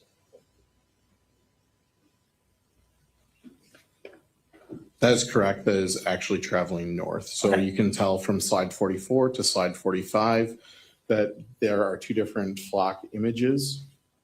And you can tell that from the telephone pole location in the image. And the flock camera is pointed southbound in slide 44, where the vehicle is facing toward the camera. So going to 45. In slide 45, the flock camera is facing to monitor northbound traffic, and the vehicle is moving away from the flock camera. So it is going northbound on County Road A from State Highway 33. And then 46. The vehicle is going south on State Highway, or from State Highway 33 on County Road A, and Friday, June 7th at 3:07 p.m. 47. This is from Friday, June 7th at 2:51 p.m. The vehicle is traveling east on Park Avenue near Spring Street in the city of Beaver Dam, Dodge County, Wisconsin. And then slide 48. This is from Friday, June 7th at 2:36 p.m. And the vehicle is on Francis Lane, traveling south or outbound from the Walmart Menards area. So again, so go to slide 49 as well. This is from Friday, June 7th, 2:38 p.m. And this is North Spring Street near Summit Drive, and the vehicle is traveling northbound on North Spring Street. Or in this case, it would be traveling southbound because it is facing towards the camera. So these, if the defendant, Zach Rasch, is the individual driving this vehicle, he would also not have been at work at the start of his shift in Ixonia on Friday, June 7th, correct? That is correct. Okay, so moving to slide 50. So now we're on Saturday, June 8th. Is this date significant? Yes, it is. And why is this date significant? Based upon our investigation, we know that Zachariah Rasch was with Crystal Rasch in the Wisconsin Dells area over this weekend. So Saturday, June 8th at 1:21 p.m., where is the vehicle located? The vehicle is located traveling north on State Highway 13 near Broadway in Columbia County, Wisconsin, so on the east side of Wisconsin Dells. And then 51. Saturday, June 8th, 2024 at 1:43 p.m. And the vehicle is westbound on State Highway 82 near Powers Avenue in Mauston. 52. Saturday, June 8th, 2024 at 1:44 p.m. State Highway 82 west from I-90 or 94 in Mauston. And then 53. Saturday, June 8th, 2024 at 2:57 p.m. And the vehicle is on State Highway 82 near I-90-94 east in Mauston. And are you aware that the defendant gave an interview to detectives? Yes, And after that interview, did detectives give you some information? yes, And so are these slides relevant to that information that we'll learn later from that interview? yes, they are. So then going to slide 54.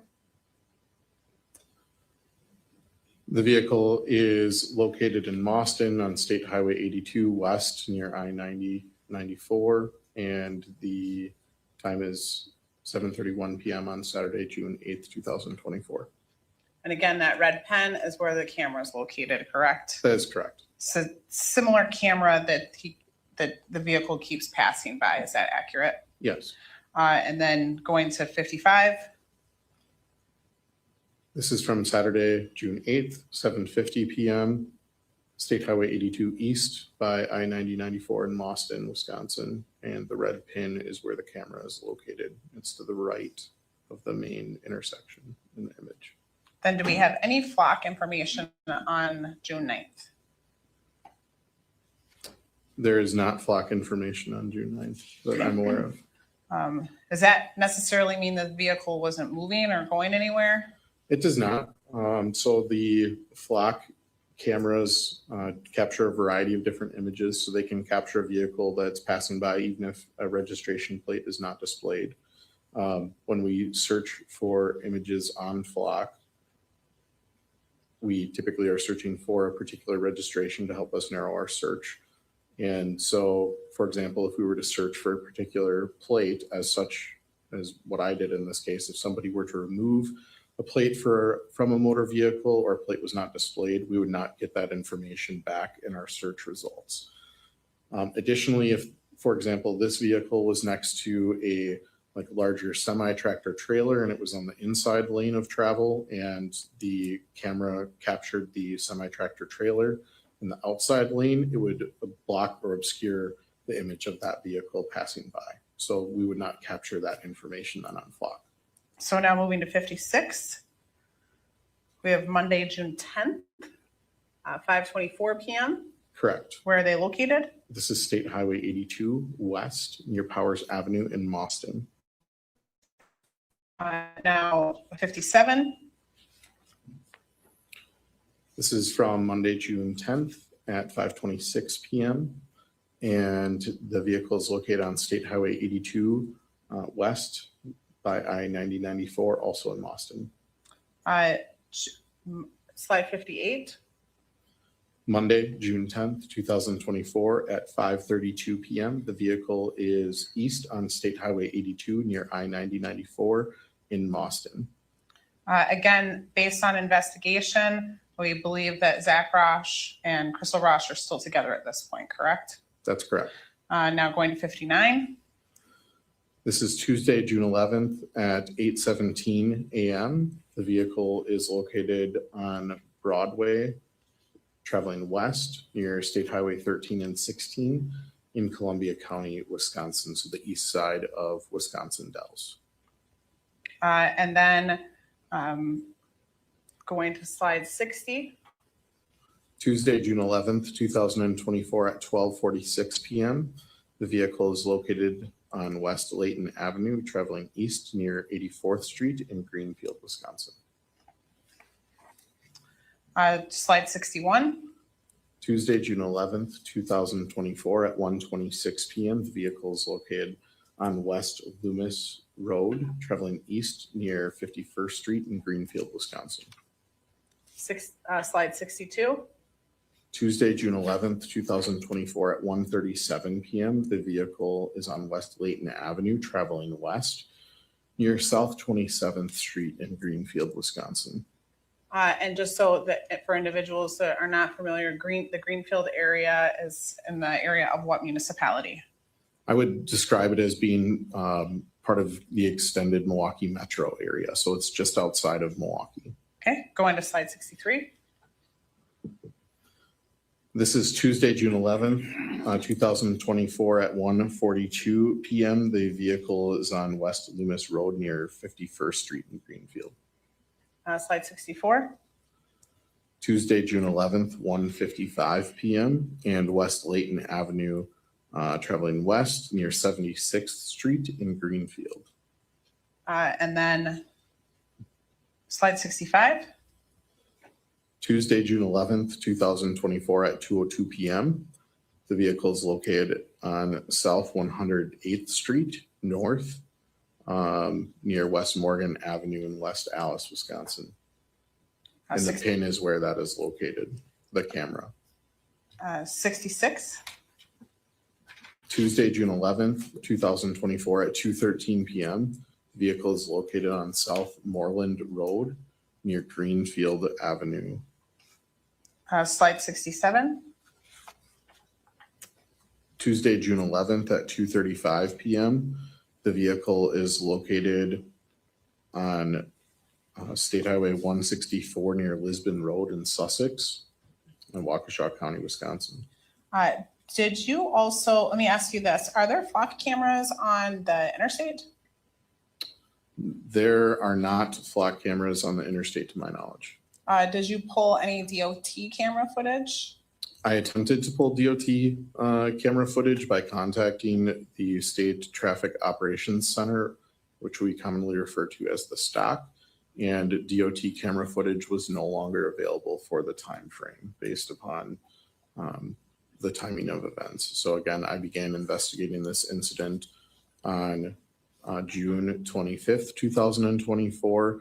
And while I was reviewing ALPR footage, there became a particular interest in that weekend of June 7th, all the way continuing until June 11th of 2024. And when I contacted the State Traffic Operations Center for DOT cameras, after June 25th, those cameras were no longer available for our time range. Got it. Going to, so this 2:35 p.m. on June 11th, is this the last time that we see this vehicle on Flock on June 11th? Yes. So going to slide 68. Now, what vehicle do we see here? This is a Dodge pickup truck, and the registration on this vehicle, I believe it's UF7325. But in conducting a records check, Zachariah Rasch was one of the registered owners for the vehicle. And this is from Wednesday, June 12th, 2024 at 9:13 a.m. And the location is North Spring Street, traveling north near Parallel Street in the city of Beaver Dam, Dodge County, Wisconsin. And Parallel Street, what businesses does that lead to, this, if you continue going in this direction on 151? So on the map, it shows business 151, but the actual road that this is traveling on is North Spring Street.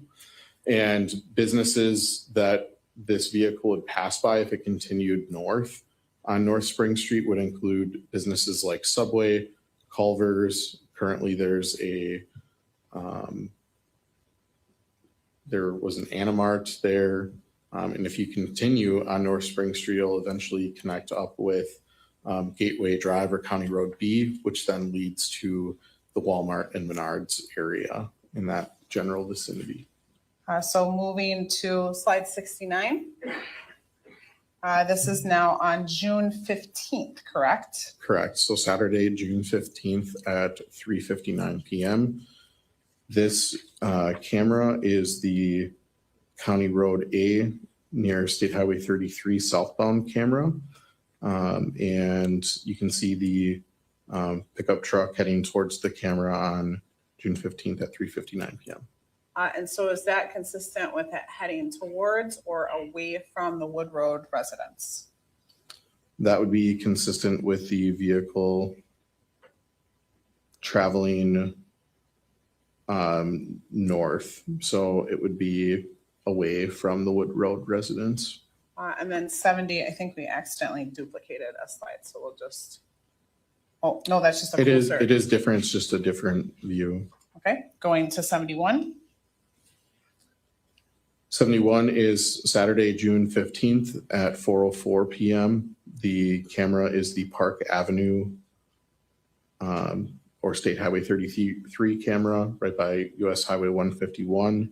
It's monitoring westbound traffic, and the vehicle is traveling westbound in towards the city of Beaver Dam. And 72. Saturday, June 15th at 4:04. Again, same camera and location.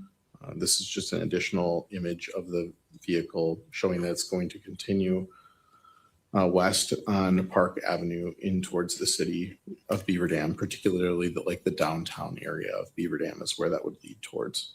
73. This is Saturday, June 15th at 4:14 p.m.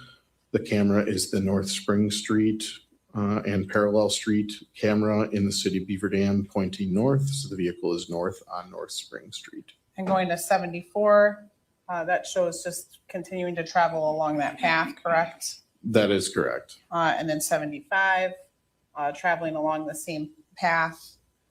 Well, it's exited from North Spring Street, which again does connect with County Road B, and the vehicle then has turned north onto Francis Lane in the 100 block and is traveling north on Francis Lane inbound toward the Walmart or Menards area. 76. Saturday, June 15th at 5:06 p.m. And the vehicle is now traveling south on Francis Lane or traveling outbound from the Walmart Menards area in the city of Beaver Dam. 77. Saturday, June 15th, 2024 at 5:08 p.m. The vehicle is on North Spring Street, traveling south from Gateway Drive in the city of Beaver Dam. 78. This is a different angular image, but the vehicle is south on North Spring Street from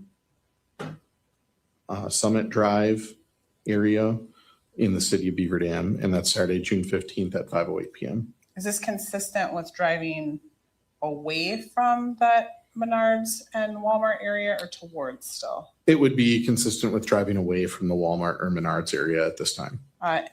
79. This is Saturday, June 15th at 5:58 p.m. And this is North Spring Street, traveling north near the Parallel Street location in the city of Beaver Dam. 80. Saturday, June 15th, 2024 at 6 p.m. North Spring Street, traveling north near Summit Drive in the city of Beaver Dam. So this would be right next to like Summit Ford. And 81. Saturday, June 15th, 2024 at 6:07 p.m. This is the County Road A near Highway 33 camera monitoring northbound traffic, and the vehicle is traveling south on County Road A. 82. This is the Saturday, June 15th, 2024 at 6:08 p.m. County Road A near State Highway 33, and the vehicle is traveling south on County Road A. Is this consistent with the vehicle traveling back towards the Wood Road residence? Yes, it would be a consistent route of travel for that. And now we're moving on to slide 83. This is Sunday, June 16th, 2024 at 11:22 a.m. The blue Dodge pickup is traveling east or inbound on Air Park Drive in the city of Watertown, which is where the Watertown Walmart is located. And are you aware that there were transactions that also occurred at the Watertown Walmart? Yes. And so slide 84. This is Sunday, June 16th, 2024 at 2:45 p.m. Air Park Drive in the city of Watertown. Hold on just 1 second, Brad.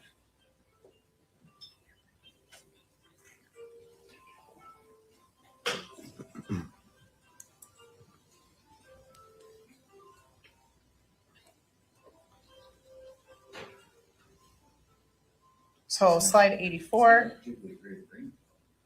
That's okay. It happens to the best of us. Slide 84 is from Sunday, June 16th, 2024 at 2:45 p.m. This is located on Air Park Drive in the city of Watertown, traveling east or inbound toward the Walmart area. And then going to slide 85. This is from Tuesday, June 18th, 2024 at 7:36 a.m. This camera is the County Road A near State Highway 33 northbound camera. This vehicle is traveling north on County Road A. And slide 86. This is from Tuesday, June 18th, 2024 at 7:42 a.m. The vehicle is located on Industrial Drive, traveling west near Seipel Boulevard in the city of Beaver Dam. So Industrial Drive turns into Ollinger Road as it heads out into the county area. Some businesses that would be located near this would include the mall on the south side of Industrial Drive, which is the mall in Beaver Dam. And then there's a restaurant called El Guacamole on the north side. There's also a hotel in the area south of Industrial Drive. And are you also aware that were there any transactions in the area of Beaver Dam on June 18th that you're aware of? Yes, there were. And what locations were those transactions at? I would have to review my notes to determine which locations all of the transactions occurred. But in the area of Beaver Dam. Yes, So these slides were consistent with Park Bank transactions that occurred with Crystal Rasch's bank cards, correct? that is correct. So the next slide, then, we're at 7:44 on June 18th. Correct. So Tuesday, June 18th, 2024 at 7:44 a.m. This is North Spring Street near Summit Drive in the city of Beaver Dam. And this is near a Quick Trip that is located near North Spring Street and County Road B in the city of Beaver Dam. 88. Tuesday, June 18th, 2024 at 7:52 a.m. And the vehicle is traveling north on Francis Lane or inbound towards the Walmart Menards area in the city of Beaver Dam. 89. Tuesday, June 18th, 2024 at 9:46 a.m. The vehicle is traveling south on Francis Lane or outbound from the Walmart Menards area in Beaver Dam. So now consistent with leaving one of those locations, correct? Yes, that's likely. And then 90. This is from Tuesday, June 18th, 2024 at 9:52 a.m. This is the County Road A and State Highway 33 camera that faces to the north for northbound traffic. The vehicle is south on County Road A. Consistent with returning to the Wood Road address, correct? Correct. Slide 91.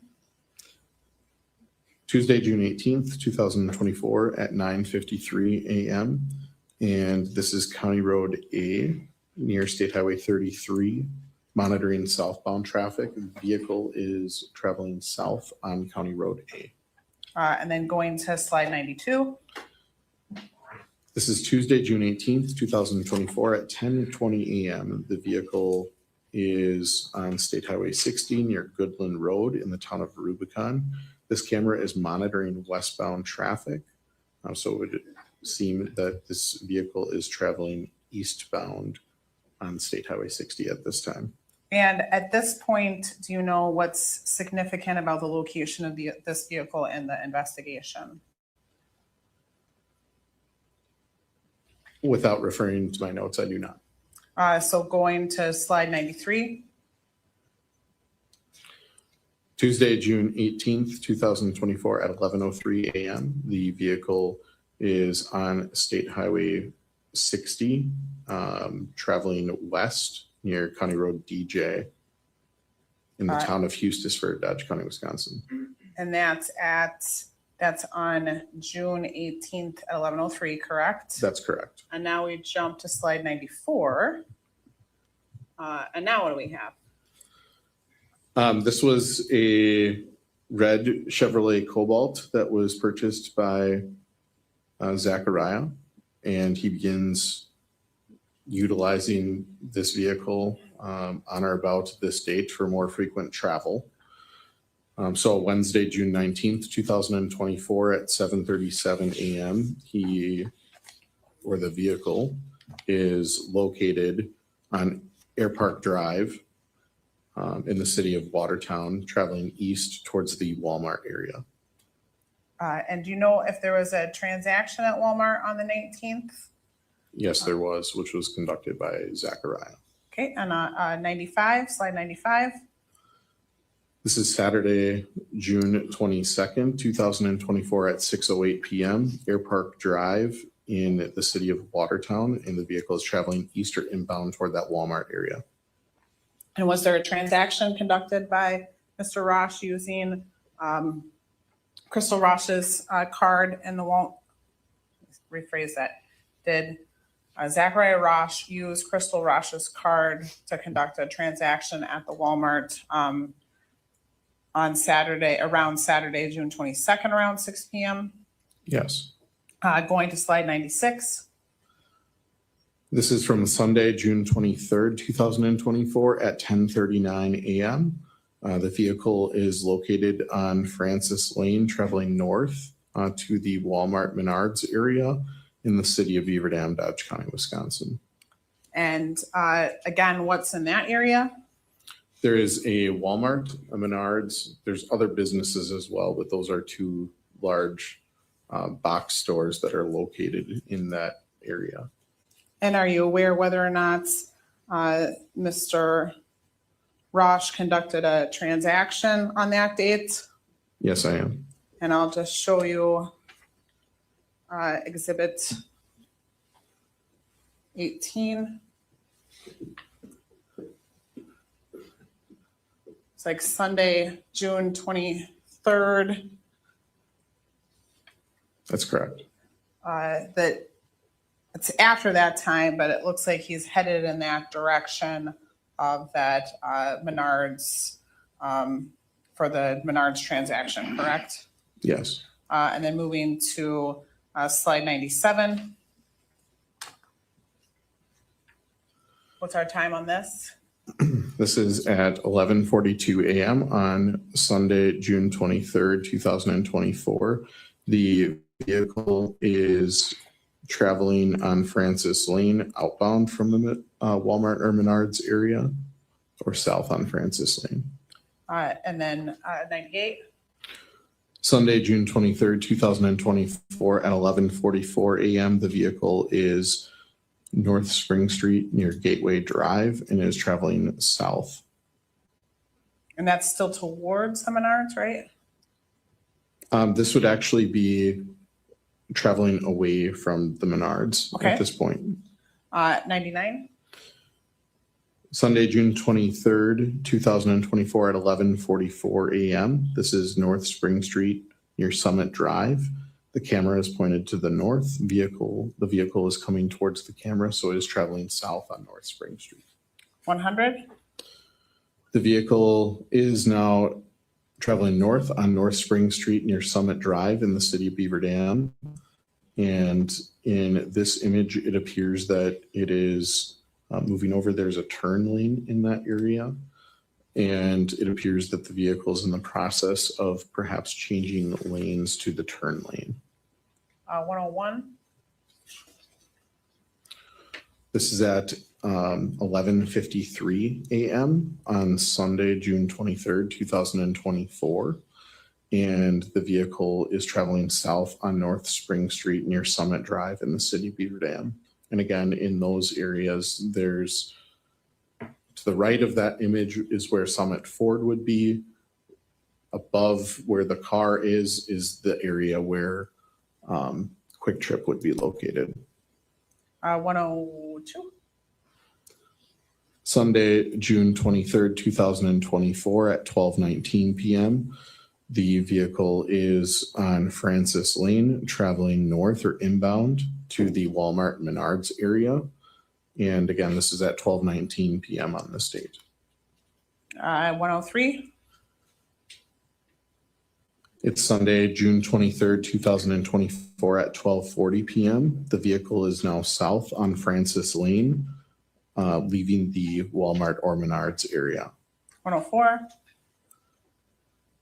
Sunday, June 23rd, 2024 at 12:41 p.m. The vehicle is located on North Spring Street near Gateway Drive in the city of Beaver Dam, and it's traveling south. And now 105. Sunday, June 23rd, 2024 at 12:42 p.m. The vehicle is south on North Spring Street near Summit Drive in the city of Beaver Dam. So now, are you aware of whether or not law enforcement makes contact with the defendant later on Sunday, June 23rd? Yes, Deputy Kukan had received information about Crystal Rasch being missing. He begins investigating that, and he responds to Mr. Rasch's address, Zachariah Rasch's address on Wood Road, and he makes contact with him there in the driveway area of his parents' property. And do you know do you remember approximately what time? It was the early evening hours on that date. And so then going to 106. What do we see? This is from Monday, June 24th, 2024 at 1:56 p.m. This is the same previous Mitsubishi Eclipse Cross that we had reviewed many slides of. The vehicle is located on Highway 16 and 60 near Baden Street, approaching the city of Columbus. So the vehicle is traveling westbound, and the camera is monitoring eastbound traffic. And just going back to your slide, the summary of your PowerPoint, the last time we saw this vehicle was on Tuesday, June 11th at 2:35 p.m., correct? That is correct. Okay. So then slide 107. Whose vehicle is this that we see? This is a vehicle that is frequently driven or operated by Mary Rasch, Zachariah's mother. And so this is from Monday, June 24th, 2024 at 1:56 p.m. And this location is State Highway 16 and Baden Street. And again, this camera monitors eastbound traffic on Highway 16 and 60 that enters Dodge County. This vehicle is traveling west in the same direction of travel as the Mitsubishi Eclipse from the previous slide. So consistent with Mary Rasch following the defendant's vehicle, correct? Yes, that would be correct. I know both slides say 1:56, but there is a second timer in the flock data, and it's about 2 seconds behind. So going back to the previous slide, can we see anything in the passenger seat of this vehicle? Could you zoom in on the vehicle, please?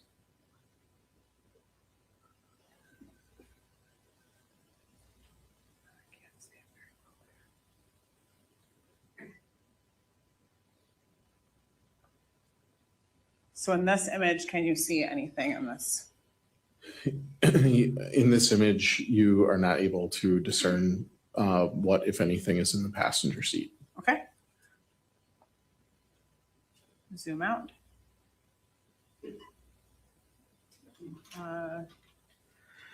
We're on 107. Go to the next slide, please, 108. What do we see here?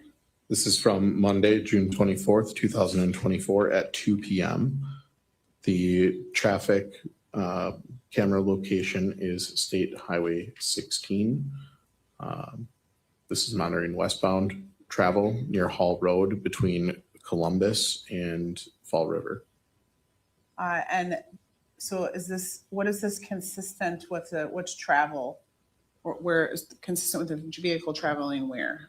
This would be consistent with a vehicle that's traveling from the Kleiman area to the Wisconsin Dells, or even ultimately the Rasch property in Adams County. And this shot, can you observe, is the window up or is the passenger side open in this image? Or is it closed? Can you tell? Could you zoom in, please? Yes, so the window is open in that image. And can you tell if there's a passenger in this vehicle? You're not able to tell if there is a passenger. Again, it's kind of hard to see the image. Are you able to dim the lights at all, Judge, just so that there's a little less glare?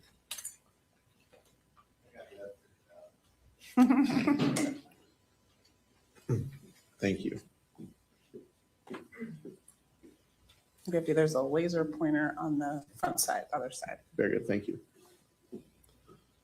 So again, this image is difficult to tell if there is anyone in the front seat.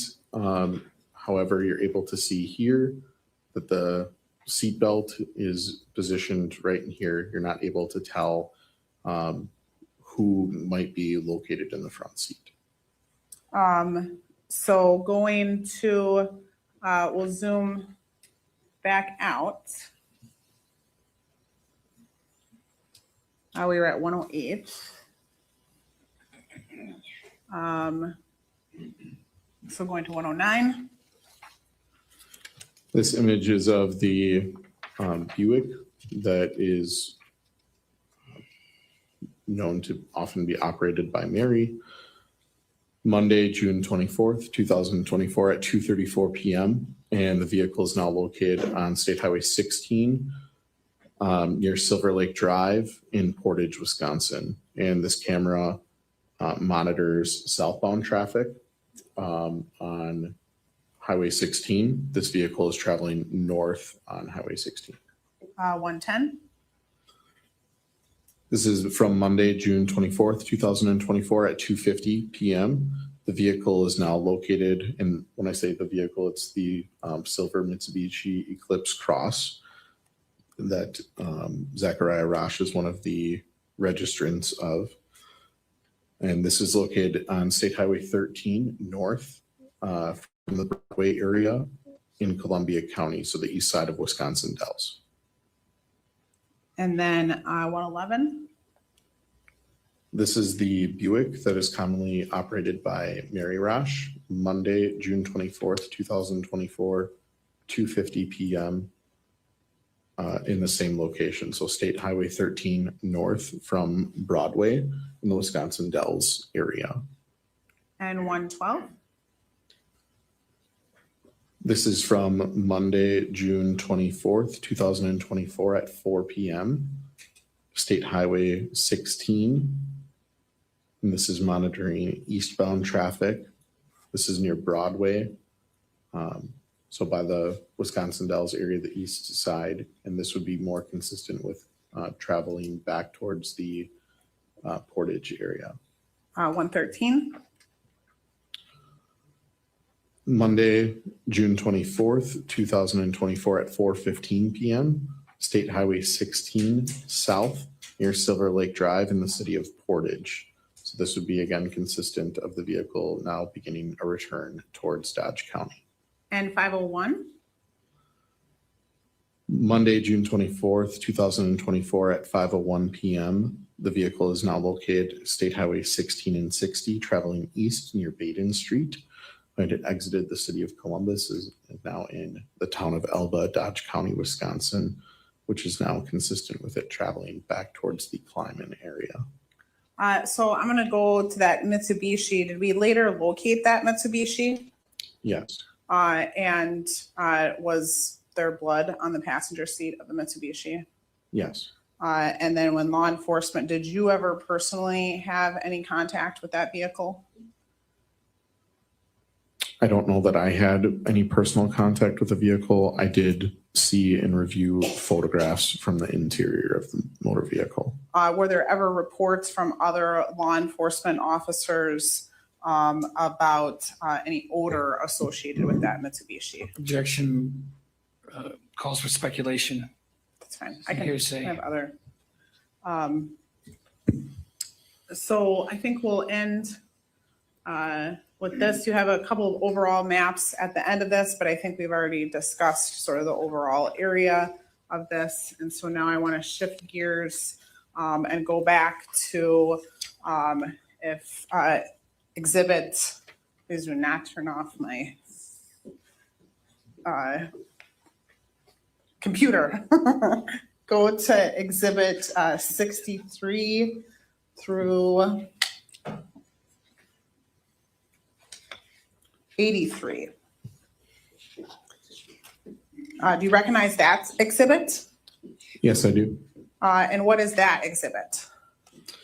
This exhibit is a PowerPoint presentation that I prepared for this trial.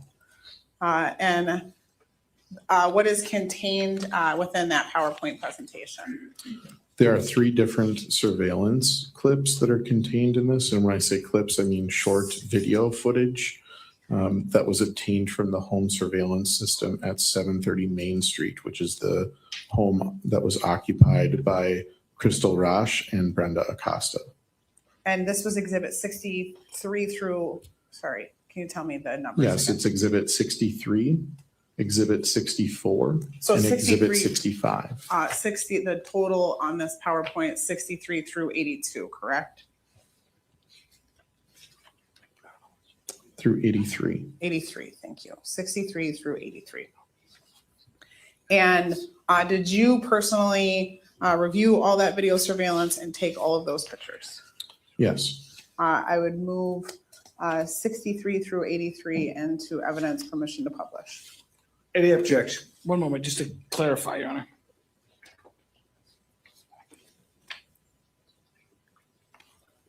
Yes. Oh, so I did it like this, like.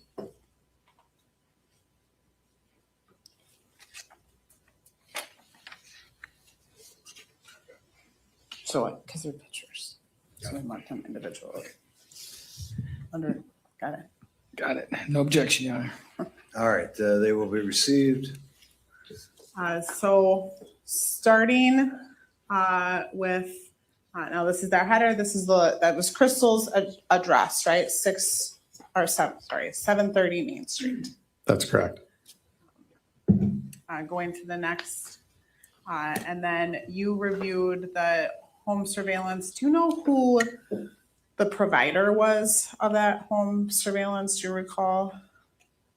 It had its own DVR system, so it was retained locally. It was not necessarily available through a cloud system. I believe it started with an S, but I don't recall the specific name of the system. And going to the, and you reviewed the video surveillance from which date to what date? I reviewed video surveillance on June 5th, June 8th, and June 11th. I did ultimately go back and review everything between June 5th through the 8th. But those are the specific dates of focus, was the 5th, 8th, and the 11th. Okay, going to the next slide here. So the this video surveillance, it's in black and white, is that correct? Yes. And then what are we, so June 8th, and you have the timestamp as 11:41 a.m. That's correct. So you're able to see a date and time on the top right. In this particular video clip, it's very hard to see. And June 8th is Saturday, correct? Yes. I can give you the calendar if you. No, I'm certain it was Saturday. And so we'll start playing at 11:41 and 32 seconds.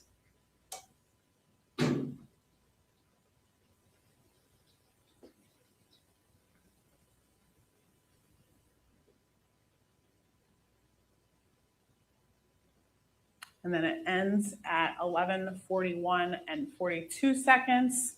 Who do we see on the camera there? The person that is seen in the video footage is Crystal Rasch. And so she is moving from west to east down her driveway. This camera faces toward the northwest and is mounted on her residence, capturing video footage of her driveway. And do you know whose vehicle that is in the driveway? I believe that vehicle had been her mother's vehicle. Excuse me. And then what is she carrying in this image? She has a bag that she's carrying with her. And then could you tell what kind of sweatshirt she was wearing at all? Could you replay Sure, the we can video, play it please? again.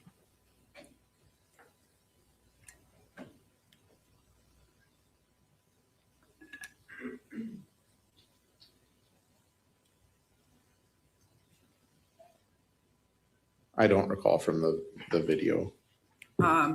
So, and then moving to the next. So that next surveillance footage. So that was exhibit 63, correct? That's correct. And now we're looking at 64. Yes. And what point where are we looking at here? Specifically, you'll want to focus your attention on the driveway area, which is on the left side of the screen. toward the middle, and then you'll want to particularly focus in on the sidewalk area. So this camera is mounted on the east side of Crystal Rasch's residence, 730 Main Street, and it faces towards the northeast. So it captures that front walkway that leads up to the front door and the driveway and roadway areas. And before we start playing this, off to the left here, what road would that be? Off to the left, further up is, I believe it's Church Street. And is there a church on Church Street? There is a church on Church Street. Okay. And play. I'm sorry, we're starting to play at 11:41 and 40 seconds. Go ahead now.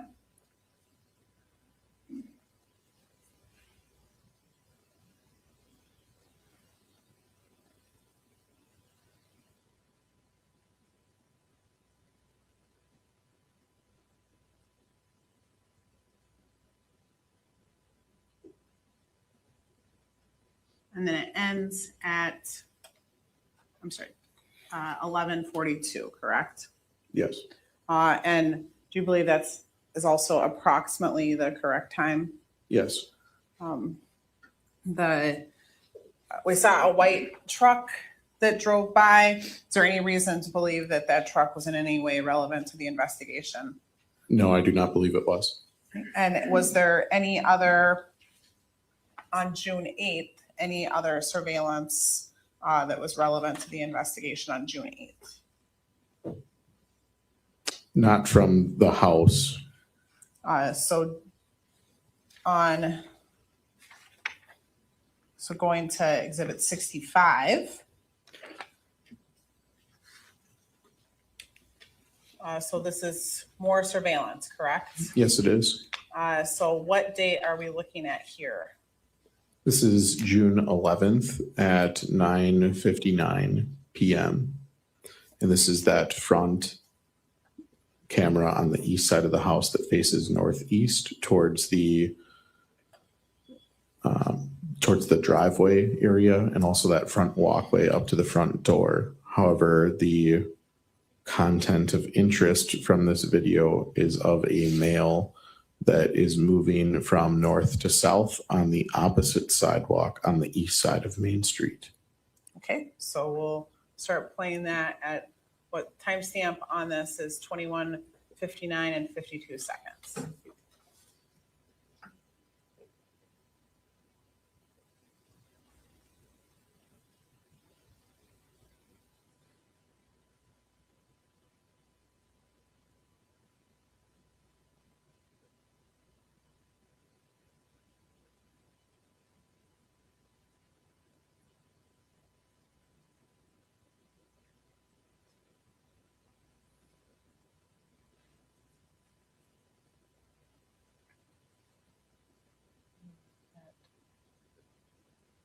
We can end that now at, we can end it at this point, correct?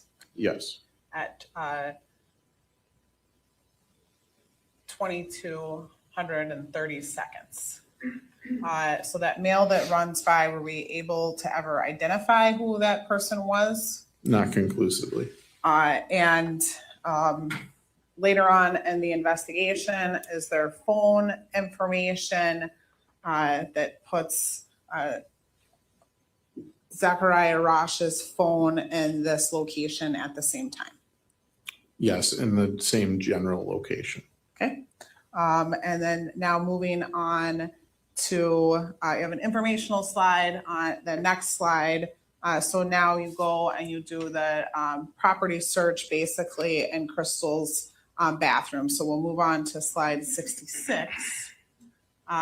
So we talked about this a little bit before. Can you just give a brief summary of what you were going there to locate? Yeah, so I was going to 730 Main Street to obtain DNA standards from Brenda Acosta and also suspected DNA standards from Crystal Rasch. I was informed by Brenda Acosta that Crystal had resided in a bedroom that was located upstairs, which had a bathroom connected to it. So She gave me permission to conduct a search of her premises. I conducted a search of the bedroom and bathroom area at 730 Main Street in hopes of locating a DNA standard for Crystal Rasch. So 66 here, this is Crystal Rasch's bathroom, Yes, it is. and 67. This is also an overview photo of Crystal Rasch's bathroom. It depicts the sink and shower areas of the bathroom. 68. This is another overview photo of Crystal Rasch's bathroom. It specifically depicts the toilet and shelf area of the bathroom. 69. Again, this is a photo from Crystal Rasch's bathroom, but this is of a hairbrush that had been located on a shelf near the toilet area in her bathroom. And did you take possession of that hairbrush? Yes, I did. But did the crime lab ultimately decide that they didn't want to utilize the hairbrush? I believe ultimately the toothbrush was selected as a DNA standard. Okay, and then moving to 70. This is an overview of the sink area as I came upon it. I noted that there was a singular toothbrush in the toothbrush holder of the sink, and then also a razor on the right side of the sink. And so that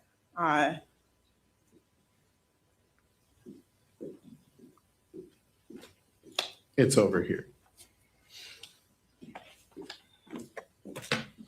the sink or that toothbrush that's in that photo there, there's just one toothbrush, correct? That is correct. And just so the jury can see that we did our due diligence, if you can just open that bag and show that the toothbrush that's in that photo is the same toothbrush that's in the bag.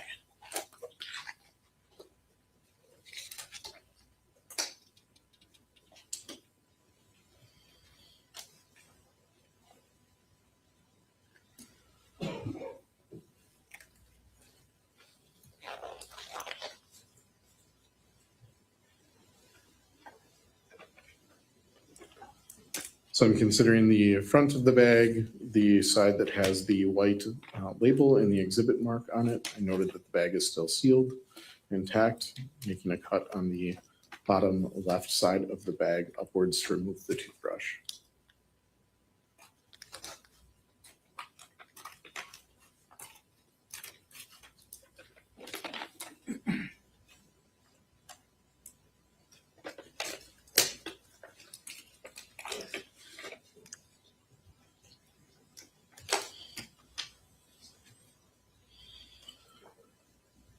This is a blue and white toothbrush. It's a parodontics toothbrush. And you can just stand up and show everyone down at the end, and then we'll go on to the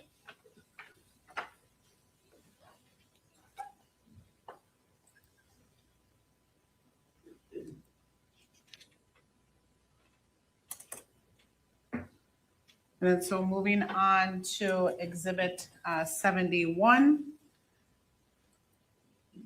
We have a wall calendar hanging on the wall, and it's a little, this is for June of 2024, correct? That is correct. And it's photographed as it is still on the wall in Crystal Rasch's bedroom. And I think that both that other detectives observed this as well, and there was something significant about this, correct? Yes, in reviewing the images from the wall calendar, which include the entire year of 2024, Crystal appeared to be very meticulous about crossing off dates that have passed by. And it was noted that for the June 2024 wall calendar, that the last date that was crossed off was June 9th, 2024. And then she also had down here, visit kids, correct? That is correct. And then she had something, it looks like on the 7th, some type of, it looked like pre-trial conference, I think, written on the 7th, correct, on Friday? Yes, But nothing listed on the 8th or the 9th, correct? that's correct. And then camping listed on the 15th, correct?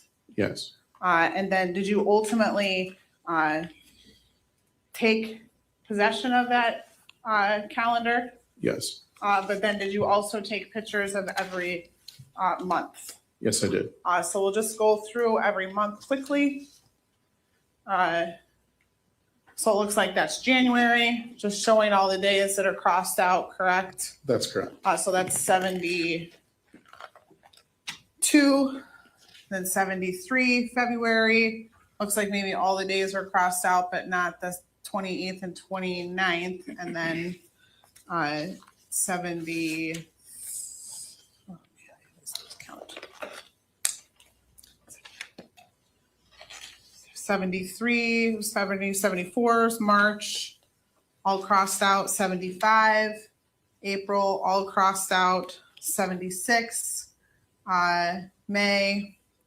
Correct. And then obviously into July, August, and the rest of the month, those were not crossed out, correct? Yeah, if you want to, I guess, go back to June. So the June image, we can see that in some of these, it appears that there's lines that go through. So obviously this is hung up on the wall, and I'm of the presumption that it likely stays there as it's being crossed out. So some of like the multi-lines are actually just from previous months. So bleeding through, but it doesn't look like there's active cross out. And then if you could just open up that calendar that's in that evidence bag and open it up to the month of June, please. So this is Exhibit 90. And this is sealed by me. It's secured with evidence tape.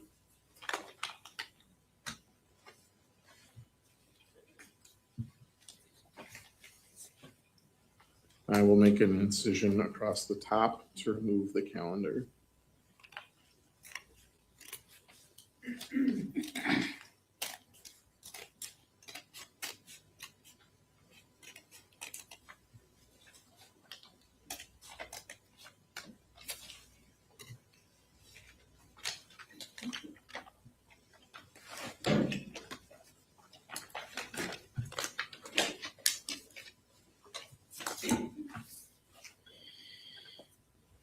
So there's the front of the calendar, correct? That's correct. It says every moment matters. And then if we can just turn to the month of June.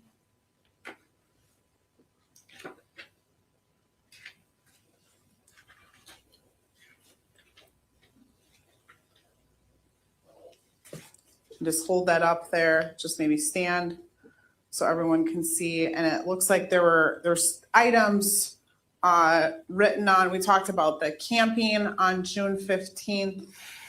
And then on the 17th, 18th, and 19th, it's like a jury trial that's indicated on there, correct? That is correct. And then for every Monday, what does she have written down on there? For Mondays, she has on here visit kids. And then it looks like she has some doctor's appointments written on there as well, correct? That is correct. And in fact, on the 11th, she had a doctor's appointment written on there, correct? Yes. That was supposed to be in the morning on the 11th.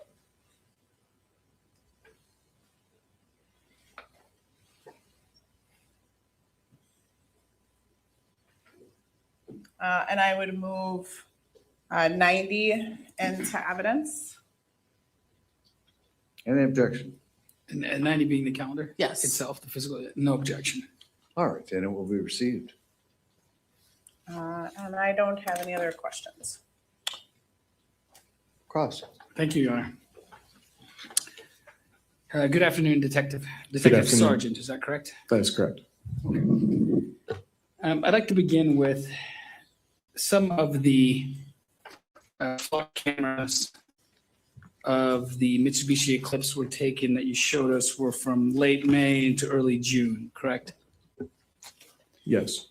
Okay, and you were questioned about some of the dates and times in early June when the vehicle was being driven during supposedly the hours that Mr. Rasch was supposed to be at work, correct? Yes, Okay, did you ever get his work schedule for that week that we were discussing on the flock cameras for early June? I'm not sure. I have seen portions of his work schedule. Do you know if he had those days off for whatever reason? I do not know. Okay. There was another mention from the surveillance footage at night in front of 730 Main Street, where it appeared to be someone on the far sidewalk, either walking or jogging down the sidewalk. Is that correct? That's correct. Now, you said that Mr. Rasch's phone was in the general area for that. Is that correct? Yes. Okay, when you say general area, we know what's your understanding of cell tower technology? I have a pretty good understanding of cell tower technology. I'm a Cellbrite operator for our agency, and I often process and investigate crimes that involve cell phone evidence and digital evidence. Okay, so where did his cell phone, what cell tower did it ping off of? I would have to review the specific information, but my understanding is that his cell phone pinged off of a tower in the area of the village of Kleiman. So there is cell mapping data and information to show that previous to this time frame, his cell phone had been in the area of his residence of Wood Road in the town of Kleiman. And then during the general time frame around 10 p.m., there's cell tower data to show that his phone moves towards the village of Kleiman. Okay. So if you were driving along the main street, the street that Ms. Rasch lived on, if you walk out the house and make a left, that takes you to kind of a county road. Is that right? That's correct. And is that the territorial road? Is that the name of it? I would have to look at a map specifically to identify exactly which road it is. Okay. And that's a county road that you would take to get to Juneau? There is a county road that goes into Kleiman that you could take to get into Juneau. Okay. And if someone were driving along that county road and their cell phone was active, would that ping off a tower in that area, that general area you described? It is possible, yes. Now, when you exit 730 Main Street, like Ms. Rasch did, and you make a left and you go towards that county road, at the end of the street, there's the Zion Lutheran Church, correct? Yes.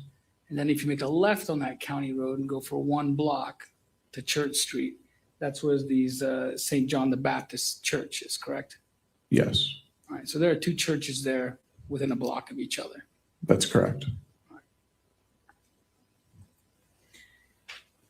Do you have in front of you Exhibit 84? The flock camera exhibit. Yes, I do. I don't think we're going to need to put it up on the screen, but I just wanted to go over a couple of slides with you.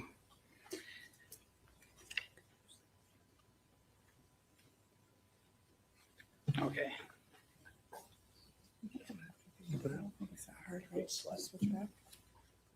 The prosecution's been kind enough to put up slide 61 and then 62 afterwards.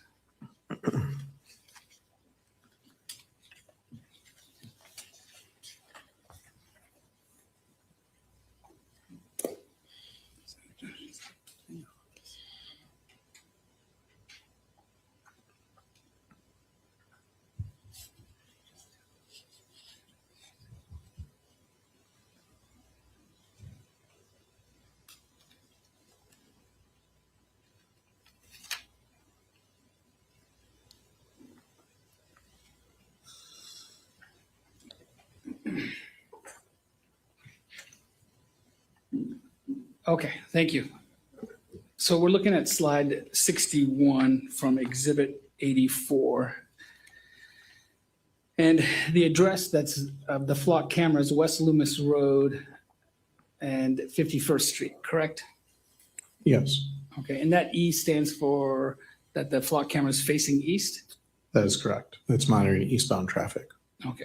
Now, you aware in this case that that Mr. Rasch's phone, that there was some Google searches for attorneys in the Milwaukee area, specifically in Greenfield? Yes, I am aware. Okay, and one of those law firms is, I'm gonna spell it, we'll pronounce it first, Konstantakis Law. It's Konstantakis. Do Yes, you remember seeing that during the course of your investigation? yes, I do. Are you aware that that law firm is on the corner where that flock camera picked up Mr. Rasch's vehicle? I'm aware that it's in very close proximity. I don't know specifically which corner, but I do know and recall that it was very close to where his vehicle was picked up on flock. Okay, thank you. If we can go to slide 62, please. Okay, and in slide 62, that is also another slide in Greenfield, Wisconsin, correct? That's correct. All right, and if we can go back one more time, I'm sorry, to slide 61. Are you aware that there was a search on Mr. Rasch's phone on June 11th for the law firm of Manger and Hueneke? It's Magner and Hueneke. That sounds correct. Without reviewing his specific, without reviewing the specific records, I can't say for sure if that was the name of the law firm, but I'm aware that he did search at least 2 law firms on that date. Okay, and that law firm is just down the road from this flock camera too. Is that correct? Yes, it is. It's like a 2-minute drive. I'm not sure exactly how far, but I know it's in close proximity. Okay. But it's safe to say that both of those law firms are in close proximity to that flock camera on West Loomis Road and 51st Street. Yeah, they're both in close proximity to the flock cameras in Greenfield. Okay. The calendar that we have in Exhibit 84, well, we know that Crystal Rasch was camping in Adams County with Mr. Rasch, at least from June 8, 9, and probably 10. Was that noted on her calendar? May I review that? Of course.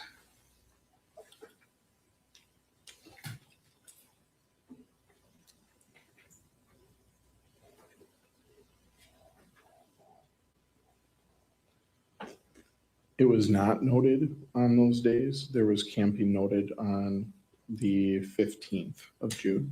Okay. All right, so it was not noted on her calendar. The only other adult living with Crystal Rasch at that time, June 8th, was her mother, right? Brenda Acosta? That's correct. She didn't have any information about Crystal camping with Zach on that weekend, did she? I don't recall her having information about her camping with Zachariah that weekend. Okay, and Crystal's car was left at the property 730 Main Street, correct? That is correct. The vehicle, was it operable? I believe that it technically would have been operable, I guess. I'm not sure that it would have been safe to operate on the road. It had sustained damage to it. Okay. What kind of damage? Can you describe that? I would have to review all of my photos to say for certain. Okay, one moment, Your Honor.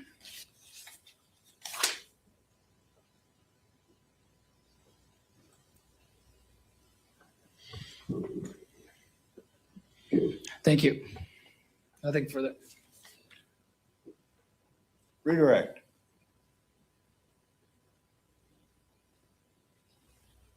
I don't have any redirect. All right, you can step down.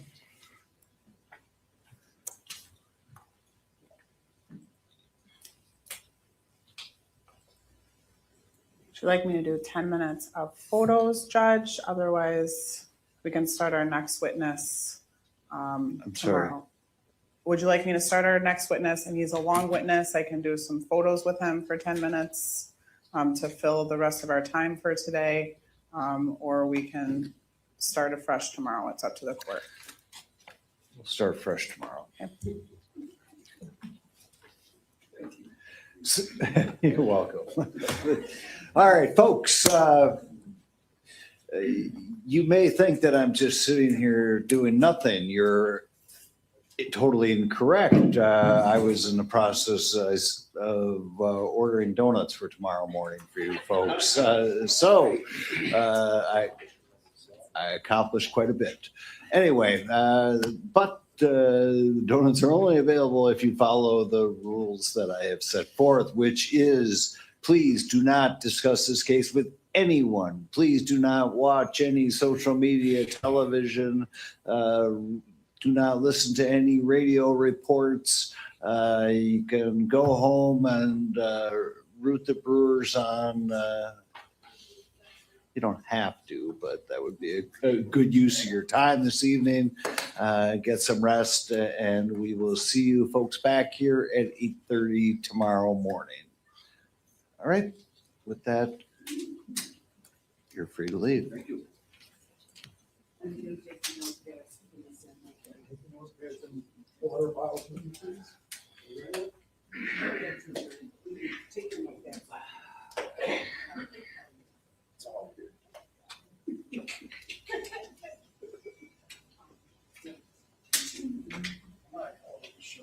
Still gotta wait for the ladies.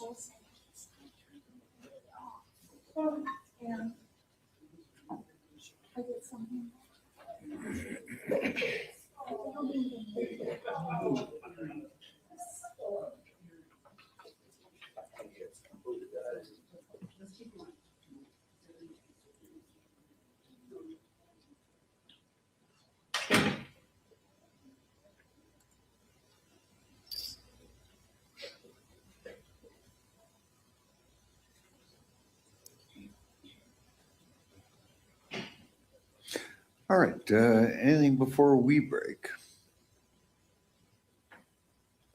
I don't think so, not from the defense. Very good. We'll stand adjourned tomorrow morning. Unless any of you or either of you anticipate any problems, we'll expect that you're here at 25 after, and we'll kick off at 8:30. Yeah, 25 after, okay. Please. We are adjourned. I'm sorry.